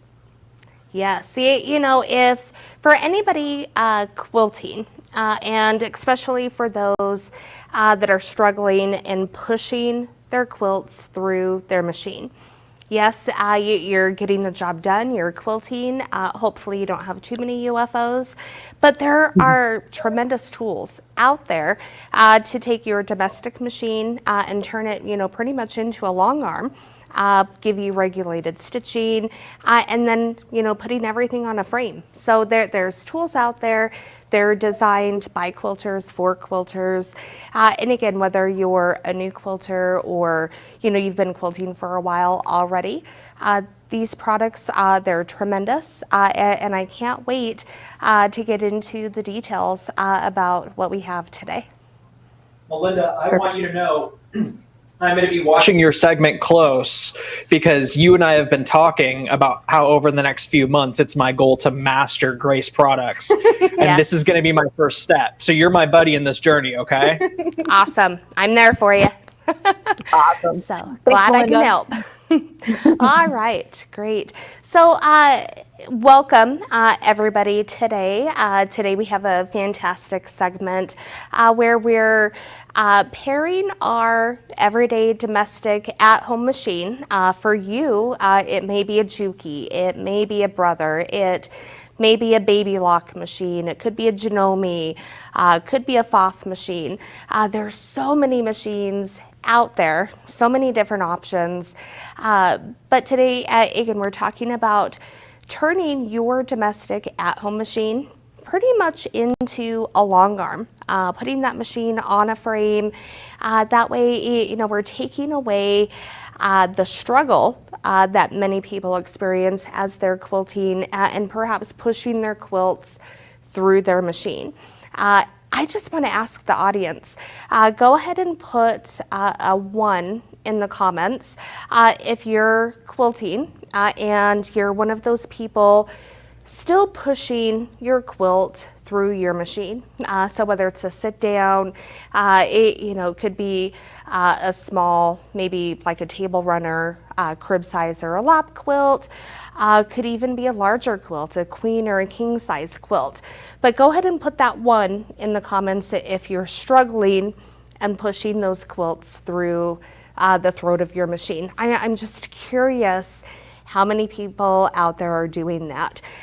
Now, I see a lot of ones coming through those comments. Now, I know many of you tune in to these events with Sewing Parts Online. A lot of you know I myself, I'm a newer quilter. I, however, could not imagine struggling and pushing a large quilt through the throat of a machine. And I know every machine is going to have a different size throat.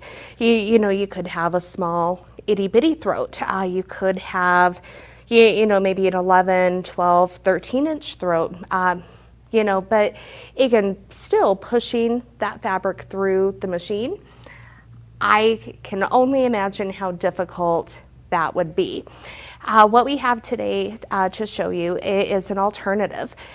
For many at-home domestic machines, you can put your machine right on our cutie frame. So behind me we have just our Juki, it's the TL 2010. It's a machine we have around here at Grace. I've used it for piecing, I've used it for a couple other things as well. But we have the Juki on our cutie frame. In addition, we have paired the Juki with our SureStitch Elite. Many of you might think, well, what is a SureStitch Elite? Hang in, keep watching, we will get there. But I want to emphasize, just the ease of putting your machine on a frame to be able to quilt. I've used this example, many times. We've probably been coloring, drawing, some sort of doodling since we've been, 3, maybe 4 years old. We are used to this motion. It's essentially paper, pen, or not paper and pen, but like pen or pencil over our paper. It's a natural motion. We've been doing it for years. When we're pushing our fabric through our machine, we are now doing this kind of a motion. So we're not, again, moving our pen or pencil, we're moving our paper. How unnatural of a motion is that? But again, that's exactly what we're doing when we're pushing our quilts through the machine. When we put our machine on a frame, we're going back to this motion. So again, our pen or pencil over our paper, or in this sense, our needle over our fabric. So again, a more natural, easier motion. We have our cutie frame today set up coincidentally on our cutie legs. I know I personally don't talk very often about the cutie legs, but the cutie legs, they're a great accessory if you have the cutie. Your standalone table, your counter, your kitchen table, your desk, those are great places to set your cutie. But the cutie legs also offer the table inserts that can be used when you're doing pantographs or any sort of tracing work, or even our plastic pattern perfect set, again, which we'll get into. The cutie legs are completely height adjustable, so you can set the height to be standing or quilting. I've joked several times before, I am height challenged, so I'm short. I'm like under 5'3". I'm short. Whoever set up the cutie with these cutie legs must have been somebody way tall, somebody like Mark, perhaps Nathan, again, substantially taller than I am. I don't think I personally would ever set the height this high, but again, you can set the height to be comfortable for you. Now with our SureStitch Elite, Normally, this particular machine would use a foot pedal. The SewStitch Elite eliminates that foot pedal, so it's going to control the speed the needle moves up and down. But not only will it control the speed, it's also going to regulate your stitches. So you can set your stitch length. Each and every stitch is going to be the same exact precise length. It won't matter how fast or how slow you're moving the machine along the frame. Each stitch will be perfect in size. Now, with our SewStitch Elite, if we go into the settings, here we can click on our machine settings, and we can actually select our machines. I don't have the full complete list, but the SewStitch Elite has great compatibility with many machines out there. So again, your Juki, your Brother, your Pfaff machines, different machines are compatible with the SewStitch Elite. The SewStitch Elite replaced our original SewStitch. If your machine is compatible with the SewStitch Elite, you'll receive any and all cords associated for like the foot pedal extension or anything like that, to accommodate your machine. The SewStitch Elite, unfortunately, it's not compatible with all machines, but again, there's a vast array of machines. And let's say you have 2, maybe 3 different machines in that compatibility list, you can use the same SewStitch Elite on all of those machines. And really it's as simple as swapping out the machine on the frame. If you had our old or our previous SewStitch, then of course that SewStitch, it was sold specifically for a machine, whether it was a Brother or a Juki or a Pfaff. Each individual machine had its own SewStitch that was programmed and compatible. So again, right out of the gate, one of the things I love about the SewStitch Elite is it's one unit. Whether you have 2, 3, 4 different machines at home that are compatible, you just need one SewStitch unit for all of those machines. So we'll go back and put our machine back on the Juki, and I've selected the model, the TL2010. We'll go back to home. Here on our home screen, we can easily select what we want our stitch length to be. So anywhere, as short as 2, up to 8. Again, we're just selecting that stitch speed. Now, my favorite feature with the SewStitch Elite, I am going to say will be the edge warning. I love this feature, especially when I'm using the Juki machine. The Juki does have a smaller throat, so we're very limited to what our quilting space will actually be. Because we're limited, again, we can only come forward so far before we hit the back of the throat on the take-up rail. So with the edge warning that's built right into the SewStitch Elite, we're able to select an area on our frame, and it could be the whole zone, it could be a specific block within our quilting area, but we can select and set a specific area that as we're stitching, as we're quilting, and we approach kind of that perimeter, this is going to beep and warn us to let us know we're about to run into the edge. So the edge meaning the back of the throat. Depending on the size of the machine, it could be the front rail. It could even just be that specific block that we've set within our quilt. So we'll go ahead, we can set that to a 1/2 inch or a full inch before we receive that additional warning. So again, great feature, especially, having kind of that shorter throat on this machine, but a wonderful feature to have. I know I'm the quilter. I'll get so focused in my stitching and quilting. Oftentimes I won't realize how close I am to one of those edges. And I often find that I'll, in a sense, crash into the take-up rail, sometimes into this front rail. Usually I'll have a few choice words when that happens because it leaves you with jagged stitching and you have to go back and unpick it, or at least I unpick it. And unpicking is probably my least favorite thing to do with sewing and quilting.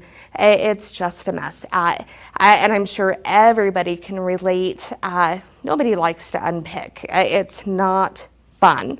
So if we go back to our home screen, go to our settings screen, we can look at the kind of the display options, so we can calibrate the touch.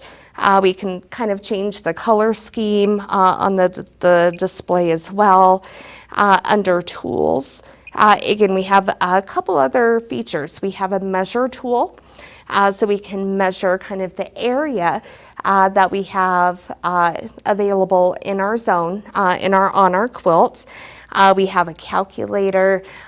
I find these tools are helpful, especially not as much now, but I know previously I would cut my fabric and I would think I would measure everything perfect and to the T. I would find once I got my fabric or my quilt sandwich onto my frame, my measurements were always off. And because my measurements were off, that would affect the quilting design that I wanted to complete on the quilt. I always had to make some sort of adjustments to accommodate my mismeasurement.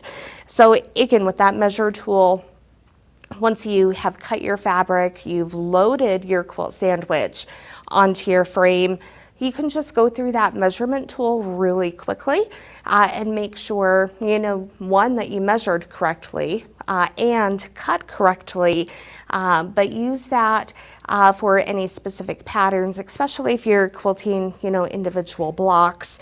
And then of course you have that calculator right there as well to do the quick math, for you. I am not always the greatest mather. So sometimes I have my moments and I surprise myself, but again, you have that wonderful calculator built right in at your fingertips, easy and ready to use for you. Melinda, yes. I just have to say, we've just popped up our summer word and it looks like you're wearing snorkels. I see. We're sorry. We did not do that on purpose. I'm sorry. I think I had the island yesterday. So I had something yesterday as well, but that's okay. I love it. It's fun. Awesome. So yes. So again, those are just kind of the basics of the SureStitch Elite. Now let's kind of get into just how easy it is to use the SureStitch Elite. There's an easy start button right on the display. As soon as we press start, that needle is going to start moving up and down. Now, I think this is a great thing, but I also think, potentially it could be a little problematic that the needle starts moving immediately. And the reason being, that needle's moving, but if you're not moving the machine very quickly, you can develop what's referred to as a bird's nest underneath the needle. Going to shows, we've had that happen quite a few times. Somebody turns it on and then, walks away and they didn't turn it off. So just be very mindful as soon as you press start. Again, that needle is going to start moving up and down. And it's up to you to go ahead and start moving the machine. So again, very simple, very easy. Start, stop right at your fingertips. Now you can still use your domestic machine on the cutie or on a table. You can still use it with the foot pedal. again, you control the speed that needle is moving up and down by how hard you're pressing on that foot pedal. But again, it's not going to regulate your stitches.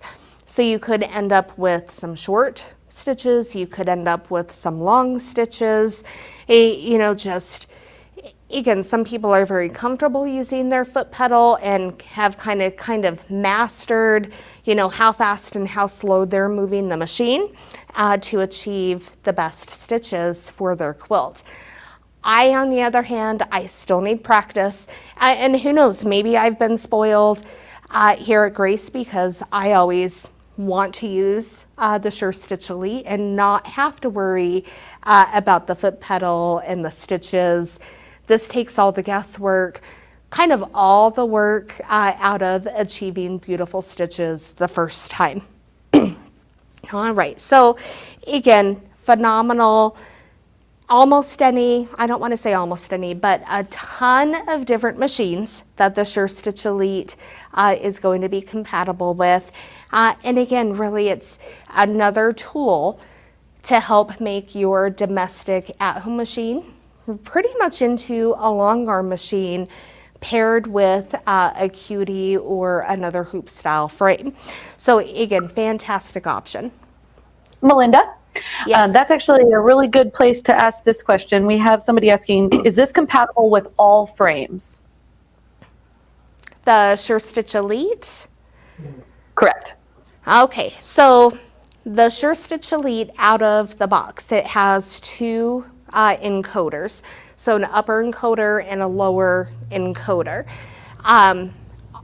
So those encoders, yes, they're compatible with all of our machines and all of our frames. And essentially, it's kind of the machine and the carriage. Now, if somebody has some other frame, potentially it may work. My fear, though, could be kind of the wheel size on their carriage may not allow the encoder to work as it should, compared to using it on one of our frames. So again, I don't want to say yes, it would work or no, it wouldn't work.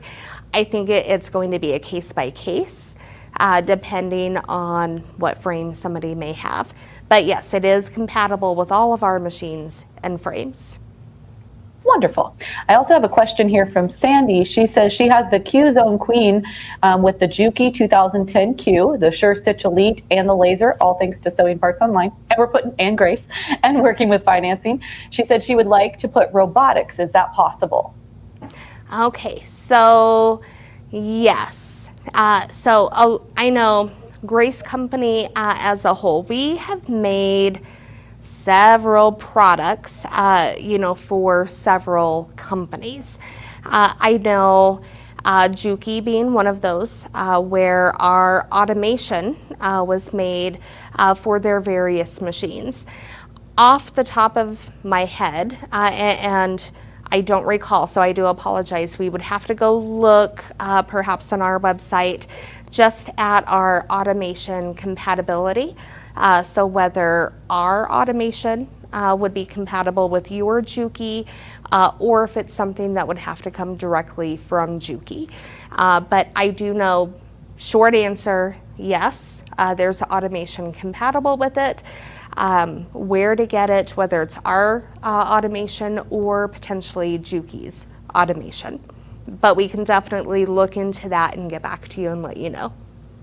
Perfect. And again, I know we've mentioned it, but you can always give our customer service a call too, and we'll do some research if it's not on our website already. But we've got resources. Between us and Grace, we'll help you out. Yes, So, yes. Lots of for resources everywhere. Yes. Yeah. All right. Any other questions up to this point, Tricia? I do have another one. This isn't a question, but it's a statement I do want to share from Mary. She said, I love me some Grace. Started with a cutie, added this stitch regulator to my machine, then bit the bullet and got the Qnique 15 Pro. Happy with my choices. Great products. So good job, Grace. Mary, I am happy for you. Our products, they're like I mentioned before, they're designed by quilters for quilters. Whether you're a new quilter, whether you're kind of a novice quilter, and the cutie especially, a total game changer.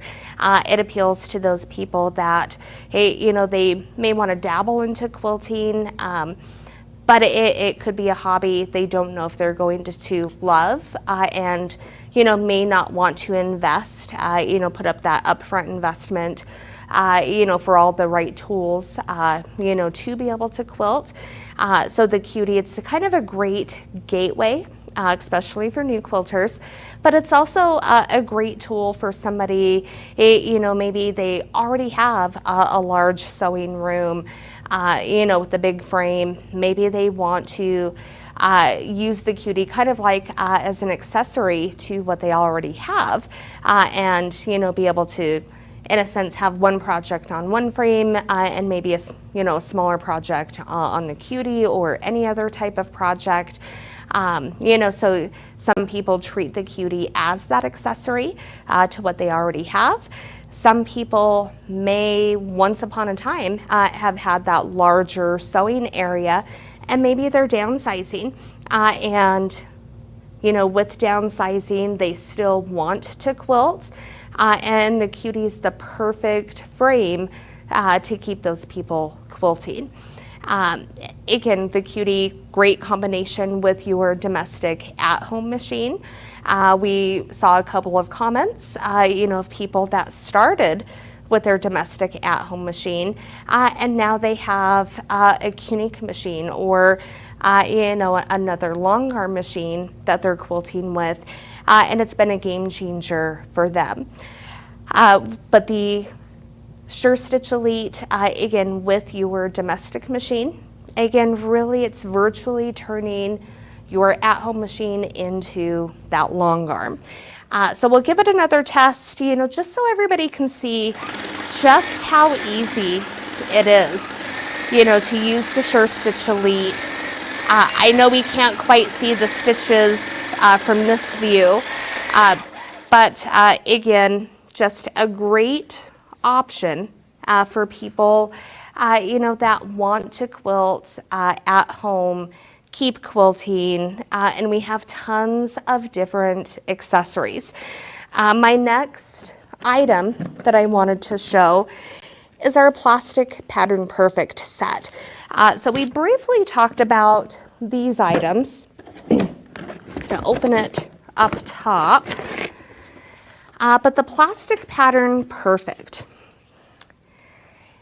you get a set of different tiles, and I know it's kind of hard to see, but there's grooves within these tiles. There's a stylus bracket with a stylus to attach to your carriage. But again, essentially, you're just following these grooves to be able to quilt a perfect pattern.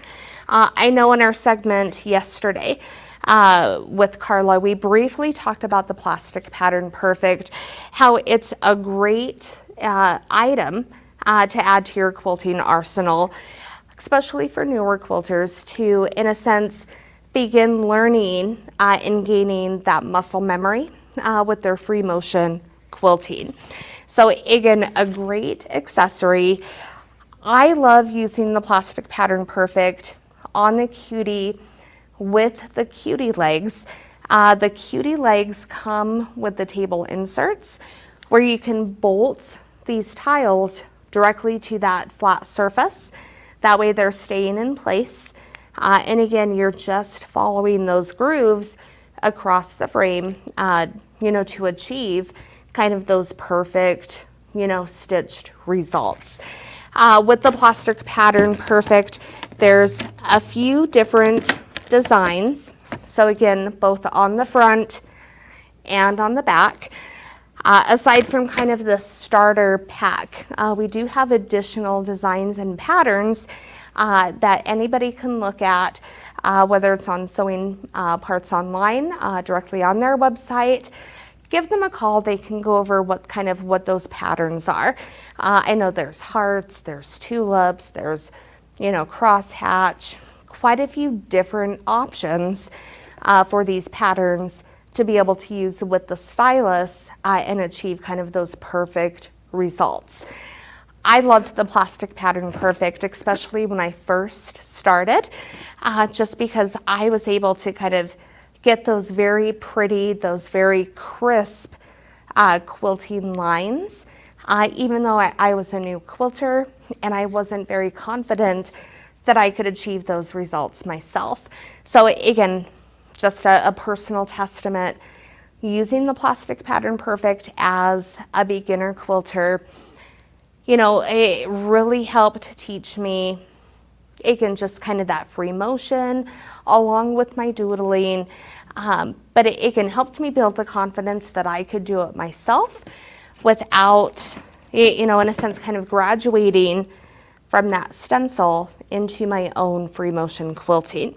So again, fantastic, you know, for yourself as a quilter. Also a great gift.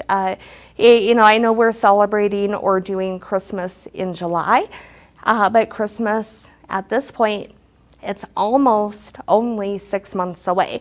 So again, you know, if you have a quilting friend or family member, you know, somebody maybe newer getting into quilting, great gift, great option, you know, to help them continue with their journey. That's wonderful, Melinda. We do have a couple more questions popping up. Okay.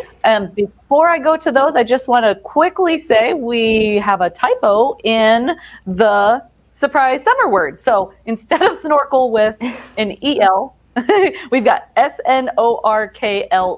So in order for it to read, our little giveaway tool, read that. So you guys need to put it in as snorkel with an LE. We're making up our own words today. You know, I do that probably every day. All right. Well, we've got a couple more questions here. Sandy's saying, would the robotics be transferable to a long arm like the 16X Elite? Okay, so yes, our automation is compatible with all of our machines and frames. Now, if the automation is set up for a machine that's not a Unique machine, but on our compatibility list, there's a potential, because there will be some differences between the kind of the computerization from between our QCT5 and then QCT5 for another machine. There may be some differences, some variances, and there may need to be a conversion kit purchased to kind of bridge and make QCT compatible from another machine to one of our Unique machines. But again, it's kind of a case by case. If you have automation for a different machine, give Sewing Parts Online a phone call, you know, explain what you have, and they can help you figure out if what you have would be compatible and work with one of our Unique machines, or vice versa. Exactly. Also, Holly is asking, is the stitch regulator in place of the speed regulator on the machine? Yes. So I know, for instance, I don't want to say all, but a lot of Berninas, for instance, kind of have that built-in stitch regulation right into the machine. I know off the top of my head, Berninas are not compatible with our SureStitch Elite, and I am thinking there's probably, you know, some sort of proprietary ship within kind of the computerization, you know, between their machines and the SureStitch Elite. But again, you know, yes, you can use the SureStitch Elite if your machine is on that compatibility list. Bernina's unfortunately not, but I do know there's also a lot of other machines that do have that built-in regulation where it would still work. So my best suggestion, take a look at the compatibility lists, you know, make sure your machine is on that list. If you have additional questions, you know, reach out to Sewing Parts Online and they can help answer those for you. Thank you. And actually that touches on the next two. Helen's asking if the SureStitch Elite stitch regulator fits the TL2000 QI. And then Sandra's wondering about the Cutie working with the Brothers Stellaire. So same thing applies, guys. If you want to just give us a call, we are more than happy to check those for you. Yes, yes, yes. All right. So, all right, wonderful. My next accessory, I'm gonna take a peek right on the side. So we have our Gracie laser. The Gracie laser is going to be compatible with your domestic machines. We have our machine laser that's going to be compatible with our Qnique machines. But a lot of people, you know, maybe the plastic pattern perfect, those tiles, maybe that's not your thing. Maybe you've kind of graduated beyond that point. Maybe you found some cute designs, you know, online that you've printed, and you want to be able to do pantographs, you know, with your domestic machine on your Cutie. And again, whether you have the legs or, you know, a tabletop, kitchen counter, desk, wherever you may have your Cutie set up, as long as you have a flat surface underneath, then yes, you can lay your design down. The Gracie laser attaches right to the carriage of your machine. And again, you're just following the pattern with the laser. Again, just you're guiding that laser from your machine. A lot of people will ask, well, is it easier to do it from the front or the rear? I've seen the laser mounted on the machine, and kind of people will follow the design from up top. The handles on the Cutie carriage, they can be removed from the front and placed in the rear of the machine. So again, lots of different options, you know, kind of for placement. And again, whether you're looking at the plastic pattern perfect, maybe you found some other designs, again, and you're wanting to do the pantographs, the sky's the limit with what you can do with these different options. So these were some of my favorite accessories.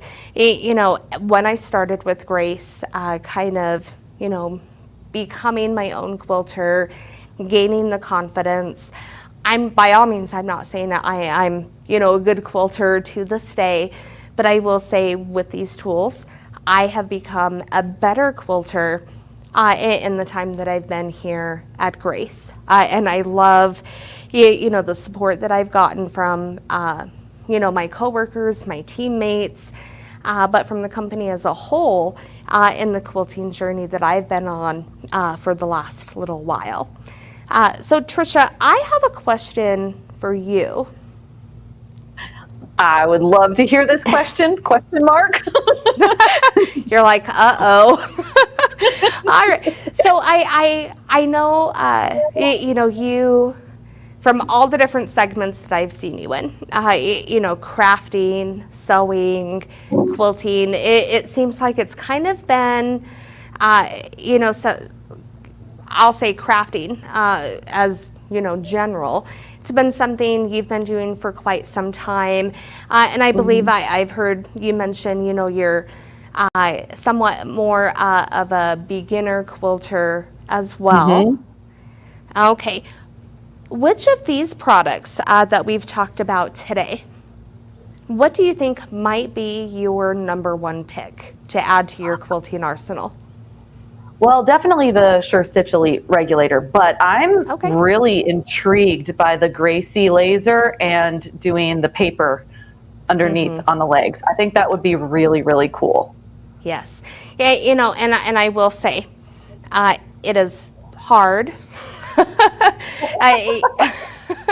You know, just following those simple lines with the laser, you know, but with quilting, I don't think it, you know, everything always has to be 100% perfect. I love, that with the laser, I call it more kind of like a guide of what you want to do, but not, set in stone, this is what you have to do. So it does give a little bit of room, I don't want to say for error, but for creativeness and, really making something kind of your own. I know in a previous segment, we talked about a quilt that you may or may not have finished. Melinda, don't call me out. Did you think I forgot? In the last segment, I was like, good, she didn't mention it. But no, I know, you guys.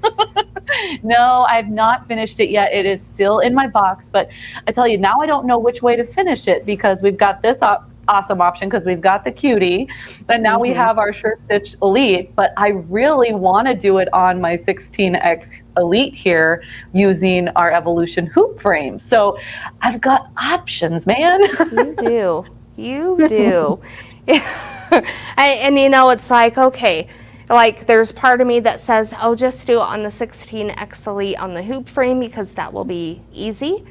But there's that part of me, start with the cutie, start with what the direction you were originally going.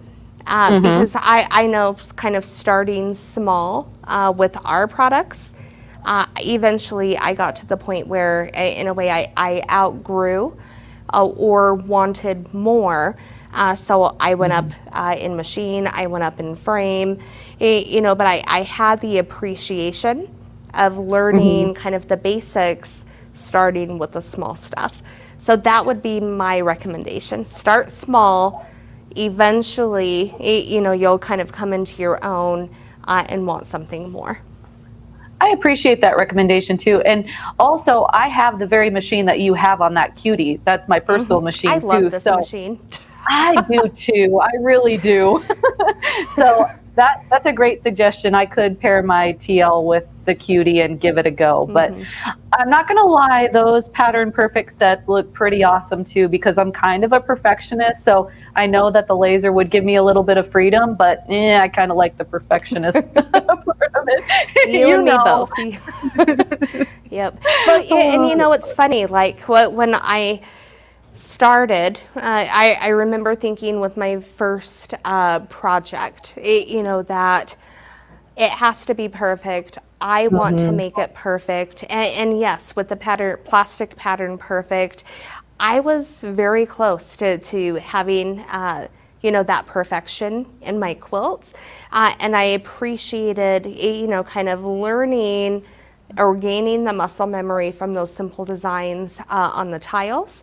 And it's, helped me kind of come into my own with my free motion. But I don't think if somebody gave me a quilt, yes, I'm going to analyze, that's just me, I'm going to analyze those stitches, but it's not that I'm looking for the perfection.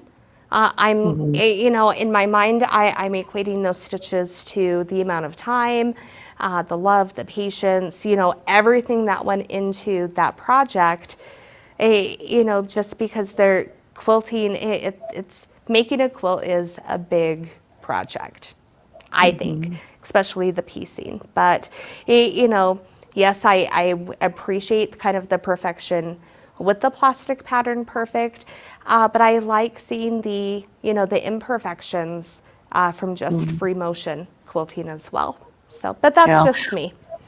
No, I agree. And it's actually, with you saying that, it kind of brings it back because my quilt, one quilt that I actually did finish, Brian is currently using, and it was one that I did push through the machine. I didn't have a frame or anything. So you can definitely see my longer stitches and my shorter stitches, but even the perfectionist in me appreciates the fact that it's finished and it was my first quilt, and I do love it for that. So yeah, there's that. But I'm very excited to keep building on the tools with quilting for sure. Oh, awesome. Awesome, awesome. All right. Well, Trisha, did you happen to see any other questions that we may have missed in the comments? I think or you maybe answered Brian? them all, Melinda. You guys did a wonderful job, so I really appreciate that. And as we had mentioned before, if we need to answer any questions, everybody can just give us a call at Sewing Parts Online, and we can answer any additional questions that you have about the SureStitch Elite or any of the goodies that Melinda showed us. So Yes. wonderful. Yeah, and I'm excited for the giveaway. Yes. Is it time to do that giveaway? Yeah. I love I love our quilters combo, and I love our thread. And every time it's like, oh, I want to win that, and then it's like, oh wait, I have it, but I want more. So yes. Yeah, and I just have to say this one here, this blue and greenish color one, I'm just very impressed with. What number is this? King of Atlantis. I love That's this. one of my favorites. That's beautiful. So thank you very much for this wonderful donation. Let's see who the lucky winner is. All right, Brian, you want to go ahead and pull up that tool? Drum roll. And we have with an LE. Here we go. Awesome, Marcia. Congratulations. You get this awesome set. Congratulations. Woohoo. The Quilters combo set and the 4-pack of thread. So I'm going to go over some fantastic pricing, and we'll see some of your other coworkers back in the next couple of days, right? Yes, yes. Tomorrow we have Jana, and then Friday we have Mark. So should be Awesome. super exciting. Well, we always love having you on, Melinda, so we'll see you on the next SewCreative Live. All right, awesome. Thanks so much, Trisha. Have a good day. See ya.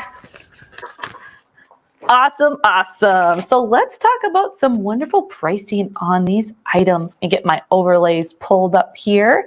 So I wanted to show the Cutie. We were focusing on the SureStitch Elite, but obviously we were talking about the Cutie as well. That Cutie tabletop frame has an MSRP of $1,199, and it is on a fabulous sale right now of $589. We actually have a sale going on all of the different frames too, so you're welcome to give us a call if you were to maybe looking at one of the Evolution hoop frames or the Continuum frames. I'll show those in just a moment. But the SureStitch Elite Stitch Regulator, that has an MSRP of $899.95. And it has a sale price of $689. And as I have noted there is financing available. So if you want to get the full setup, you can definitely do that. I've noted a couple things that I really liked about the SureStitch Elite. You've got that overspeed and edge warning, the built-in calculator. You can pair it with your domestic machine to have stitch regulation. And I put use with the Grace frame because we love Grace frames, but as Melinda had said, it's a possibility of being able to use with other machines as well.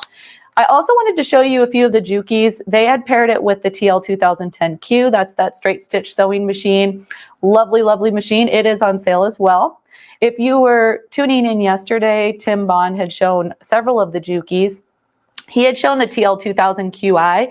That was the one that did not have the speed control or the subtension, but it was more of your beginner level semi-industrial Juki. So I had seen the question in the comments whether or not that TL2000QI would be compatible with the Cutie and the SureStitch Elite, and the answer is yes on that too. But we are showing the TL15. We've got a great sale price of $1,199 on that machine, and then we build up even more on the TL18QVP, and that also is a straight stitch machine. You may be saying, hey, those machines look similar, but with each one you get additional accessories, and then with the 18 QVP you also get the micro lift. So that is an awesome addition, and that has $1,599. And we don't have the 16. I know a lot of people were talking about the 16 machines, the 16X. So we will be showing some of those other machines later, but I kind of wanted to just give you a heads up that the Qnique machines are on sale as well. In addition to having a really great sale on just the overall price. With the purchase of any Qnique machine, you get a free 10-foot light bar right now. So I just wanted to give you a heads up on the 16 series and the 19 series and the 21X Elite. We're not going to be covering the 16X series on this SewCreative Live, but I wanted to show you this little overview if you have been looking at it or maybe saw it on a past SewCreative Live and you're now interested in it. It is on sale, but here's a quick comparison on those different options. You've got the 16X manual that has a 1700 stitches per minute. This one does not have the edge warning, but you will get that as you bump up on the machines. It does have the manual stitch mode, and then you get the Q manual speed display up on the front of the machine where it starts highlighting in color as you're moving. So there's not stitch regulation with the 16X manual machine. Where the stitch regulation does come in is on the 16X model. That also has 1700 stitches per minute. You do have the buzzer and light edge warning, and you get the 4 stitch modes, which is the manual, cruise, precise, and based, and you get the 2.4 full color touchscreen on that model. Then you've got your 16X Elite, so you get that beautiful 7-inch Elite screen display, and you also get the 4 different modes. You also have the edge warning as well as the actually increase in your stitches per minute. So also the 19X machine is on sale. So that normally has an MSRP of $7,299 and it's on sale for $6,499. And with the purchase of any Qnique machine, you get that free 10-foot light bar. And as you all know, the price displayed on the screen here is not the best that we can do. You can give us a call and we can do special event pricing. We also have a 19X Elite. You're going to get that 19 inches of throat space and all those other goodies as well. So I've actually got another comparison chart to show you some of the details on the 19X series as well as the 21X. But just again, keep in mind that with any purchase of the Qnique machines, you can get that free 10-foot light bar. We do also have the 21X Elite. So you're going to get the 21-inch throat space, and that has an MSRP of $9,499.95, and that has a sale price of $8,499. And let's take a look at that little comparison chart really quickly. So we've got the two 19X machines and then the 21X. So the 19X, as I mentioned, you get the 19 inches of throat space. You get 2,000 stitches per minute. You've got the 2.4-inch touchscreen, and then you've got some other handy dandy little accessories on there, the adjustable comfort grip handles, your built-in bobbin winder, those large M-style bobbins, so you're not changing out your thread as frequently, and you get the lovely edge warning. The 19X Elite, again, comes with the pretty screen. You got the 7-inch full color screen, 2,600 stitches per minute, and then building on those additional accessories like the ergonomic extendable handles, the repositioning hopping foot, which is awesome. You get the built-in bobbin winder and, again, edge warning. So as you can see, the main difference as you're moving up in machine is you get that much larger throat space with each one. Just a quick note, if you're looking at the Cutie frame, the Cutie frame can accommodate a machine up to 19 inches of throat space. So you could use that Cutie frame and get one of the 16X machines or the 19X machines and maybe move up in frame as you can or as you have space. So just another thing to think about. We also have the 21X Elite. You've got 2,600 stitches per minute on that one, the beautiful 7-inch full touchscreen, and then also you get the built-in bobbin winder, the built-in stitch regulator and counter, edge warning, but you also get the magnifying glass set. So awesome, awesome. We also have the frame sale. So if you're pairing it with a frame, as I'd mentioned, that Cutie frame is on sale, like a drastic discount at $589. We also have a couple of other hoop style frames. So the next one over, you have the Q Zone hoop frame. That normally is $1,699.95. And we've got a sale price of the $989. Another hoop style is you've got the Evolution hoop frame right below that. That normally is $2,699.95. That has a sale price of $1,999. Just to note, though, that can convert into a rolling rail system. So as Melinda had said, if you tuned into the spring social, we were talking about how this one is pretty darn awesome because you can start with the hoop style, but then you can build it up to a rail style and convert it. So you can get exactly what you need. And that can actually be changed to multiple feet too, I believe 8, 10, and 12. And then we've got a few of the railing or the rolling rail systems. So you've got your Q-zone queen frame on the upper top right, and that normally is $1,899.95, and that's on sale for $1,199. As you can see, these sale prices are crazy. So if you've been looking at a frame, now is definitely the time to do that. We also have the Continuum 2 frames. We've got normally a $2,999.95 price tag, but we have a sale price of $2,199.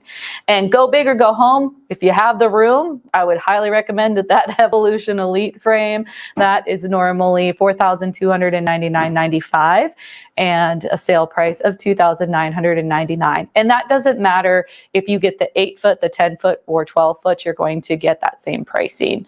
I know automation was talked about a little bit too, so I just want to give you a heads up that the automation is currently on sale as well. It's 15% off. So you have an MSRP of $4,999.95 with a sale price of $4,249.96 on the Quilter's Creative Touch 5 beginning software.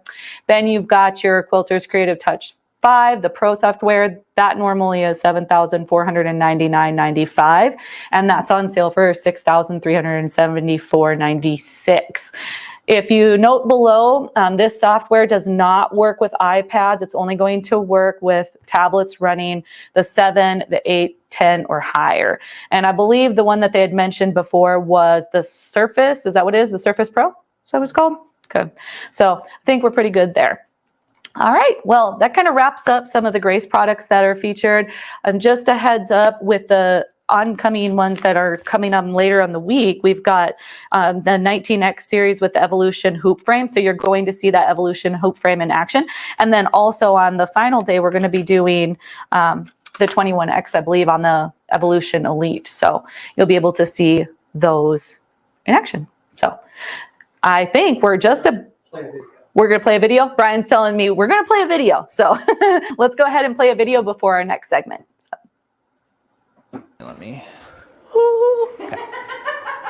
Hey sewing friends, welcome back to our channel. In today's video, we are unboxing and reviewing the Juki HCL F400, a computerized quilting and sewing machine that's designed to make professional quilts, home decor, garments, crafts, anything a diehard sewist wants to make. It can sew through the thickest denim and the thinnest silk chiffon. It's a truly versatile sewing machine. And for the price point, it's a really good bang for your buck. We're excited to show you all of the features and the capabilities that the Juki HCL F400 has to offer. So let's get started. Here's the Juki HCL F400 in all its glory. As you can see, it comes with a variety of accessories, including this industrial automatic buttonhole foot, which I think is one of the coolest things about this machine, but we'll talk more about that later. In addition to the buttonhole foot, it comes with a manual buttonhole foot, overcasting foot, blind stitch foot, zipper foot, standard foot, walking foot and quilt guide, patchwork foot, quilting foot, bobbins, a T-shaped screwdriver, a lint brush, needles, a twin needle, small, medium, and large spool caps, an auxiliary spool pin for twin needle sewing, a knee lifting lever, foot controller, and power cord. That's a lot of tools to help you get started with your sewing projects. This machine has 157 stitches, and one of the coolest things about the Juki HCL F400 is the direct stitch pattern selection. With this feature, you can preset your favorite most used stitches to the onboard number pad. It's like a speed dial for your everyday stitches. Another great feature is the knee lift lever, which is essential for efficient quilting. This allows you to keep both hands on your quilt while using your knee to lift the presser foot. Trust us, you will never go back to quilting without one again. One of the coolest features of this machine that's unique to Juki specifically is the box feeding system. This means that instead of moving in an elliptical motion, your feed dogs move in a box, which means more consistent feeding and precision. Plus, with the option to lower your feed dogs, you're able to do free motion sewing without having to install a specialized needle or darning plate. The Juki HCL F400 also has a presser foot pressure dial, which means you can adjust the force exerted on your fabric. It's super helpful when you're trying to feed something really thick under your presser foot. Just the other day, I was making a pot holder and I could not for the life of me get it under my presser foot. If only I had had a presser foot pressure dial, I probably wouldn't have had any headache at all. Now, we had talked earlier about the buttonhole foot for this machine being really unique, and it truly is. So with this automatic buttonhole foot, you actually plug it into your machine and it senses the exact size of the button and sews a precise buttonhole for you. There really isn't a lot of buttonhole feet like it. The HCL F400 also has convenient push button controls that make it easy to trim thread between stitches, raise or drop your needle or presser foot, and control the speed you're sewing at right in front of the machine. If you've never owned a sewing machine with an automatic thread trimmer, it is the coolest thing in the world. This machine also comes with a dual action foot control. When you press it forward, your machine sews, and when you press it backward, it trims your thread for you. If you're not a reader like me, Juki includes an instructional DVD, so you don't have to read the manual. I'm pretty clumsy, so I think it's really cool that this sewing machine also comes with a hardcover, and the hardcover has storage, so you can put your foot control, your manual, your accessories, all of that good stuff in it. An optional accessory for the sewing machine that I think is really cool is the wide table. I have one for my sewing machine and it's really helpful when I'm working on larger projects. In terms of specifications, the Juki HCL F400 has a top loading bobbin, a max stitch length of 5mm, max stitch width of 7mm, 900 stitches per minute, and an automatic thread tension control. The dimensions of the sewing machine are 17.5 inches long, 11.25 inches tall, and 8.25 inches deep, and the machine weighs about 21.6 pounds. Overall, we're extremely impressed with the Juki HCL F400. It's a heavy-duty sewing machine that's packed with capabilities and features for a pretty decent price. If you enjoyed this sewing machine review, make sure to like this video, comment down below, and subscribe. Who knows, maybe we'll do more sewing machine unboxings in the future. See you later. Perfect. You want to try it one more time and actually slide? I feel like I'm gonna throw up. Are you okay? Is it just because it's too hot? I don't know. I'm fine. Let's keep going. We'll do it live. Everything that goes into producing a video, right? I just have to say, I have to give Brian a shout out on that. That was his very first video and he did such an excellent job. So yay, Brian. You're welcome. Good job. So we are just about ready to start our next segment, but we want to show what the giveaway is going to be at the end of Stacy's segment. So Brian, do you want to go ahead and pull that up on the website? We are going... Because it's not, oh, there we go. It's not loading. It wasn't loading. So for the next giveaway at the end, we are going to do the Sew Steady large extension table, 18 by 24. This is one of the acrylic tables. So Stacy's actually going to be showing you this table. And in addition to that, we're going to be doing the circles and straights tool and mat. It's one of the accessories. And we'll also talk about some of the accessories available through Sew Steady. So fabulous, fabulous prize that was donated by Sew Steady and Stacy. So thank you for that, Stacy. And I do want to touch on claiming your prize. So anybody that has already been selected for a prize, let's just touch on what you need to do in order to claim your prize. Just go to our link tree, which is the linktree/sewing parts online. Click claim your prize, fill out that form and submit. And also you can go to our event page, which is Sewing Parts Online /SewCreative Live. There's a little giveaway form that you can fill out and then we will get that sent to you. It's going to take about 1 to 2 weeks to get all of the giveaways sent out just because we have 5 full days of giveaways. So do we also want to talk a little bit about the side giveaway? Sure, go ahead, because we only have an hour left. We only have an hour left, yeah, because it's already 2 o'clock. So guys, as a little thank you, anybody that calls in to place an order, you are automatically going to be entered into a side giveaway. So today that side giveaway is the luminous light bar. If I can find my little overlay, there you are. So this is a 10-foot luminous light bar. It is adjustable. It has LED lighting, so it's nice and cool. You have 2,150 lumens per light strip, so it's nice and bright. Perfect for your sewing station, your craft table, puzzle station, whatever you're going to be doing. So awesome, awesome price that was donated by Grace. So thank you again, Grace, for all the awesome things that you've donated. So I think that about covers it, other than the fact that if you guys feel so willing, please like, comment, share. We love all the interaction, and the more that we can get this out, the more lovely friends that we can have join us. So we are really enjoying everybody's comments today.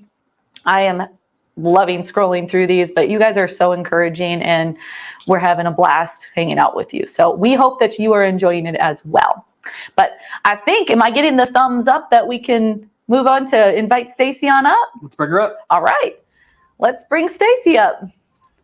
Hi guys, Stacy was so steady. I made it. Hey, life happens. It is what it is. Well, I appreciate it. So we're going to talk about a lot of stuff today. We're going to start with our, what I like to call our wish table, which is the wishes of all of our quilters out there. And then we're going to head into the basic table, and you're going to see that prize that you might be winning today. And then finally, we're going to show off a bunch of accessories. So I'm super excited. Should we get started? Let's get started. Okay, sounds great. Okay, so this is our So Steady Wish table. And like I said, I'm going to bring this a little bit closer so you can get a really good feel for all of these amazing features that I'm going to be showing off to you. So our So Steady Wish table is the table that kind of has all of our bells and whistles. So when probably almost, well, I'm going to say almost 10 years ago now, we had owned So Steady for about 3 years at that time, because we've owned it for about 13 years now. And we had a bunch of customers coming to us and saying, we love your tables, but we would love to see some other things with them. So it started off with things like, we'd love to have beveled edges on all 3 sides of the table, which a lot of quilters love that, because when they're doing bigger projects, the fabric's going to be flowing off that table and you want it to be able to flow on easier. So that was one feature we added to this table that isn't on all the others. It's got 3 beveled edges. So the front, the back, and the side there. In addition to that, we added the amazing drawer feature here.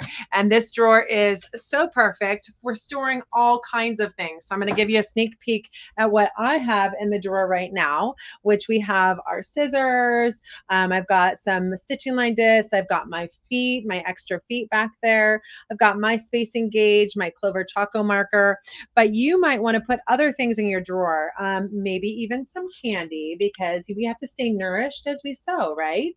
So our So Steady drawer is another feature that a lot of customers really, really wanted to have. They love this table because they love the opportunity to be able to store all kinds of goodies in this drawer, but being able to have them all compartmentalized so you can have a little spot for your feet and that sort of thing was a huge feature. So that's something that we added to this table.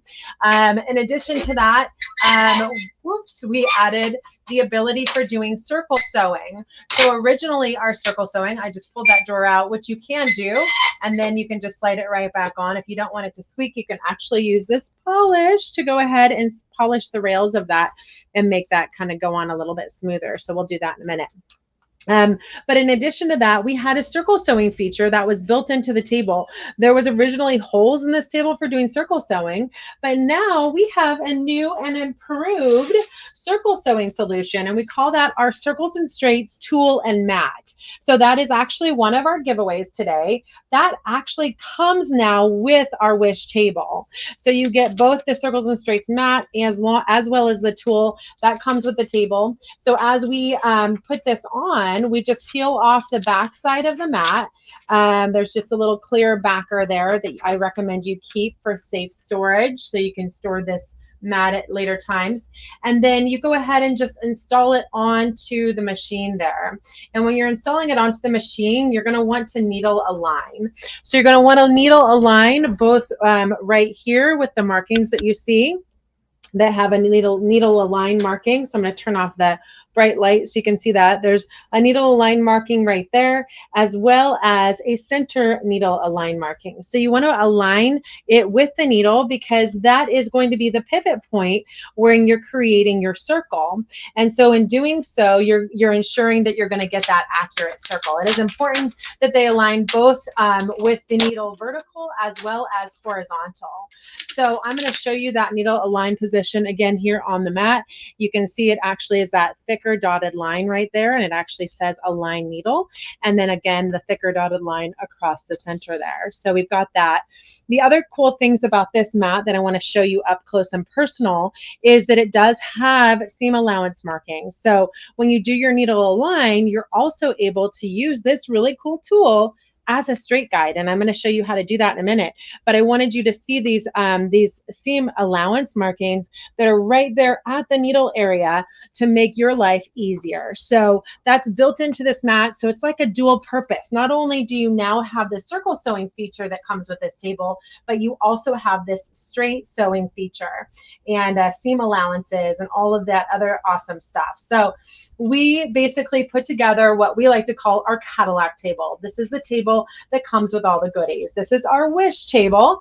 And this is the table that we definitely want everyone to see and know is a possibility for them to have. So in addition to the circles and straights tool and mat that allows you to do circle sewing, that allows you to move this tool to any point on this mat and basically be able to create that size of circle. And that's what all of these numbers and dots represent, is this measurements, the circle diameter that you're going to create. So you're able to create very accurate circles from 2 inches all the way up to 30 inches, guys. That's pretty incredible. And that's something that's just built into this mat here. So the question becomes, is this something that I can get without the wish table? And that's yes.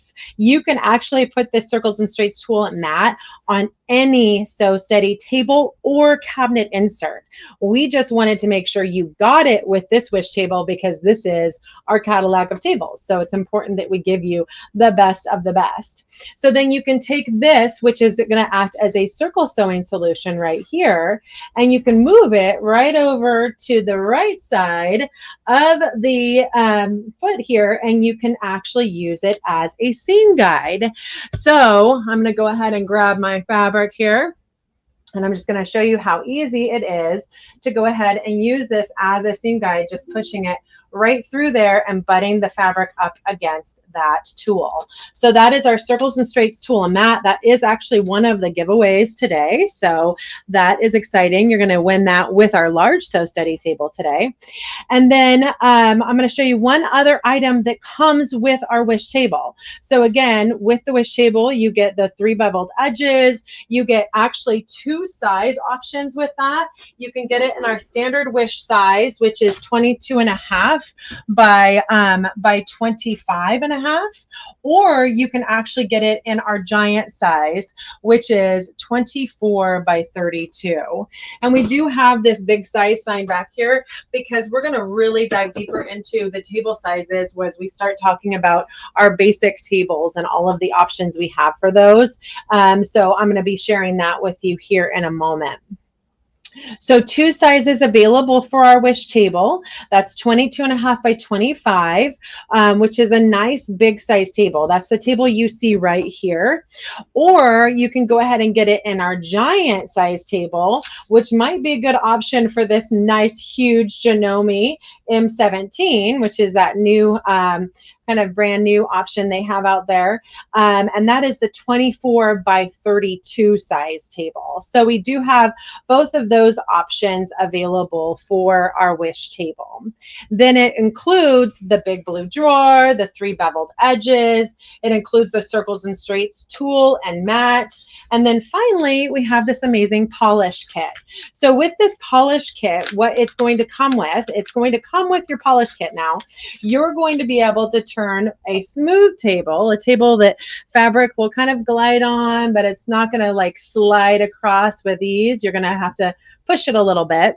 You're going to turn it into a gliding surface, something that is super slick, that your fabric, you're going to want to like put the brakes on as it's going across the table, because it is going to move very well across this table now, and you're going to almost have to slow it down. So I'm just going to dab a little bit of this polish. It just comes in this neat little tube, and I'm just going to dab a little bit of this polish onto the table, and then I'm just going to wipe off. And you can go ahead and use the other side just to make sure you get all of the residue off. But it really, this is not going to affect any fabric. You're just going to use this cloth to wipe it off really good, and then you're going to find that this really helps in getting that that table and even your sewing surface. People are known to use this just to put it right on the bed of their machine, as well as they're kind of polishing it up. And you can see I'm just polishing right over the Circles and Straights mat, which again, I highly recommend. In fact, I would recommend polishing the table with the mat on as opposed to before you put the mat on, because once it's polished, sometimes this glider here doesn't even stick as well because it's so slick. So now I'm going to show you, which this polish kit also is sold separately, and you can purchase this separately for any Sew Steady table or cabinet insert as well. But I'm going to show you how easy it is now to have your fabric just freely move across that. You see, I'm just kind of pushing it with one finger and it's flying. So that's one thing that we actually include with our Wish table now is the polish kit. So we're calling this our Wish 2.0, and this is really kind of the best of the best that we have for our Sew Steady tables here at Sew Steady. And so now what I want to do is I actually am excited to kind of take you through the process of how we install a Sew Steady table. And so I wanted to start with the Wish just so I could get through and show you all of the amazing bells and features on this. And then I was going to go ahead and take you through the process of what it's like when you actually get this and you're installing it onto your machine for the first time. And then we'll go through some of the different size options available. And you can pick which table is going to work best for you, or you can just cross your fingers that you're the lucky winner of that amazing large Sew Steady table. So let's go ahead and dive into showing you the process of how we would go ahead and install a Sew Steady large table. So first I'm going to go ahead and remove this table from the machine. And in order to do that, I'm going to go ahead and remove my Circles and Straights mat. And I have my clear backer here that I peeled off. And so I'm just going to go ahead and see, that's just flying right off the table now because of the amazing polish that we put on. Now I'm just going to put this right back onto the backer. Here we go. And so we've got that ready for safe storage. And I'm just going to go ahead and set these cool accessories aside. Again, all of those accessories that come with the Wish table, you can purchase separately. So that is really cool. And now I'm going to go ahead and remove the table. So what's really neat about all of our Sew Steady tables is they are cut within 1/16 of an inch of the edge of your machine. So we have over 3,000 different designs in our software program that are going to fit your specific model. So when you order and you're questioning, oh, I don't think I can get that. I have a real old Foth, or I have an old Singer. The answer is yes, we most likely have that design. We have been designing tables for the last 20 plus years, and we do have the cutout for pretty much every single machine on the market. And of course, the brand new machines too. So what I'm going to do now is I'm just going to go ahead and pull this off. But because it's cut out so perfectly, you see how steady this is on this machine. This isn't going anywhere. In fact, when I'm sewing, you know, we can get a little bit of movement when we're sewing. We're pushing big things through. But when you're sewing, you really don't want your table moving around on you. And so having this table that fits so perfectly around the contours of that machine and sits at that flat sewing surface is super important. Okay, so now I'm removing our Wish table, and we showed you all of those amazing features, and I'm going to go ahead and install the Sew Steady large table. So I have this amazing travel bag, and this travel bag has all kinds of awesome storage, guys. So I'm going to show you the bag, and I'm going to show you the cool storage features that we have in it, and you're going to want a travel bag too, because it's just so handy. So let's go ahead and pull this up, and ta-da! Here is our Sew Steady travel bag. Look how amazing this is. So this travel bag you can actually get in 4 different sizes now. You can get this to fit a Sew Steady Junior or Versa table, which basically is going to accommodate like 11 by 15 to a 13 by 16. I think the overall size of that bag is a 14 by 17 size. So our Sew Steady Versa table fits perfect in it, and our Junior table fits perfect in it. We have a large or a elevate bag that is our 20 by 26 bag that fits our large table perfectly. And then we have our 26 by 26 bag, which fits our standard wish size table and our big size table perfectly. So you can see that this bag is awesome for all of those things. And now, before I actually unveil the amazing table that's inside here and all of these awesome accessories, what I want to do is I actually want to go ahead and I want to show you all of those sizes, because I promised that we are going to talk about all of the amazing table sizes that we have available here at SewCreative. So this is our table size sign, and this table size sign is showing you all of the table sizes that we have available for you. And again, you can get these tables for any make and model of machine. Now, would I recommend a junior table for this Janome, or is it even possible to put a junior table on this Janome? Probably not, because this is such a big flatbed machine. We would definitely not recommend a junior, and that has a lot to do with the fact that in order to protect the integrity of the table, we do require that we need a minimum of 2 inches on every edge to be able to have a good sized table. And it's really not going to benefit you to just put a junior table on here. So we do think that the first step in choosing which table is best for you is to go ahead and kind of get an idea of what size of machine you're working with. What's your throat size? And then from there to identify, what are the projects you're wanting to do? Do you typically do bigger projects like quilts and that sort of thing? And if so, are you wanting to be able to go ahead and finish them, maybe bind them or quilt them on your domestic machine? And if that's the case, then you're probably going to want a little bigger table. So again, it's really, really handy sometimes though if you can go into your local shop and be able to kind of take this table size sign, which most of our dealers have, and be able to find your machine in that shop and identify what is this table going to look like on my machine. Or you can measure it out at home too and get a good idea of that. But basically what we have available is we have our basic tables in the following sizes. Our junior, which is 11.5 by 15. We have our large, which is 18 by 24. We have our big, which is right here, this big blue line. This is 24 by 24. We have our wish, which we talked about earlier. So the wish is a little bit longer, so it's going to hold up more things to the left here. And it's 22.5 by 25. So it's not quite as deep as the big, but it's got a little bit more length to the left. And then we have our Versa, which I don't know that we're going to have a chance to talk a lot about today, but that is our modular table. And that goes up to 27 inches in length. And our Giant is another basic table, and that's the 24 by 32. So again, when we talk about our basic tables, we're identifying what's your machine like, that we're putting this on. Is it a big machine or is it a smaller machine? And then we're identifying what do you like to do the most? Are you making smaller projects like maybe baby quilts or bags? If you're doing, or table toppers, if you're doing smaller projects, then you're probably going to be okay with just like a standard 18 by 24. But as you get into the bigger projects or you have bigger sewing area space that you can use, going up to that 24 by 32, a lot of customers are really happy with, especially on these bigger machines like this. So those are your table sizes available. Today we are giving away and we're showing off the 18 by 24. That, guys, is our best-selling table.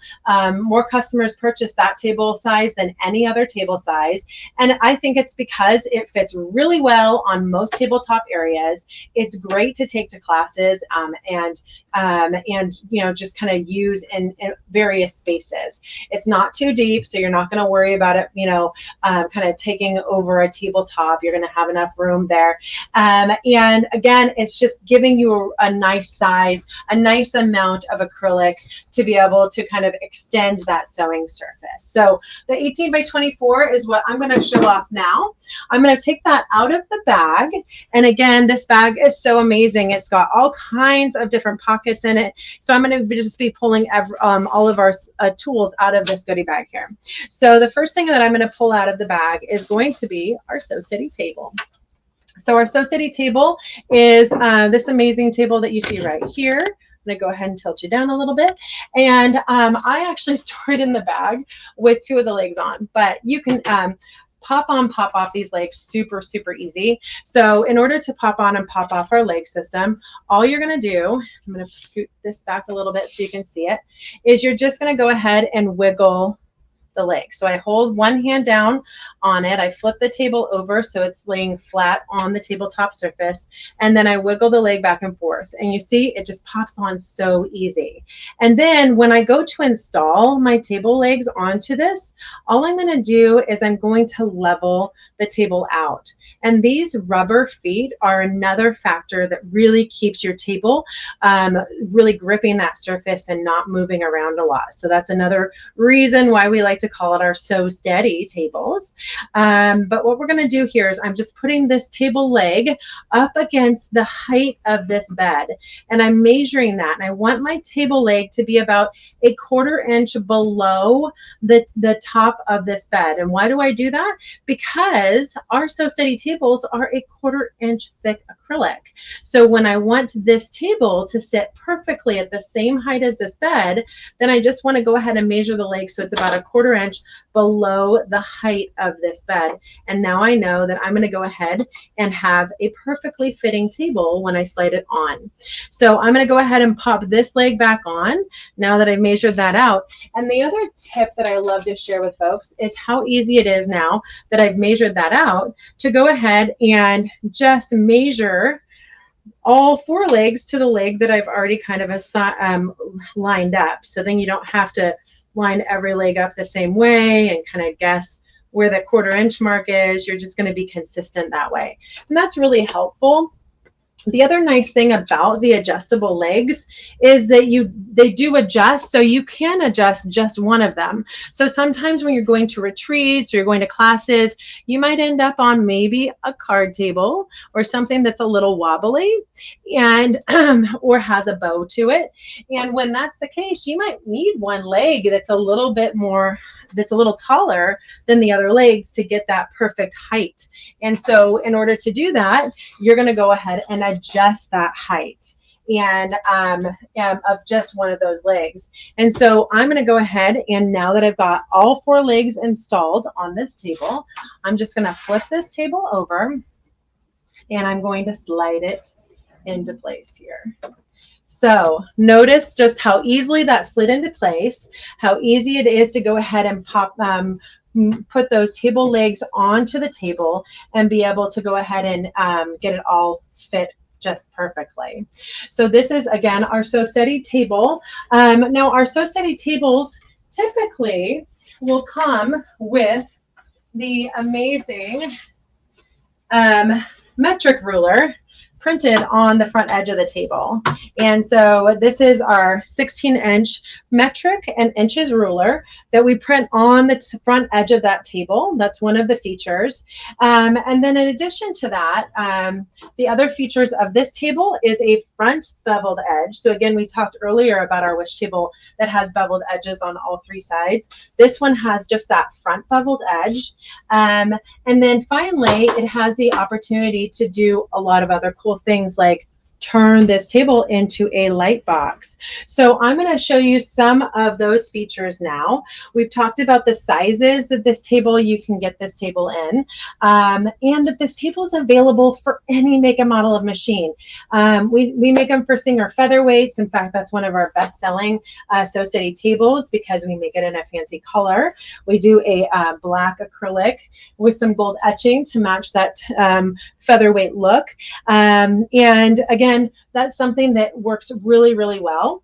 And then you have the ability to go ahead and put this on multiple sewing machines in your sewing room. Now, this Sew Steady table is designed to fit specific machines though. So we have a lot of customers that have accumulated 5+ sewing tables, Sew Steady tables through the years to go with every single machine they have. Why? Because they don't want to sew without a Sew Steady, which we love to hear, but it's something that we do hear often. Once customers have one and they have the experience of sewing with a Sew Steady, they don't want to sew without it.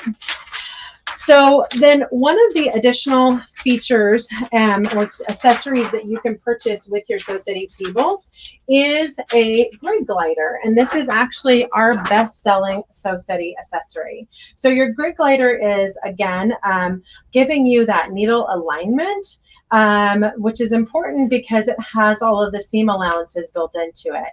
So you're able to go ahead and just put this right onto the tabletop surface. Now this is made of a polyester material, and it's got what we like to call microsection technology. So it's kind of sticking onto the table with more of a microsection.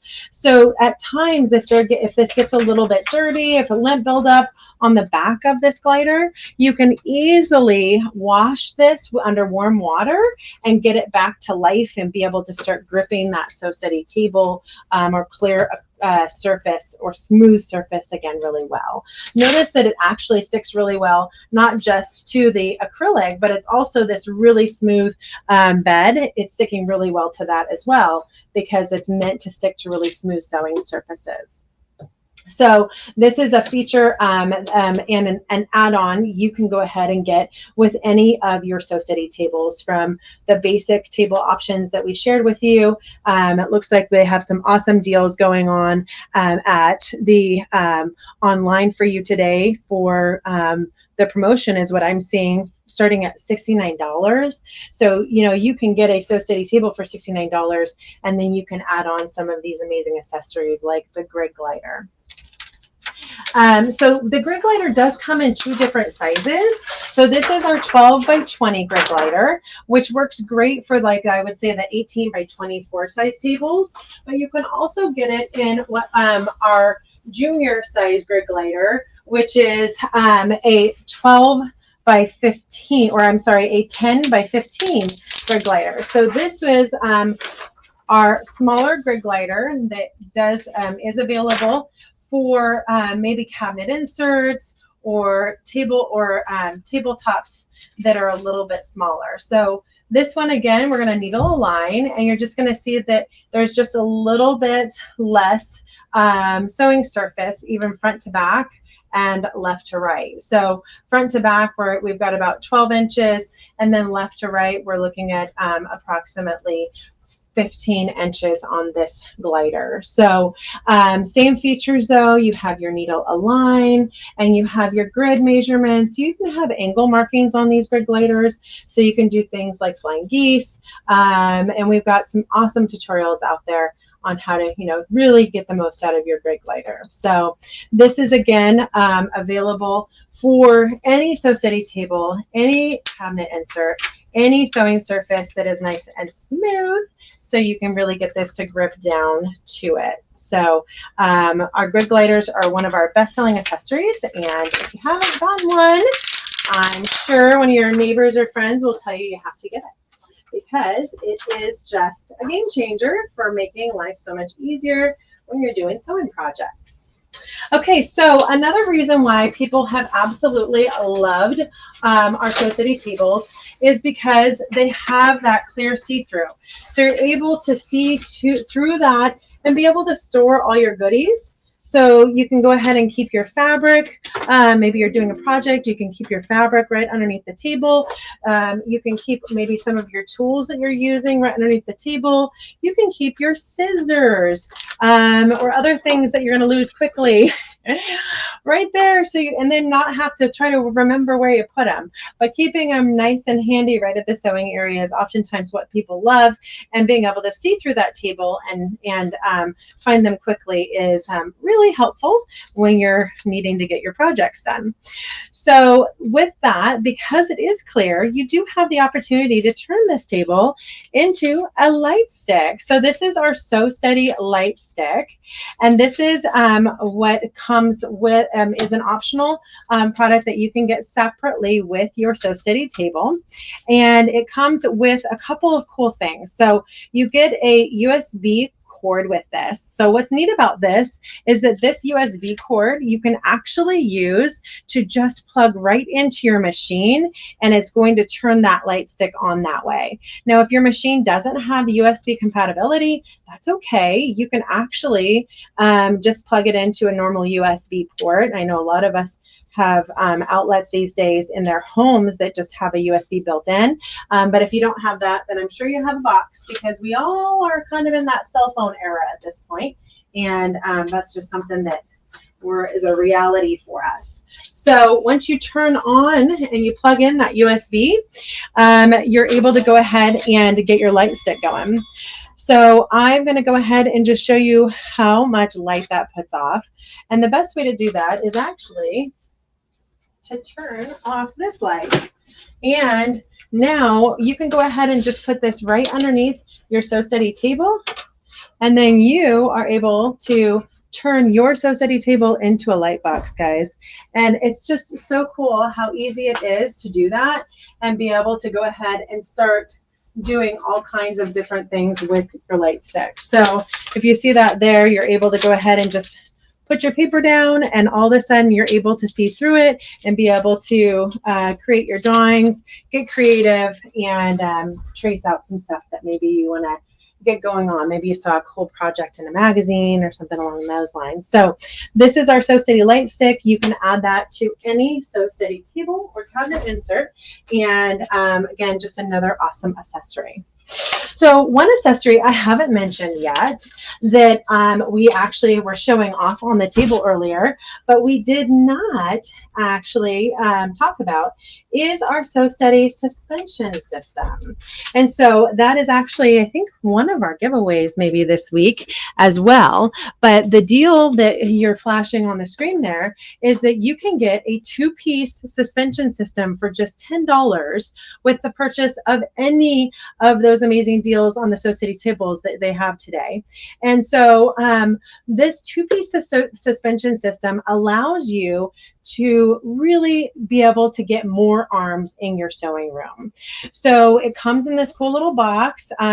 If you order it with your Sew Steady table, it's just going to actually come in your table box, so you don't have to worry about paying extra shipping or anything like that. And what you're going to get is these 2 awesome arms. So these 2 arms are going to help you in holding up projects in your sewing room. So I'm going to go ahead and lift that camera up so you can see the options for this. So these arms actually clamp up to 3 inches. So you have the ability to easily move that clamp and fit it to any tabletop surface. And so when I'm doing my projects, I'm doing maybe a lap size quilt or something like that, I'm going to actually clamp it to the tabletop area as opposed to clamping it to my Sew Steady table. But the option is that you can clamp it to your Sew Steady table, which is why we were so excited about this solution, because we love tools that work with our tables. And this is so safe. You can actually clamp it to any acrylic surface because it's got these rubber grips in here. So you're not going to hurt your table if you clamp this right to it. And you're able to do all kinds of cool things. In fact, in addition to working on my t-shirt quilt, which I couldn't do as a quilt as you go because I needed to be able to piece it all together first and then quilt it, I was able to go ahead and use this system really, really easily. And all I did was actually just move these arms out a little bit because it was like a lap size quilt. And then I gripped the edges of that project, and I was able to use my Sew Steady table to quilt my entire t-shirt quilt. So this is just an example of one of those options, but this is a larger fabric. This is I would say like a 44 by 60 size project here, fabric. And I'm just going to go ahead and put it through the machine. And now what you can see is I'm using this this little tube here that has a gripping surface on it, and I'm just going to kind of put my fabric around that, and then I'm gripping it right there. And then I'm going to go ahead and take one more tube, and I'm going to put it on the back side, and I'm going to grip my fabric right there. And now I have got my Sew Steady extension table set up to be able to use for quilting my project. And it's a bigger project, but it's that simple. It's got these flexible arms that allow you to kind of keep that elevated out of the way. You can move those arms further away from your machine the bigger the project you get, and you can add arms. But that is our super deal of the next couple of months is any Sew Steady table you purchase, you can get a two-piece, two-arm set for just $10, regularly $49. So that is a super deal with the purchase of a Sew Steady table. And then once you have that, you're able to go ahead and just quilt that zone. Look how much quilting I can get done in this area. And then you can go ahead and just easily adjust the fabric and position it to the next spot. So these arms are awesome for quilting. They're awesome for embroidery projects. Anytime you're doing embroidery, guys, you're gonna wanna keep fabric out of the feel of that embroidery hoop. And in order to do that, you're gonna want to go ahead and have something that's gonna help you keep it out of that area. And the two-arm suspension is awesome for that too. So you may not be using a Sew Steady table in that scenario, even though we actually do make tables for machines with embroidery. But most likely you're going to go ahead and want to have something that's going to help you keep that fabric out of the way of that hoop for embroidery as well. So our two-arm suspension system, again, is a super sale through the next couple months, $10 with the purchase of any Sew Steady table. So now that we've shared with you some of those amazing accessories, I thought that it might be a good time to show you how you can use that circle sewing mat to do some circle sewing. So I have a project here that I was going to go ahead and get going for you, and I thought we could go ahead and show you how easy it is, because that's something that you're going to be getting with your large table if you're the lucky winner today. And if you so choose to purchase a wish table, then it's going to come with your Sew Steady wish table as well. So let's go ahead and get this mat onto our Sew Steady table, and I'm going to go ahead, and this is again our Circles and Straights tool and mat for our for this Janome machine. And I don't know if you noticed, but this is a big Janome machine. This has got a arm. Actually, this should tell us the length of this arm here, but this arm is, I believe, approximately a depth of around 11 inches. So we've got a lot of room to work with here, but oftentimes, because our goal with our tables is always to wrap the entire machine, you're going to see a large 18 by 24 table kind of consumed by the bed, if you will. So there's only approximately about 6 inches of acrylic off to the edge of this table or this machine, because the bed is so long, and this is an overall length of 24 inches, but the bed's so long that so much of that is just within this area right here, this 18 inches of sewing space.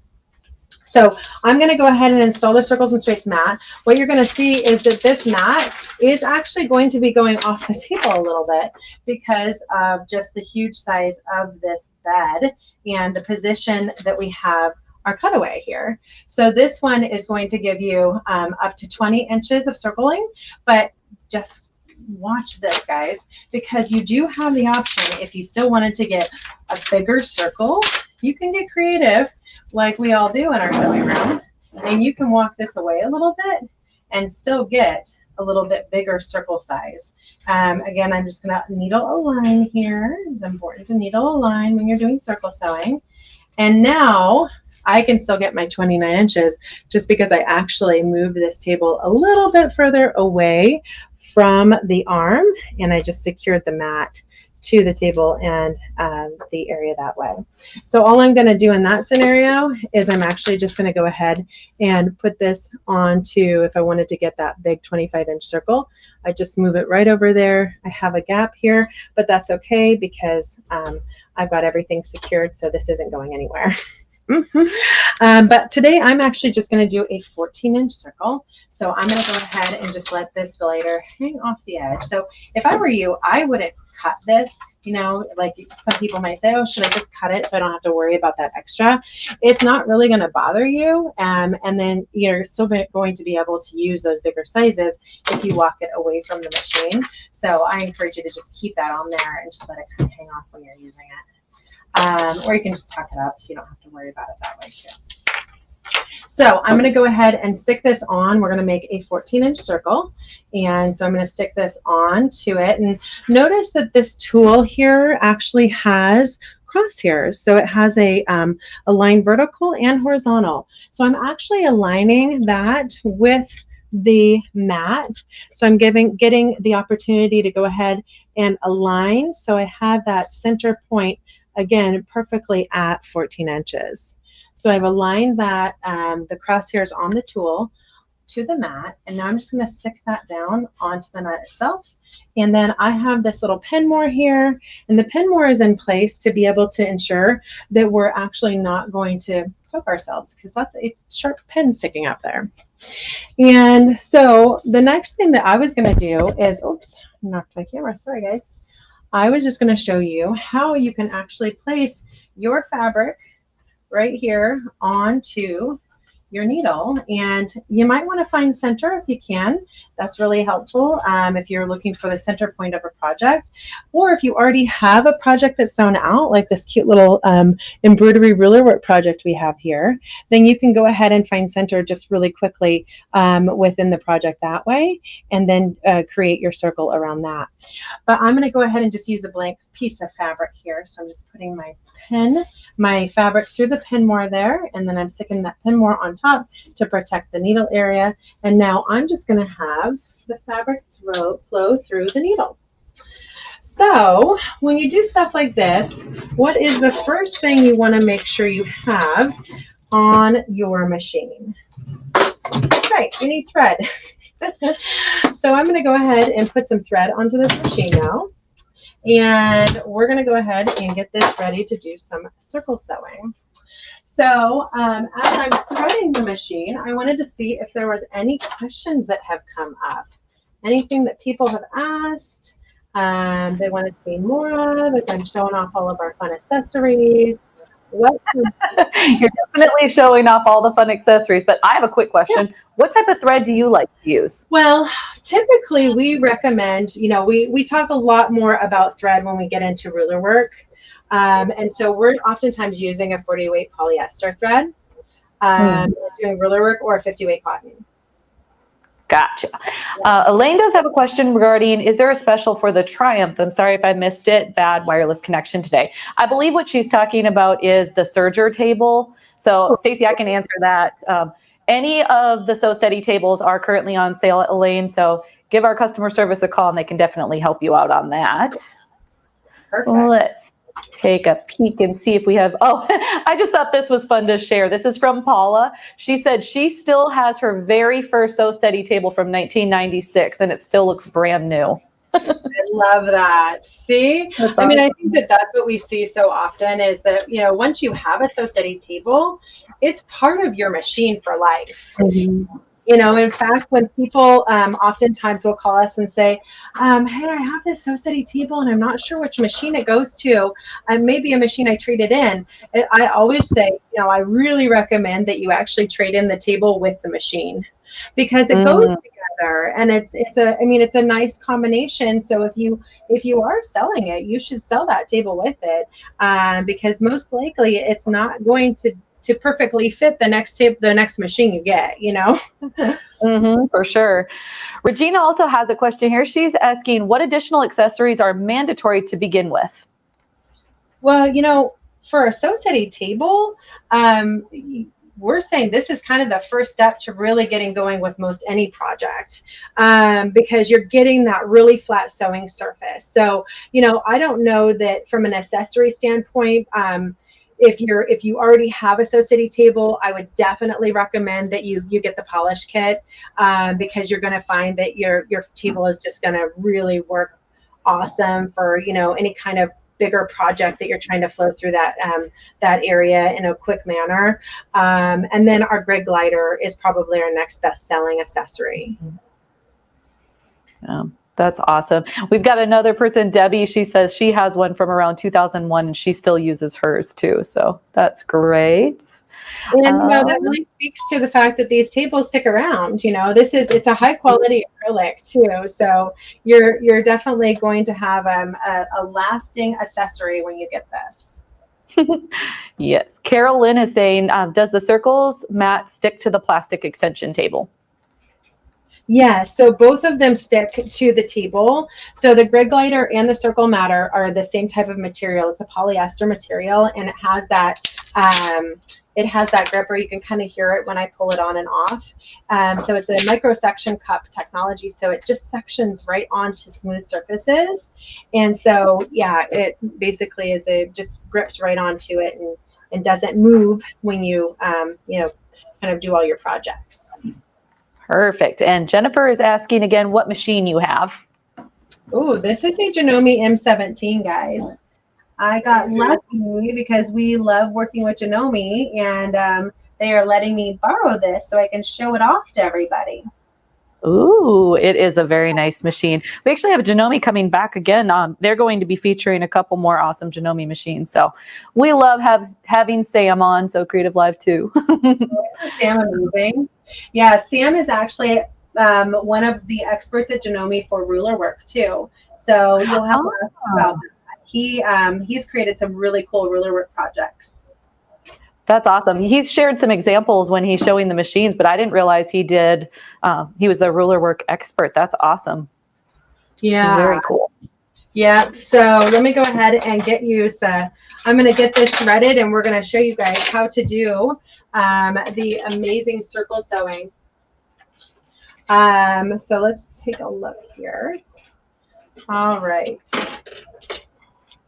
And okay, so again, when you're doing any kind of circle sewing, you get to choose any of the threads that are built into the actual machine. So that's what's also neat, is that you might have all of these amazing decorative threads, but you haven't really found a lot of ways to use them. But if you're making a circle project, which you can easily do now with a Circles and Straights tool and mat, you can choose any of these awesome decorative threads that are in the machine itself. So sometimes I like to just kind of get creative and look at what might be a fun design and be able to go ahead and start using that. So let's take a look, make sure it's all threaded correctly. And then I don't want to get too crazy for our first pass, just so we can kind of keep it flowing here for you. So we'll go ahead and do that, and then we'll go from there. Oh, guess what, guys? It's now saying I don't have enough bobbin thread to show you, but look how easy it is to actually access your bobbin. So that's another feature with these gliders, is you're able to go ahead and just pull them off and pull them on. Super simple. So I'm going to go ahead and pull my bobbin out. Look at that. It is totally empty. So I'm going to go ahead and get my bobbin thread going. Do you want to go ahead and do any of those giveaway announcements while I do that? And then we can come back and show them how to do the circle sewing at the end? We can definitely do that. So we did go ahead and give away the 2 arm suspension system on Monday. So we do have the large table and the Circles and Straights tools for today. So thank you again, Stacy, for that awesome prize. Let's go ahead and pick our winner. So Brian, you want to bring up that tool? Let's see who the lucky winner is. I think I spelled seagull right this time. He said, I think I spelled seagull right. That was funny though. Snorkel. Oh! That's awesome. This is so exciting. So yesterday we had Kayla that was winner, and she is one of our educators. And Amanda has joined us in the past before, and she's been trying to win something. So Amanda, congratulations. That's awesome. Oh, I'm so happy for you guys. That's awesome. So we will get you that table. So fun. I did. Do you want to answer this question really quickly? What would we have? Let me find it. Here you go. Sorry, Stacy, we didn't mean to scream in your ear either. No, I loved it. Let's see. It says customer service said that you have to call each day and make an order to be able to get into the side giveaway for each day. That It doesn't roll over. Can we get clarification on that, please? I'm sorry about any confusion. It does roll over. So what we've done from day one is anybody that placed an order calling in with customer service, we have a way to pull that report back here. So don't worry about it. You are in. Anybody that placed an order over the phone, it's going to go into that pool. And then if you do win, it's going to get pulled out. And then any other names roll over to the next day. And we did decide that on day 5, we're putting everybody in again, right? I believe so, yeah. Yeah, so just to clarify on that as well. So when we do the Juki, the 2000 QI, that is going to be everybody that placed an order with us during SewCreative Live is going to be in that bucket. So yeah, we can definitely clarify on that. And actually, since Stacy's still working on that, I will clarify this question as well. Patricia is asking what the side giveaway today is. So that's going to be that luminous light bar. It's the 10-foot light bar. And we'll be giving that away here in a little bit, a little after 3. So awesome sauce. And I'll show you that before we do the giveaway as well. And let's see, we got a couple other questions that we can touch on. Will there be a list of the winners on the website? We not on the website. We are going to put it on our Facebook group. So it'll be Sewing Parts Online Sewing Community, as well as our YouTube community. We'll post all of the winners. So we will try to do that at the end of day 5, but because it is 5 days, it may take us a little bit just to get all of that information gathered. So it might be Monday, but we should be able to get it up very quickly. And Bridget, I love this. She says, I wish one of the prizes would be a 3-day stay at SPO so we could play with all this stuff. We might have to talk to our boss about that. That could be fun. There is a lot of fun stuff. Looking good. So speaking of looking good, are we all ready, Stacy?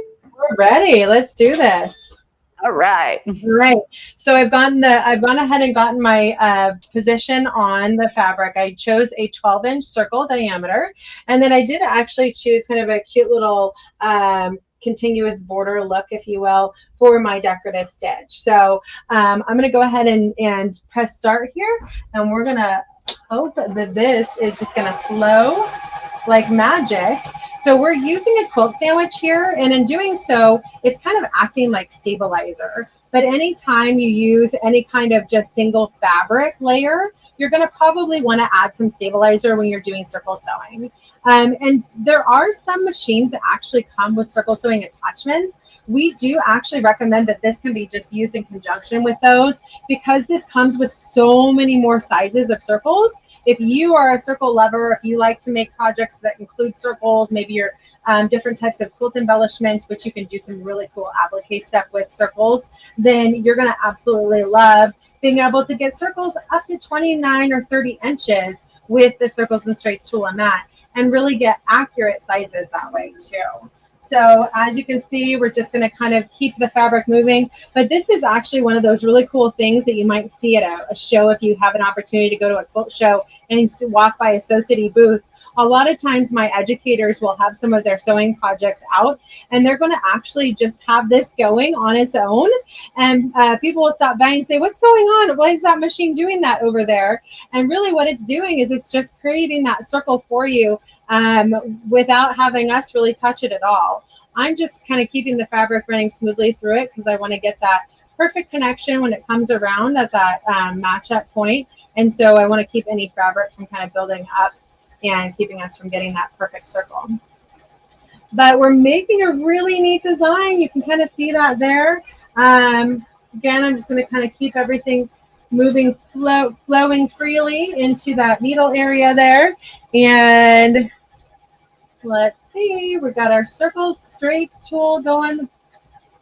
So as we continue to round the corner here, one other really cool tool that we have for Sew City is our table caddy. And this is actually a tool that you can attach to the side of the Sew City table. And it comes with an 8-inch acrylic ruler. So if you don't have enough measurements with all your other cool tools, you actually can get a cup holder with an acrylic ruler that actually works in attaching it to your Sew City table.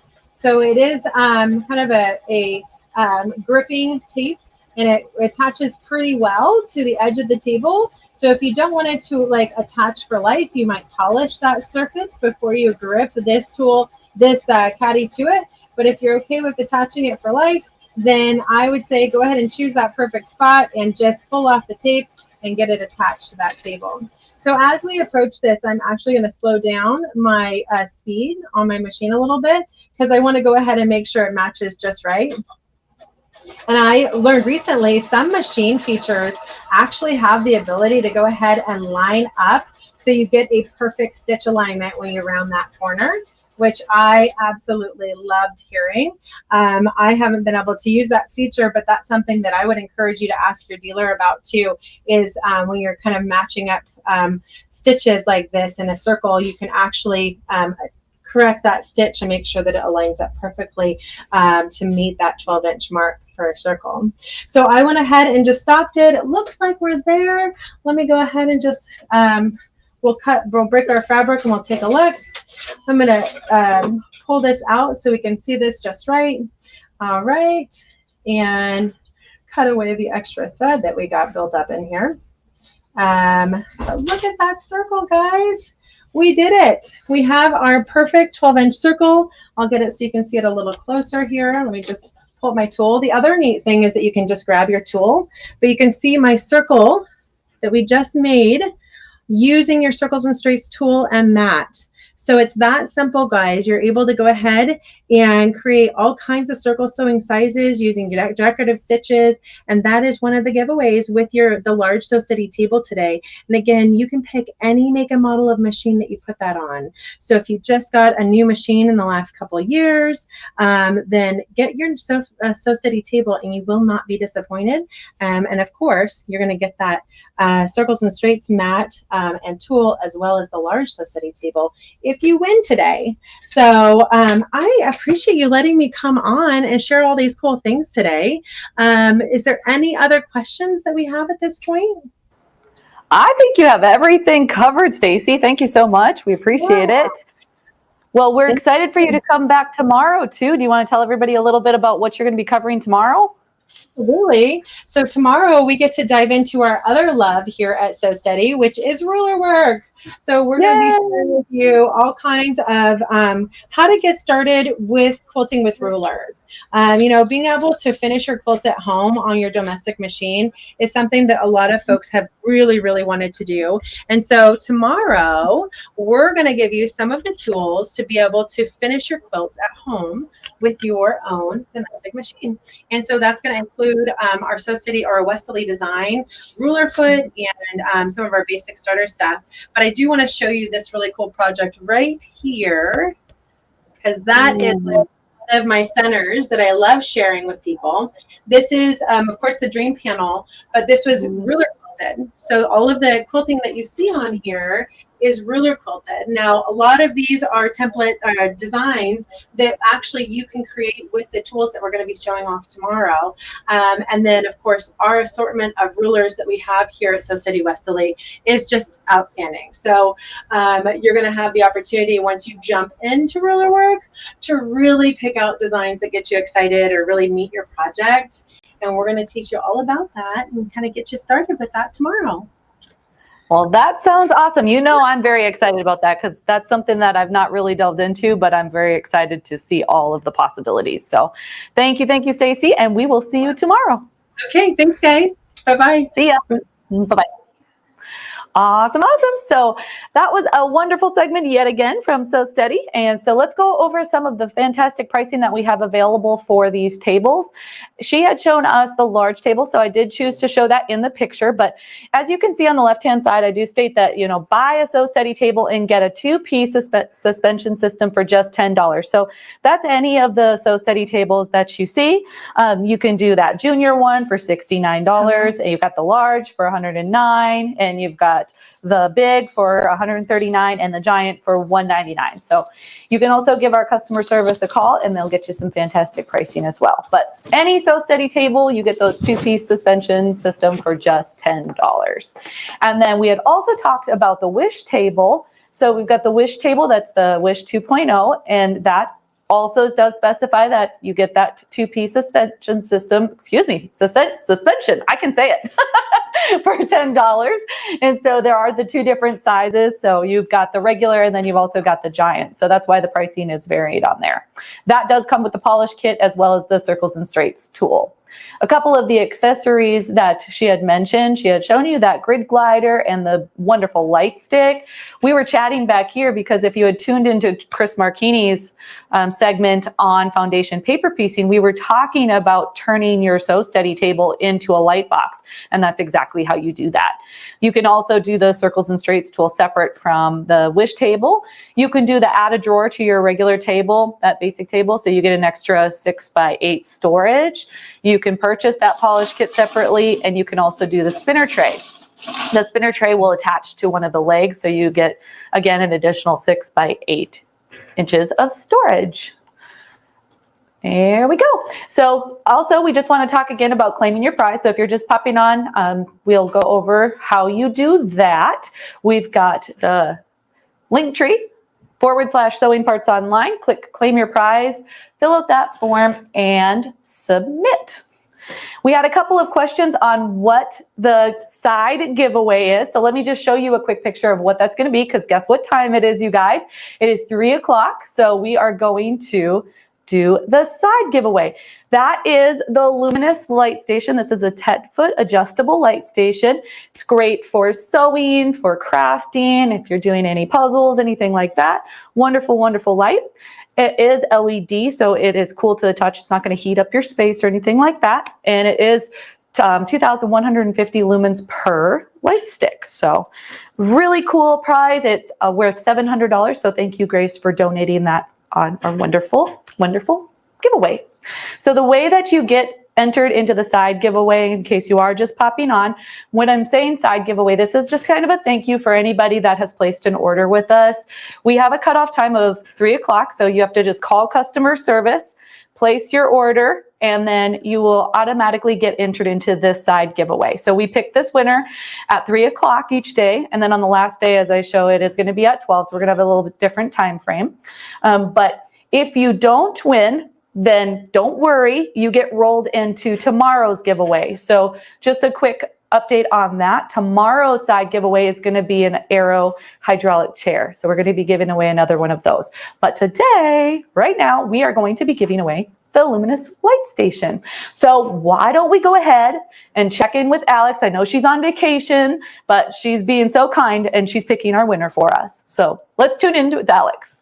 Hey, Alex, how are you? Hey, Trisha, I'm doing good. How are you doing? Pretty good. Is the sun out there? Absolutely. I've just been sitting here watching SewCreative Live from my phone with my feet in the sand all day. Where are you today? Oh, you know, I'm back in the Bahamas. Couldn't miss it again. You're just a travel, and that's awesome. That's well, right. Thank you again for taking the time to pick our winner. So Anytime. let's pick somebody for a Luminous light station. Who's it going to be? Who's it going to be? I love all those colors. I caught myself a little fish here. It is Sandra Martin. Sandra Martin, congratulations. Awesome, awesome. Well, once again, we'll let you go back to enjoying your vacation, and we'll tune in with you tomorrow. Thanks, Trisha. See you, Alex. That's awesome. Well, congratulations. So again, to claim that prize, just go to Linktree /sewing parts online, click claim your prize, fill out that form, and submit. And again, you can go to the event page. It is sewingpartsonline.com /SewCreative Live. And there's a little giveaway tab that you can click on and go enter in all of your information.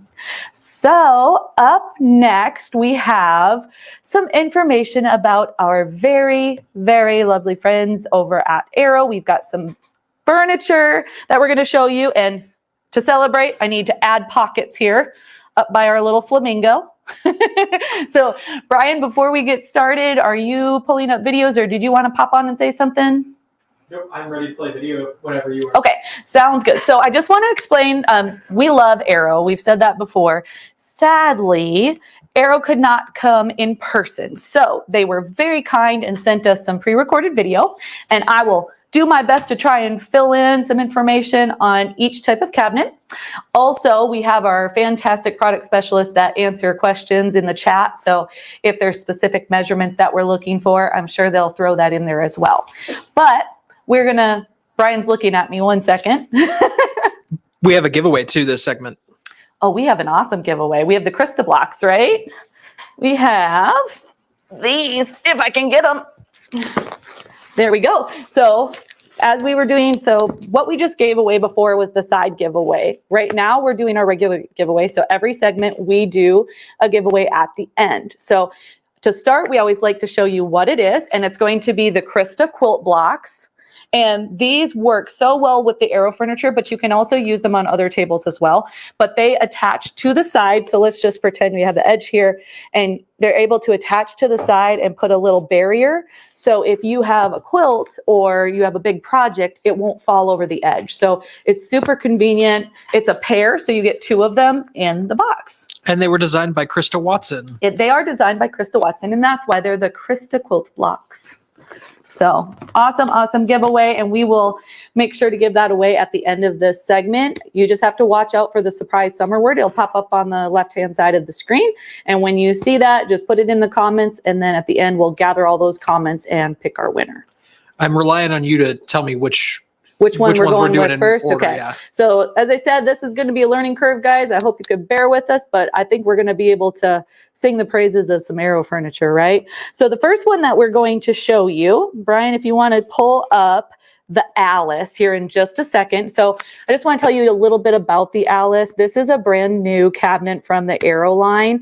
So super great. You're going to see a couple of different brand new ones. So we're going to show you the Alice and the Harriet, and then we're going to show you 3 of our favorites that you've probably seen before, but they're worth mentioning again. So today we're going to start with the Alice, and then we will go over some specs. So I am ready when you are, Brian.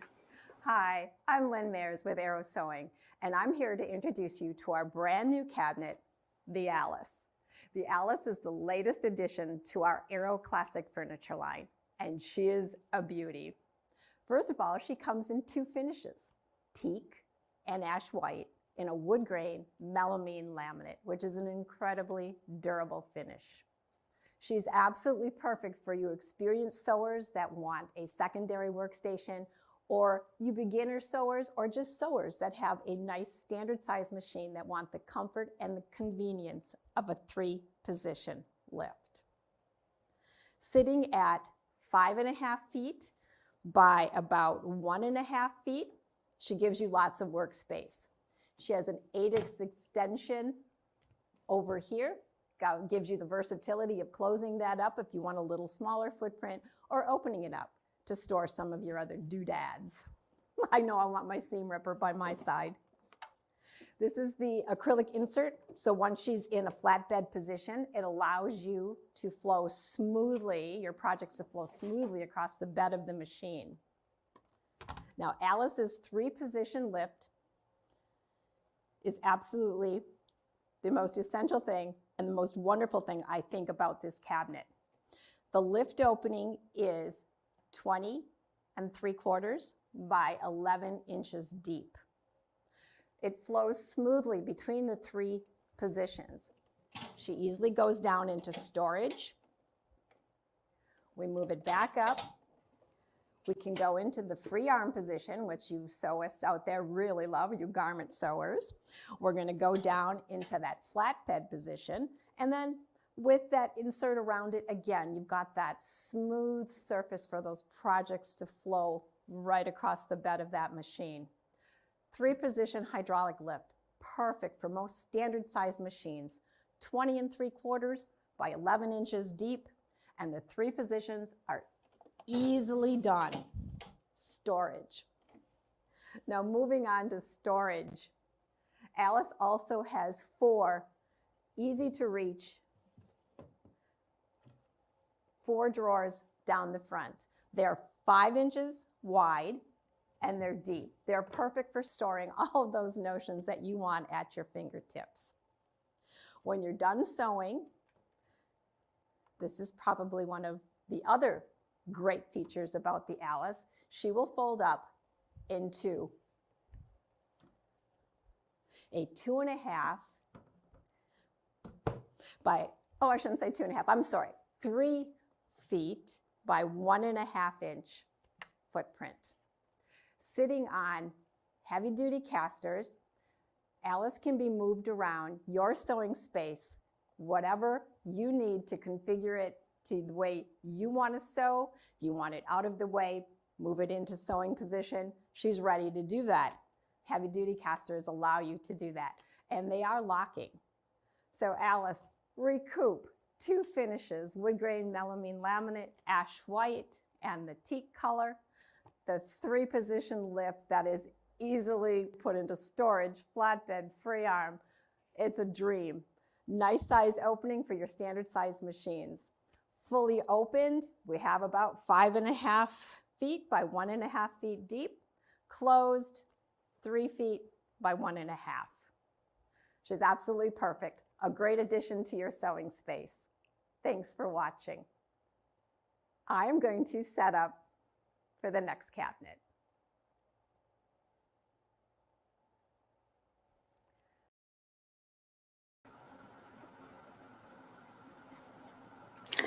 Awesome little cabinet. So as I had mentioned before, this is a brand new cabinet to the Arrow line. So if you're looking at it, what are you thinking? One of the things that I had noticed, that I had an older cabinet from my grandparents, and it was one that you could see the machine, right? So that is one thing that I want you to notice. There's differences in the cabinet in that some of them are completely closed, so you can't see the machine, and others are more that you have it ability to store it, but you can see the front. So with the Alice, you are able to see the machine, but you still have those wonderful 4 drawers on the right-hand side, and you still have that expandable leaf, so you have some working surface. I love that you have the hydraulic lift on there, so you can still get the free arm position, where if you're going up and over the machine, or if you need to expose your free arm and do maybe circle sewing or something along that line. It's great for garment sewing, but you can also put it in the flat position, pair it with one of the optional acrylic inserts, and then have the flatbed sewing. So that's probably my preference on any of these cabinets, but it is a nice option to have all 3 different ones. And then the third is, of course, going to be your storage. So it's going to be down in the machine. Now, I do see a question here from Robin. This one isn't regarding the Alice, but she is asking, what would be a good size for the Janome M7? So the M7 is a very large machine. Now, the majority of the machines will be able to fit in like the Wallaby and the Aussie and the Kangaroo and Joey, but the M7 is one that does not. There is, I believe, is it the Outback that fits the larger machines like the Solaris and the M7? I'm almost certain.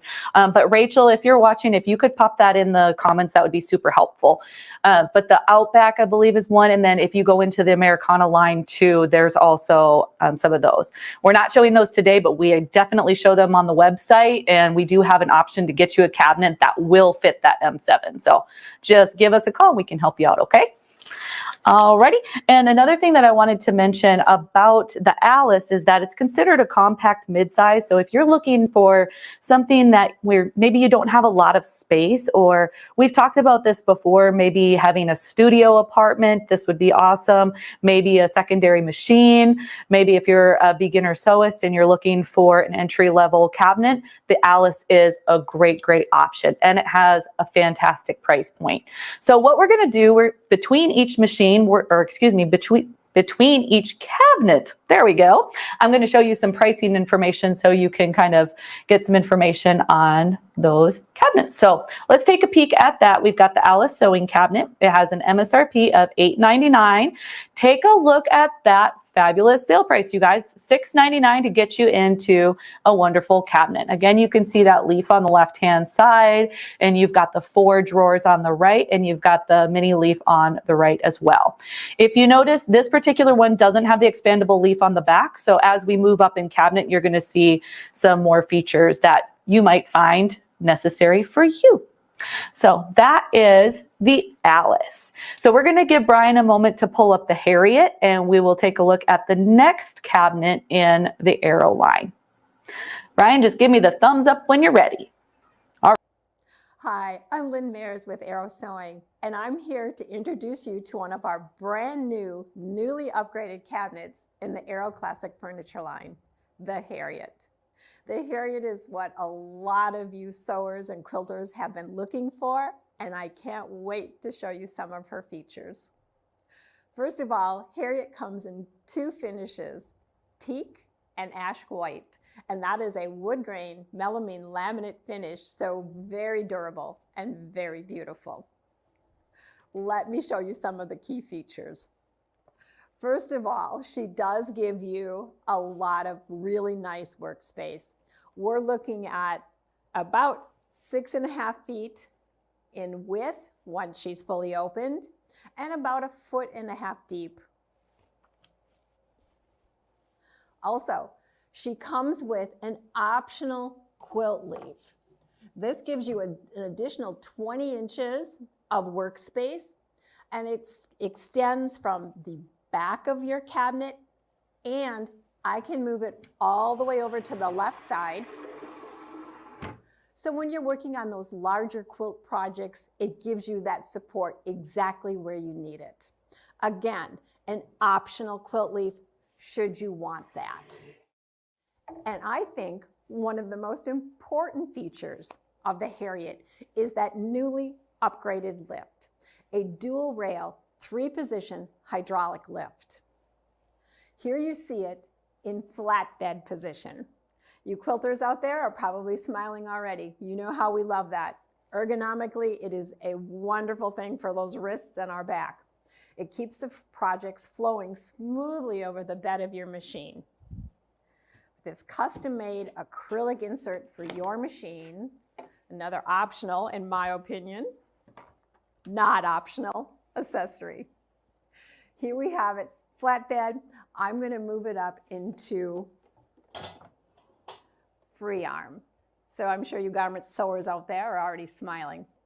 Now, sad day in my life when I have to put my sewing machine into storage, but we can very easily. Moving it down into storage is as easy as 1, 2, 3.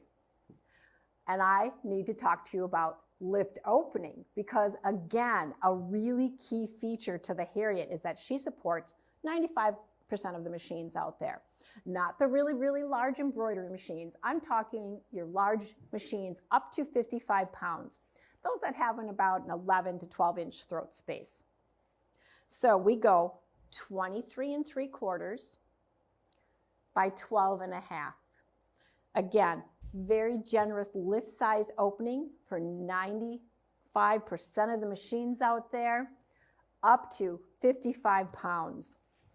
Easily 3-position dual rail hydraulic lift. Storage. Flatbed. Free arm. Putting the machine back down into storage is going to lead me to talk to you about some of the key features on the Harriet, and that is her storage. She has 4 drawers. Easily holds all those notions that you want right at your fingertips. 9 inches in width and deep. We have 4 of those. On the door itself, there are 4 hooks. You can use those for embroidery hoop storage. You can use those to store scissors, your rotary cutters. Use your imagination, along with a very deep cubby on the bottom that also holds a multitude of your sewing needs. To finish, I'm going to close her up because another really nice feature of the Harriet is that although she's 6.5 feet wide, when you are in a working position, she closes up to a very home-friendly 3.5 in length by 1.5 foot depth.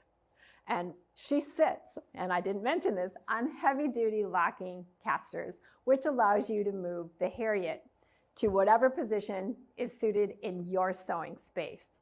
All in all, she's an amazing cabinet. Wood grain laminate finish, that amazing 3-position hydraulic lift, plenty of storage, optional quilt leaf off the back, and those heavy-duty casters. She'd be a wonderful addition to your sewing area. Thanks for watching.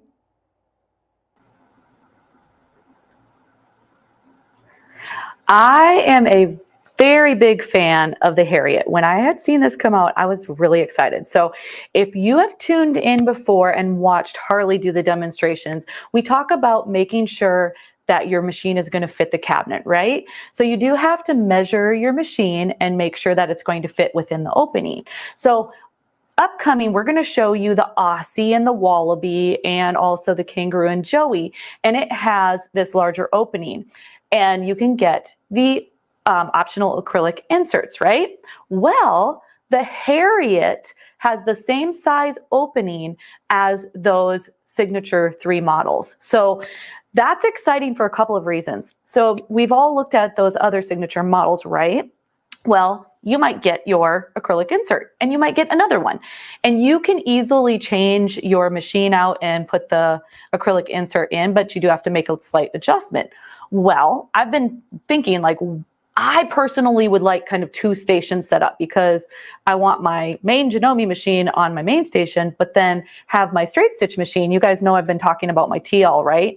But I kind of want that to have a dedicated space, but I don't take it out as much as I do my Janome. So I was looking at the Harriet going, I'm going to have my acrylic inserts and be able to swap back and forth between the 2 cabinets. I thought that was really, really cool. The other thing that was really awesome, which it just kind of blew my mind, was that optional leaf that you can get on the back and that it slides to exactly where you need it. So very, very thoughtful by Arrow. So this again is the second new cabinet in the Arrow Classic cabinets and available in the ash white and the teak.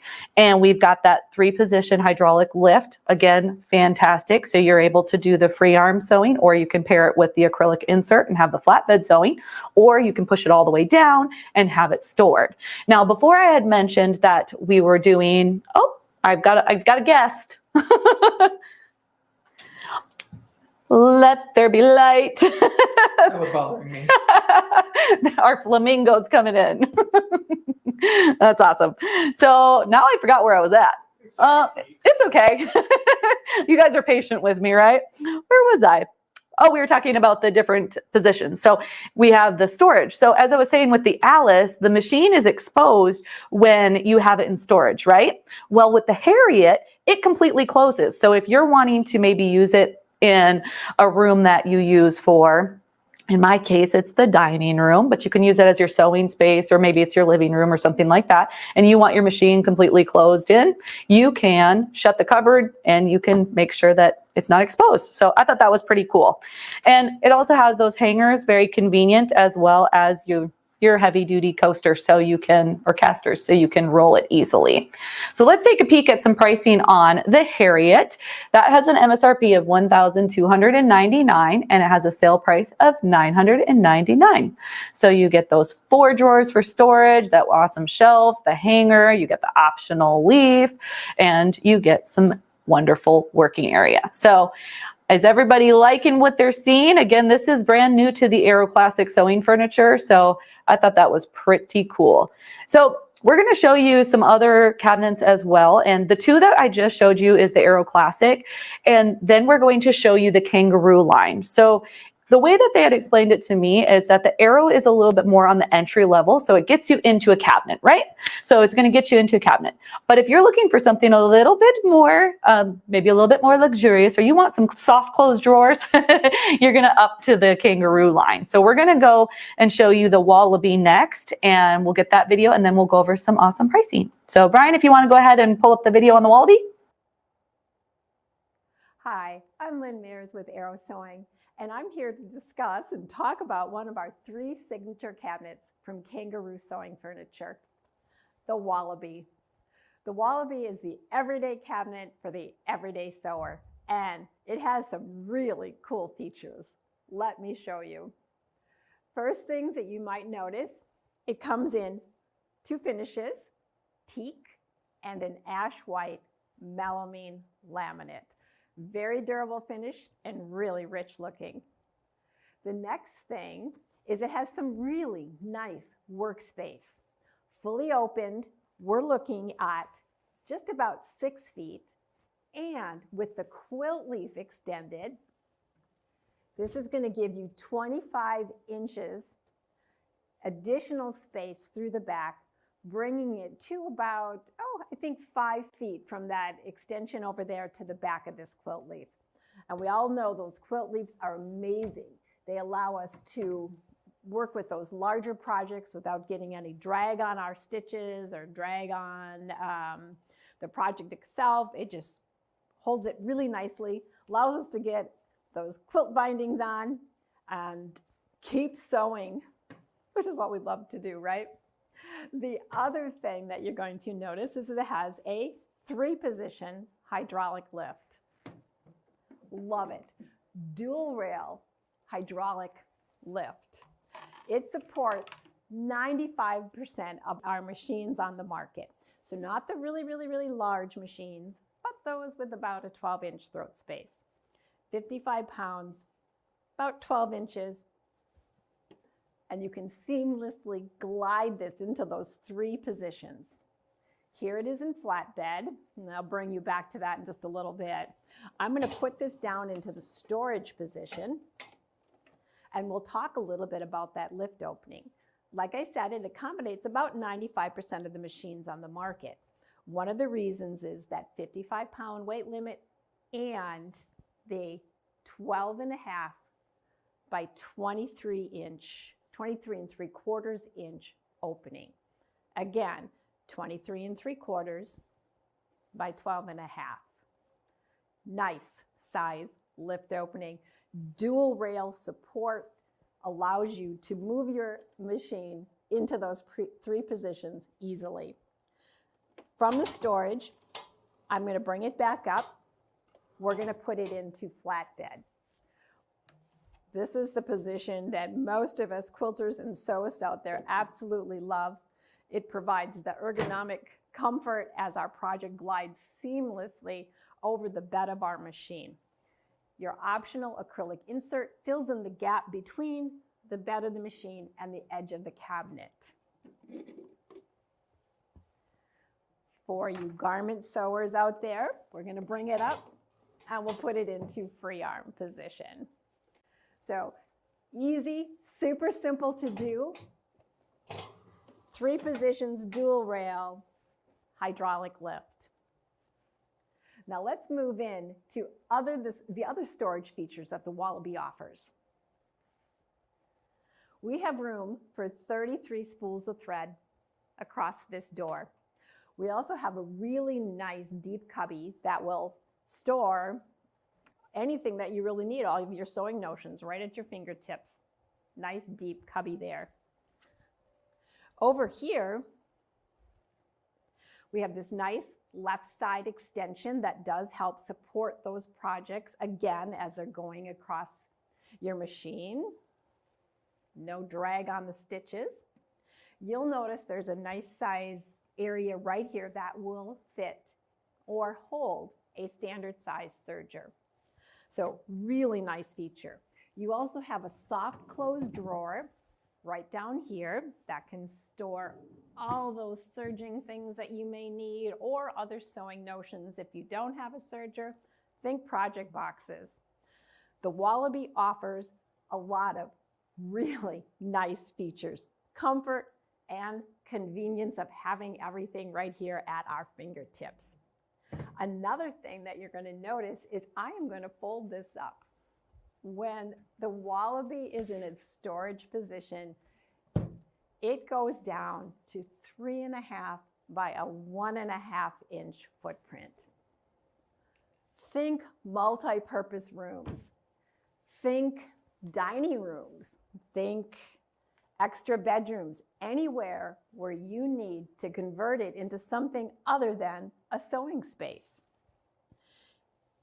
It is a lockable cabinet, keeps everything safe and secure away from little fingers, and a wonderful home-friendly footprint. It offers all of the conveniences of a full-size cabinet in a compact design. 3.5 by 1.5 locking cabinet. And before I forget, it sits on heavy-duty industrial casters. What that means is that it is able to be moved about your room to configure to your sewing space. Really important when you're thinking about the versatility of your sewing space and being able to move this cabinet in and out, accessing that quilt leaf. This cabinet has it all, and it would be great in your sewing area. Thanks for watching.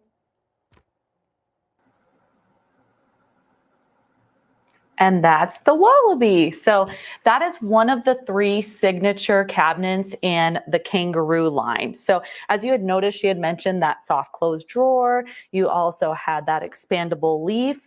And I love that you can store up to 33 spools of thread. That's pretty awesome. Also, it is a wonderful cabinet if you do have the serger. So that's pretty awesome. You can also do, I know we had talked about in the past where you have those collapsible boxes. That would fit in nicely where that serger is if perhaps you don't have a serger.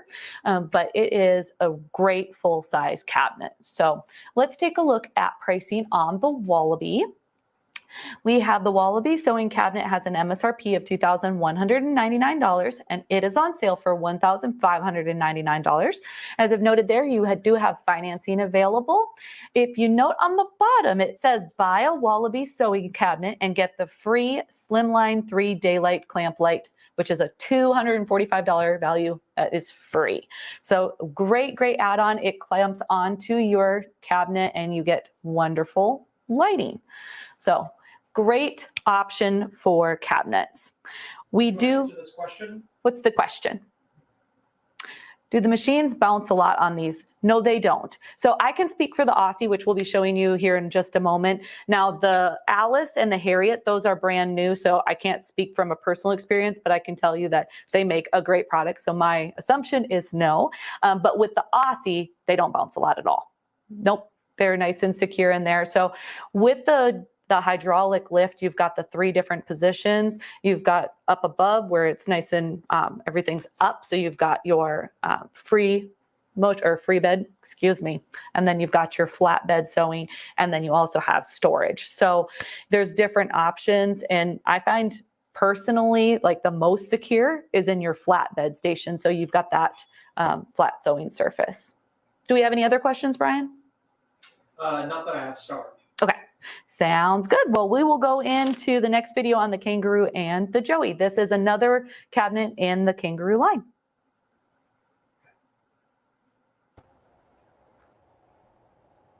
Hi, I'm back with another one of our signature cabinets from Kangaroo Sewing Furniture, the Kangaroo and Joey.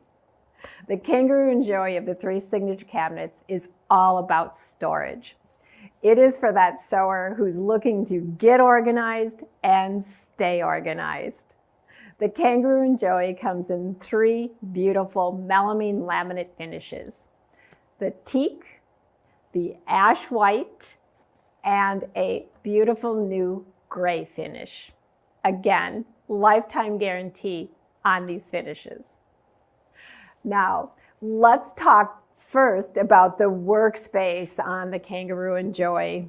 It is amazing.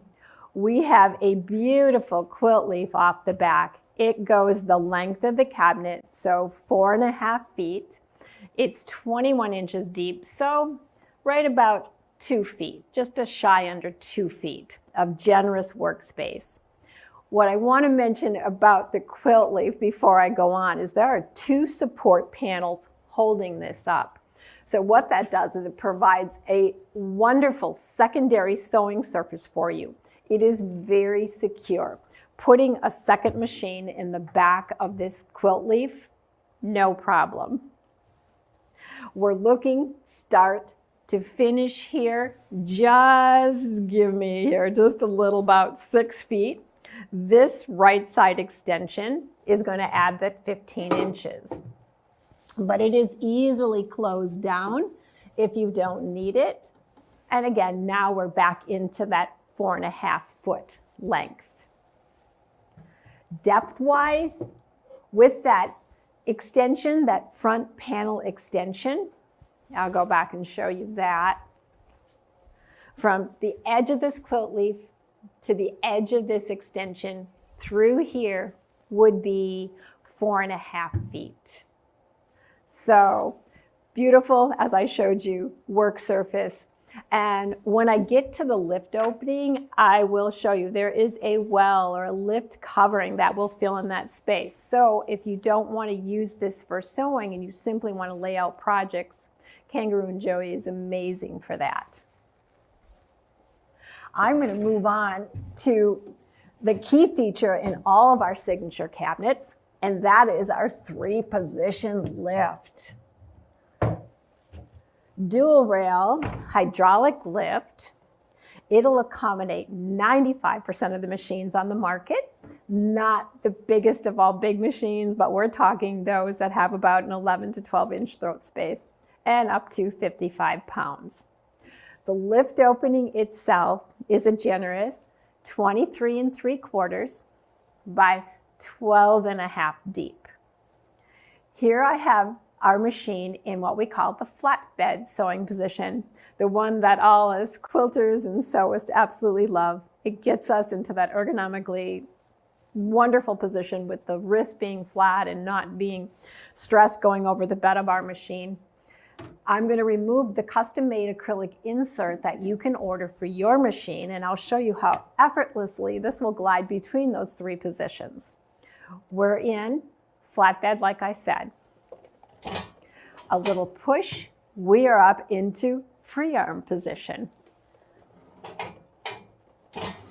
Going down, it is now in the storage position, and it's the perfect time for me to show you that lift covering. Here it is. So again, you can imagine with this in and then your quilt leaf bumped out, you have beautiful workspace.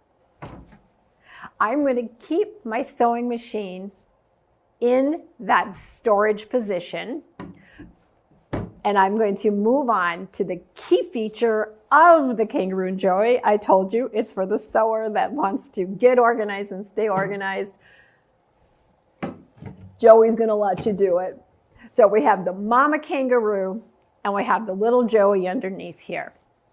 Here is the top panel that I talked about. Gives you beautiful left side support when you're moving those larger projects over the bed of your machine. I'm talking quilts with bindings. Also, for you that like to free motion on your domestic, this is perfect. It gives you a lot of nice support to nest your quilt on. Garment sewers, lots of room to move out and spread out in. This top panel, there is a drawer here that holds oodles of things. Again, very easy. What we're going to do is we're going to pop this top panel off. Pulling straight out. You're removing that top panel. Here's this nice, generous, soft close drawer. And now I've got this adorable Joey all by itself. It is freestanding. It has all of the cabinets are on beautiful heavy-duty industrial casters, so Joey moves. We have 2 generous drawers here, soft close, and locking, so it keeps those little fingers out from, you know, your sewing machine, sewing scissors. That's what I'm trying to think about. Sewing scissors. Oh my gosh. They get used for a school project. I'm really, really upset. Anyway, here it is. We have a nice deep drawer. I have an iron in there. I'm sure you can think of dozens of things you can put in there. It comes with these locking casters. So if you do move it, oftentimes it's nice to sew with this. It gives you a little bit more space to sew in, and a lot of you like to get into that center needle position. With this in this position, you can easily do that. All right, time for me to tuck the Joey back in the mama kangaroo, and now we're going to show you the nice compact footprint. We have closed right about 2 feet by 4.5 feet. It's a nice size that will fit into any sewing space, gives you lots of room to spread out in when it's fully opened. I should recap the 3 finishes: teak, ash white, the lovely gray, melamine laminate finish, lifetime guarantee. Heavy duty industrial casters. Important to note, they do lock down. So I'm going to lock that, how easy that is. It has plenty of storage. We have this nice generous top drawer, plus the 3 drawers from the Joey. Don't forget, 3-position hydraulic lift. Oh my gosh, get you off your dining room table, get you nice, convenient, comfortable. We're not going to be talking back strain anymore when we have it in that flatbed position. We have that little extra bump out here on the right side to catch all your little notions, thread catchers, whatever, even that coffee cup if you so desire. And that is our Kangaroo and Joey. Thanks for listening. And we're going to throw it back to you guys for pricing. Another fabulous option, right? So the Kangaroo and Joey is wonderful for storage. I do have to just give a shout out to our friend Courtney Govro. She has her TikTok that is so excited. She has the Kangaroo and Joey and she shows it quite often, so you get to see it in action. But it is such a wonderful cabinet. Again, if you notice, some of them close in the front and some of them are exposed. The Kangaroo and Joey is exposed, but then you're looking at what is like a valuable asset to me. And in using this cabinet, you're going to have all of that storage. Plus, I like that the Kangaroo is removable. So you can move it around your room as you need to and set up everything for how you are working. So again, it's so versatile. You'll just have to look and see what works best for your situation. But I love that you have an opportunity to pick different ones depending on your space and your needs, right? So let's take a little bit of a view at the Kangaroo and Joey sewing cabinet. We've got the MSRP of $2,499. We've got a wonderful sale price of the $1,799, but that is not the SewCreative Live special event pricing. If you want to give us a call, we can get you an even better price than that. And as I had mentioned before, with the Kangaroo cabinets, if you buy a Kangaroo and Joey sewing cabinet set, you get a free Slimline 3 daylight clamp light, and that values at $245. So we all know that great lighting makes your work turn out better, right? So the other thing I want to just quickly point out is that the drawers are able to be locked. So that's a nice little added bonus too. And I love that it has that removable leaf on the top, so you can have it if you need it for that extra space, or you can just tuck it back into the machine, or back into the cabinet. So very, very cool option. The next one is the Aussie. And if you've tuned in before, guys, this is my favorite because this was a surprise from my husband. So I have this cabinet. I love this cabinet. Now, I might not call everything the right thing, but I can tell you it's amazing. So we're going to show you the video, and then I'm going to tell you a few things on why I like the Aussie cabinet, and hopefully it'll be a good option for you as well. So Brian, if you want to pull up the video for the Aussie, that would be awesome. Hi, I'm Lynn Mayers with Arrow Sewing, and I'm here to talk about one of our 3 signature cabinets from Kangaroo Sewing Furniture, the Aussie. The Aussie is a quilter's paradise, and I'm here to tell you with what Aussie provides, we can get you off that dining room table. Let me go through some of the key features of the Aussie. She's absolutely amazing. She comes in 2 finishes, teak and ash white, a melamine laminate finish that is durable and will take the work that you have to do on it. Aussie provides such a large work surface. It's perfect for those large work projects or quilting. What you're looking at here is just a little under 8.5 feet, and depth-wise, without this caddy, we're looking at about 4 feet.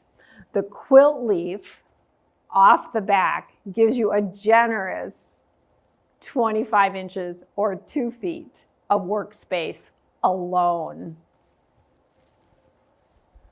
I'm going to fold that down because I want to move on to one of our other key features of the Aussie.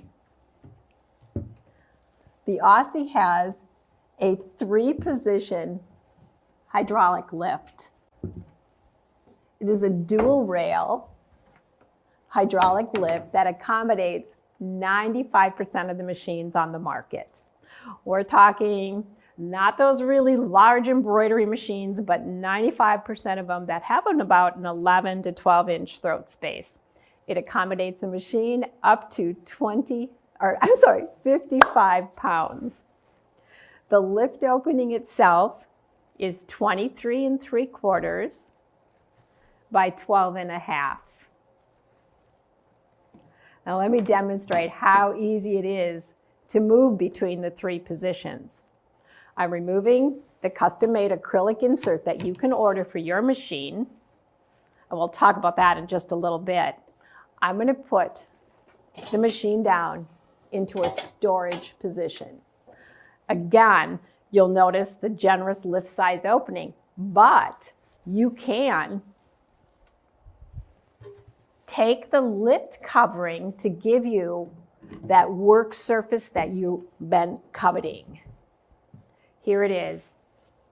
Nice solid surface to work on. If we bring this quilt leaf up, now you can see what we talk about the Aussie being an amazing space to do your quilting and work on your large projects. But it's time to sew again. I'm going to take my lift covering off. I'm going to take my machine out of its storage position. I'm going to move it up. Here it is into free arm, so if I'm doing a little garment sewing. Or if you're like most quilters and sewists, we love the flatbed position because it keeps our wrists in that ergonomically comfortable position, and it's so easy on our back. It allows the projects to flow smoothly across the bed of the machine. No snags, no drags. Moving on, I'm going to put my machine back down into storage and talk about some of the other key storage features of the Aussie. You're going to note on this door, we have 3 generous cubbies. We have 2 on the top that are the same size, and then a larger, deeper cubby down here on the bottom. Perfect for storing all of your sewing notions right at your fingertips. And if I can joke like me, how many seam rippers do I need around? Too many, I'm always losing them. Next, I'm going to bring you over to this caddy. It is a 3-position caddy, talking about those of you that have a serger and need a space to serge. Or some of you with those secondary sewing machines, you can sew on this surface. Here we have the cubby down here that can store a smaller serger or a standard size serger, or project boxes for those of you that don't serge. We have 2 drawers, soft close that you can put more sewing notions in. You do have some bookshelves or some shelves right to the, well, it would, if I'm facing it, it would be to the left side here, right in here.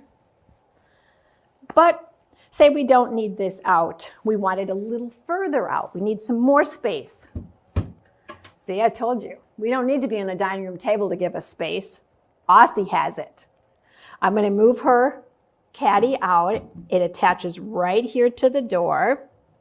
There are 2 little grommets that I have to get that situated in. And again, solid, solid work surface. You can put your serger on here. You can put a secondary sewing machine on here.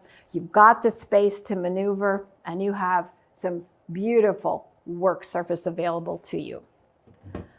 But I think one of the best features also about the Aussie, and I'm torn. I think it's the 3-position lift. Maybe it's this 3-position caddy, but look at how versatile this is. I'm going to slide it into its 3rd and final resting place. It is going to tuck in there. Now watch how easy it is to fold this down.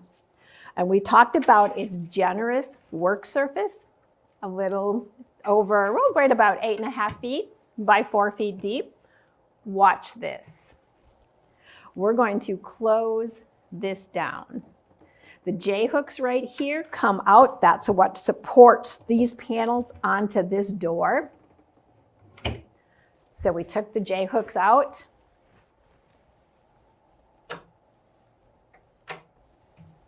I'm folding this up, and I could put that covering back on. I think I'll do that.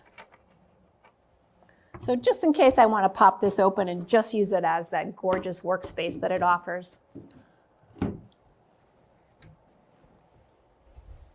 Folding it up. Look at this. Time saving, takes seconds to do, extremely versatile. We're gonna lock this up so we can keep little fingers away from our scissors, our rotary cutter, our sewing machines, whatever else we have stored in here, locked up, safe and secure. Convenience in a bundle here. Quilter's Paradise, the Aussie has it all. It sits on heavy-duty industrial casters, again, that allows you to move it around your room and configure to your sewing space. It offers wonderful work surface, 8 feet by about 4 feet deep. That quilt leaf alone, I told you, generous, 25 inches. Oh my gosh, I love that. The 3-position caddy allows you to have multiple sewing spaces or room to spread out in. That 3-position hydraulic lift, can we talk about that? I love the 3-position hydraulic lift. And all in a nice, compact bundle when you need to close it up. The Aussie's it. You're off your dining room table. It's all here. Convenience, comfort in a bundle. Thanks for listening. Lynn did such an awesome job showing how awesome the Aussie is. So I had mentioned, this is very close to my heart because this is my cabinet. I absolutely love it.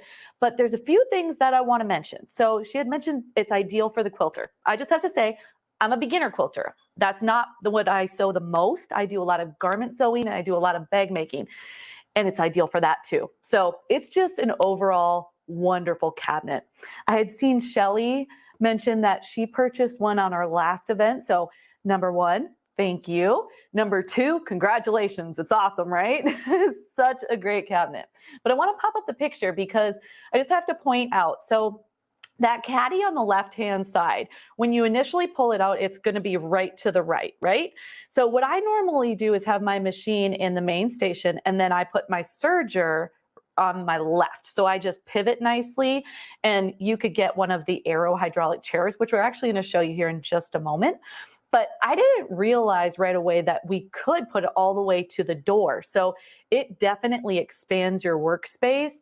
But one thing that I really liked about that was if you needed a nice cutting surface, this is one thing that I found super helpful. Like I had the well covered and then I had my cutting mat on the top and I had my machine stored down below, but then I still had room for a chair and my legs over in that station over on the left. And then I could pivot over to the left again and then have my serger available too. So it just gives you a lot of really nice options.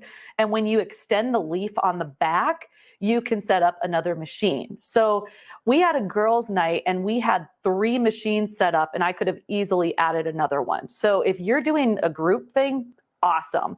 But it also works great for yourself because you could do your machine setup. You could have your cutting mat or a pressing station on the back leaf if you wanted to. And then you could have your secondary machine or maybe all your notions on the left-hand side. I usually have my cup of coffee over on the right-hand side. You also have those couple of soft close drawers. So those are handy. And then you've got the bigger opening. You can store one of those collapsible little boxes or an additional serger or your iron or anything like that. I like to store my patterns down there. But over on the right-hand side, you've got those little shelves so you can store thread or notions or anything like that. It is a wonderful cabinet. And I know that Brian said we had a couple of questions. Do you want to pop those questions up, Brian, before I go over pricing? We've got, are these cabinets tricky to assemble at home? I wouldn't say hard or tricky. I would just say they take some time. But we were looking at some of the information. They do a wonderful job giving instructions, and they also have some videos available too. So it just takes a little bit of time, but totally worth it. Shelly said assembly took a bit of time, but it is well built and went together smoothly. Perfectly said, Shelly. Thank you for that. Yep. And so the Aussie cabinet, it has the MSRP of $2,499, but we have the sale price of $1,799. That is not the special event pricing, so you can give us a call and we can get you even better pricing available. As you notice, it is the kangaroo sewing furniture. So the first two that we showed you, the Alice and the Harriet, those are the Aero Classic sewing line. And then you bump up and you go into the kangaroo line to get some of those more advanced features like the soft closed drawers and some of the other goodies. And I had seen on there that with the purchase of the Aussie as well, you get that slim light. So you get the free Slim Light 3 daylight clamp light, that value of $245. And I just popped up the kangaroo and Joey, but the same thing applies to all three of these wonderful signature cabinets for the kangaroo line. So got the Aussie as well. And as she had mentioned, there's those two shelves right on the left-hand side where you can store books.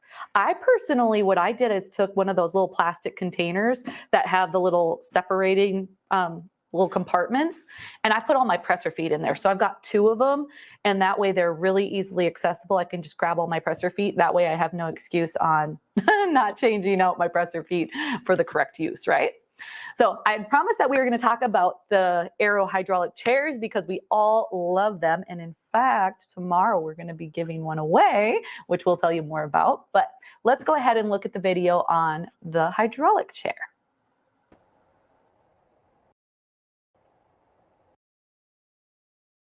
Hi everyone, I'm here to introduce you to the #1 rated sewing chair in America, the height adjustable hydraulic chair from Aero Classic Sewing Furniture. It is designed with you, the sewer and crafter, in mind. It's fun, it's fabulous, and I can't wait to show you some of the features. It comes in a selection of really fun sewing prints and solids we have for you to choose from. We're going to start off with our royal line with Princess Hazel. She's really beautiful. She's got a nice tweed texture. We have royal purple. We're going to move over to Sewing Notions. She's so retro. We have the very fun Alexander Henry print, So Wow, So Now. The very distinguished Lady Grey. Moving over to the fun Black Cat. Moving over now to Duchess Blue. We have Crown Ruby right next to Duchess Blue. And last but not least, you'll see buttons right here. It comes in a variety of royal solids, and those are scattered behind me. We have something in mind for every one of you. But most important, it's designed for your comfort in mind. It's ergonomically engineered with the perfect lumbar support. Sit in it, you'll see why it's rated #1. Another key feature is that it's height adjustable. We can go from 18 inches to 22 inches. As you can see, I'm a little height impaired, so I am going to lower it. Here it goes down to the 18 inches. Allows me to scoot back and feel that amazing support across my lumbar region. If you are taller, again, height adjustable, it's going to go up to that full 22 inches, allowing you to sit in comfort. The next thing I can show you is the 360 swivel. Imagine sewing behind your sewing cabinet and just doing a simple pivot to maybe do a little press or to pick up another piece of the block that you're constructing. It is designed for the sewers and the crafters in mind to keep them comfortable as we sew for hundreds and hundreds of hours behind our sewing machine. Sewing, crafting, doing what we love. The next key feature that I also love is that stable 5-star base. Drop something on the floor, No problem. You can reach over, feel secure in grabbing that item from the floor and not ending up on the floor with it. So, features, oh my gosh. And the most fun that I have with this chair is that there is hidden seat storage. Now, we may joke that we would like to keep chocolate bars in there, but I also like to keep, I have something here, my sewing machine manual. Anytime I run into a little glitch, it's nice to know that's there. So, what do you want to store in your seat? It's fun. So there you have it, the height adjustable hydraulic chair from Aero Classic Sewing Furniture. No sewing studio is complete without one. You need to sew in comfort to sew longer. Thanks for watching. We all love the chairs, right? I'm over here reading the comments. Everybody's loving these chairs. They are so wonderful and they pair perfectly with any of these great cabinets. So I hope that you can pick one up. Let's take a look at some of the colors on here. We have the Aero hydraulic chair. The MSRP is $449, on sale for $329, and you are able to get financing on that if you would like. I love that storage underneath. You can save all of your manuals. That's a perfect place for it. I also end up putting some thread in there, and I like their idea of chocolate. And the Sew Now, Sew Wow, I absolutely love that print. That's why I had to put it up large. But you have so many different options that you can choose from, and it's so nice that you can adjust the height from that 18 to 22 inches. And I just have to give the lumbar support a shout out because it really is comfortable and supports you exactly where you need it. I had seen a little question on here regarding the Harriet, so I just want to touch on that really quick. Carol had mentioned, what are the closed dimensions of the Harriet? If any of our lovely friends over here at Sewing Parts Online could put that in the comments, I'd greatly appreciate it. All right, so that is the Aero hydraulic sewing chair.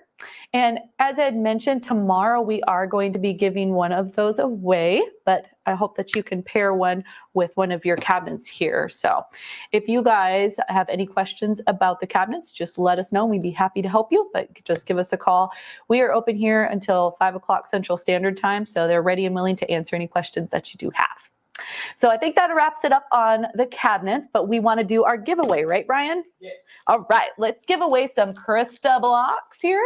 And this is a pair, so these two would work wonderfully with any one of those cabinets, but we can get that picked. So let's pick our winner. Drum roll, please. Drum roll. Here we go. And Pockets is going to see who the winner is. Shelly McClay. Congratulations. You are the winner of the Krista Quilt blocks. So I'm just going to set those over here for a moment. So now we like to do our recap for the end of the day, kind of tell everybody what we had talked about just in case you weren't able to tune into the whole day. Before we do that, let's go ahead and give our summer word. It's not going to be a secret. We're just going to tell it to you because we're going to do our final giveaway for the day. Brian, what's our final giveaway today? Oh, shoot. I wasn't. It's not good. You didn't see that. Nobody saw that. Okay, so the final giveaway of the day is the Bandicoot. So let me find the picture of that. I actually got right here. There we go. The Bandicoot is another wonderful Aero cabinet. We love the Bandicoot. This one's great because you have the storage on both sides. So you've got room for thread and you've got the little cubbies underneath, or shelves, I think they call them that. But you have the 3-position also, so you've got the free arm and the flatbed and the storage. And this cabinet does close up completely, so you do have your machine hidden if you want to. So super, super wonderful option. This one does not have a leaf on the back, but it's great because it opens up on both sides, so you have equal amount of space on each side to work on if needed. So great giveaway. Thank you, Aero, for donating the wonderful Bandicoot. So are we going to share the word? Well, considering 108 people have already entered it, I'll go ahead and do it. Yeah, so go ahead, guys. start putting that in the comments, and then we will do the giveaway at the end. I'm just going to recap on what we had talked about today. So let me start from this morning. Let me back up here. I've got my little notes. So we started with Laura Star. We had the Laura Star Lift Portable Steam Station, and that has an MSRP of $8.99, on sale for $7.29.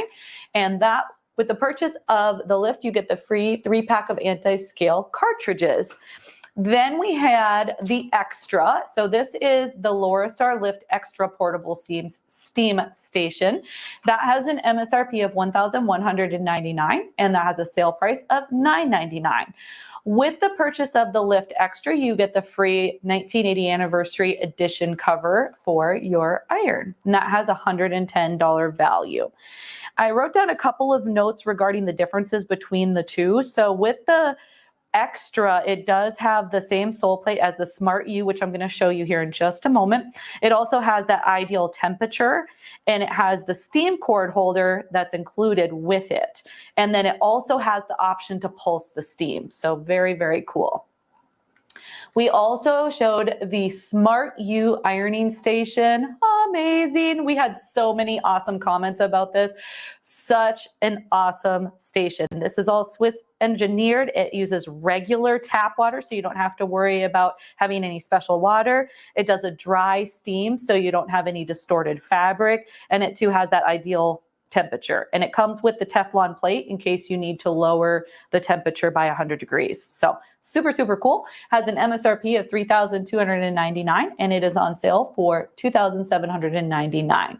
But again, you can call for that event pricing, and we're going to get you an even better price on that Smart U ironing station.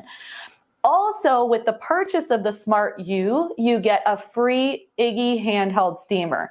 That has a $360 value, and that's that handheld steamer that's great for travel. It's going to eliminate, as she had mentioned, bed bugs and some nasty stuff. So it helps disinfect. Awesome. Great way to steam as well. So let's see what else we had. We had Ashley Dell join us to show us the Quilter Select Design and Quilt software. This was so fun. She showed you an easy to use quilt software. You can design your blocks. You can know what it's going to look like before you even cut. So cool. Has piece analysis. It tells you a fabric summary, so you know how much fabric you need before you even go to the store. So cool. It has an MSRP of $799.99. It's half price, you guys. It's $399.99. It is the best time to buy the Design and Quilt software. We also touched on the fact that we are going to feature the Quilter Select Toolkit. I believe that's tomorrow, but I wanted to show you that as well. We have the MSRP of $150, but it has a sale price of $109.99. Great set, because you get the 18 by 22, or excuse me, the 18 by 24 dual-sided cutting mat. So you've got the light side if you're working with darker fabric, or you've got the dark side if you're working with light fabric. You guys all know that I do this at the end of the day. Words are hard. Then we've got the 2.5 by 18-inch ruler. You've got your 45mm rotary cutter, your self-erase marker, and your Alex Anderson quilt pattern CD, and also a USB with previews of the Quilter Select products and programs. So that was wonderful. Later, we had Grace join us. This was awesome because they were talking about different ways that you can do an alternative to a long arm machine. So great way to get into a setup that will work well for you with the domestic machine.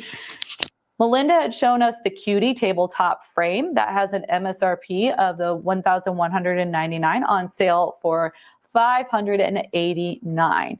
Pair it with a domestic machine. She had shown you the Juki. We have some Jukis on sale as well.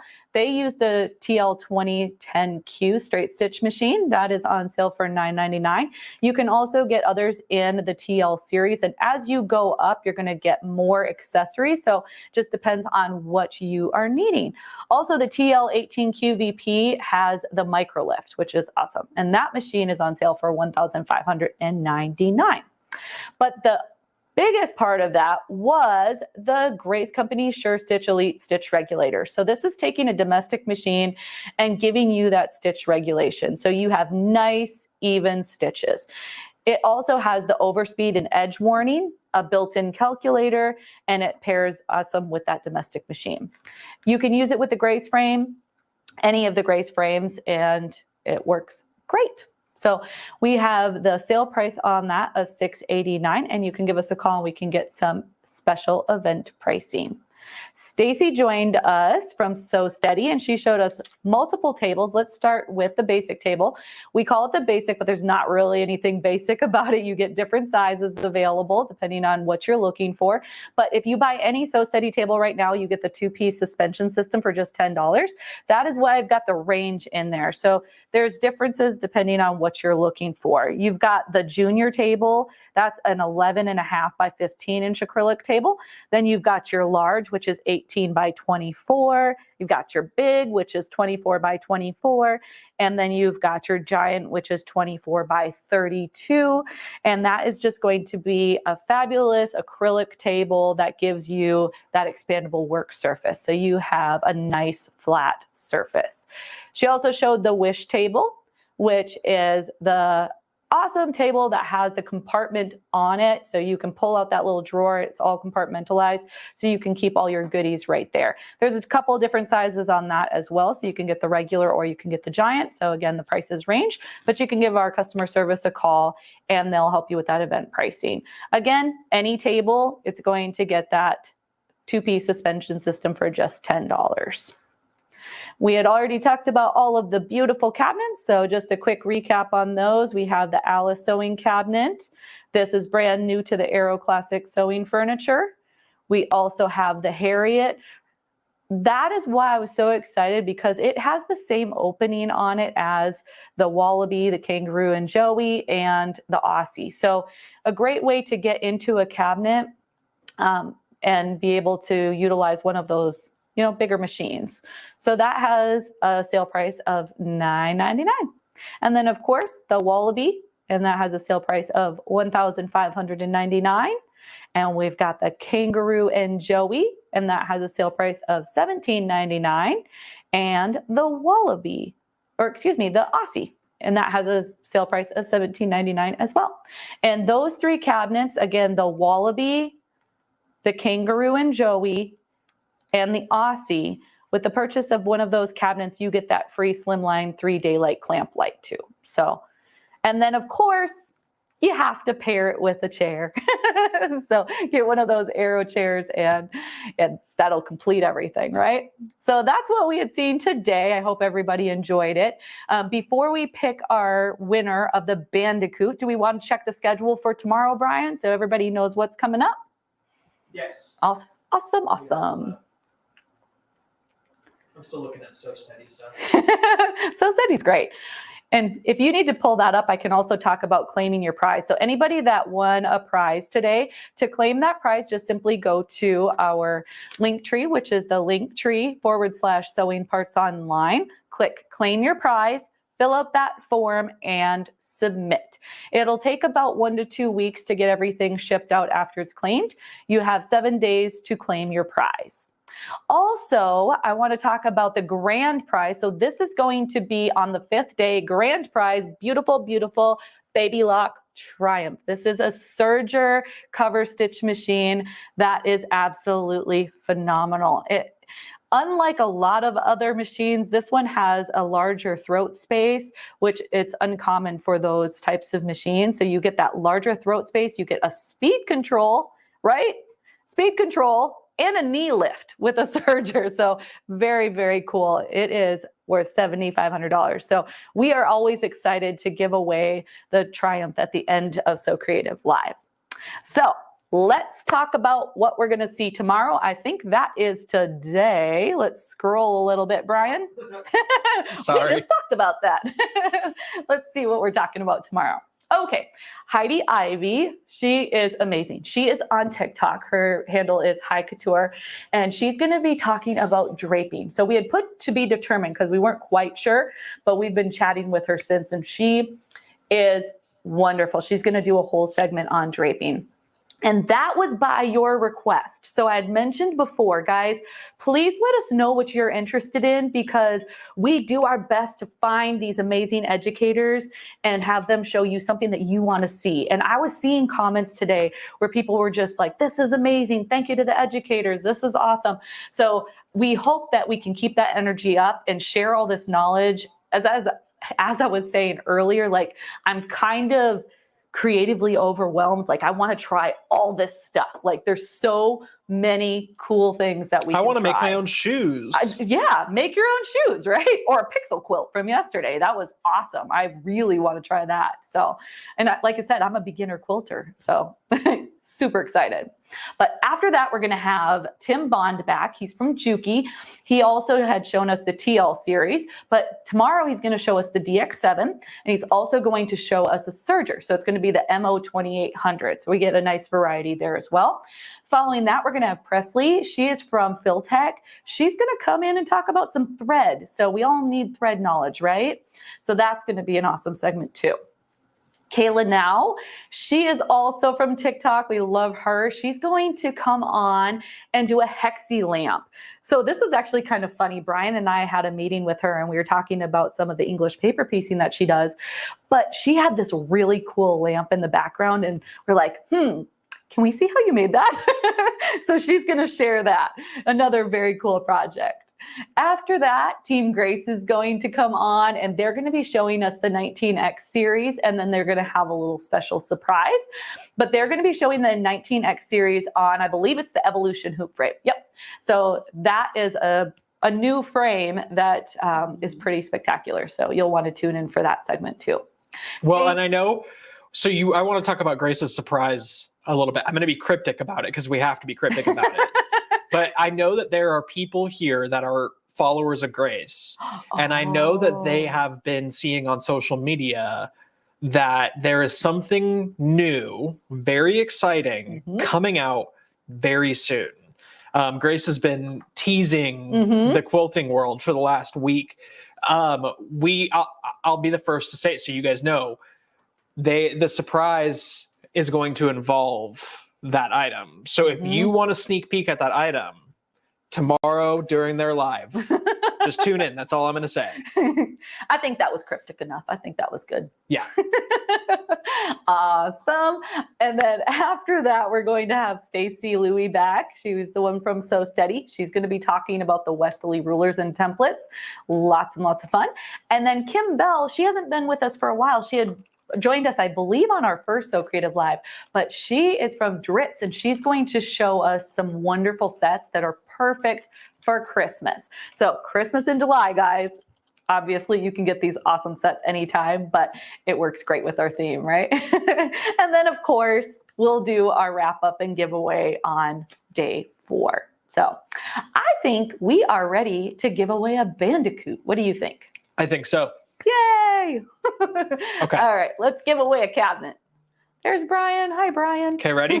We're ready. 3, 2, 1. Oh, there we go. Oh, I don't see why it, is Brian. it not showing? Wait. There we go. There it is. It's like we wanted to see Mary your pretty Diaz. face. Congratulations, Mary. You are the winner of the Bandicoot. So very, very fun. Can you imagine if I didn't show that at all on accident after yesterday? Man. I would have been up all night. I'm not going to lie, guys.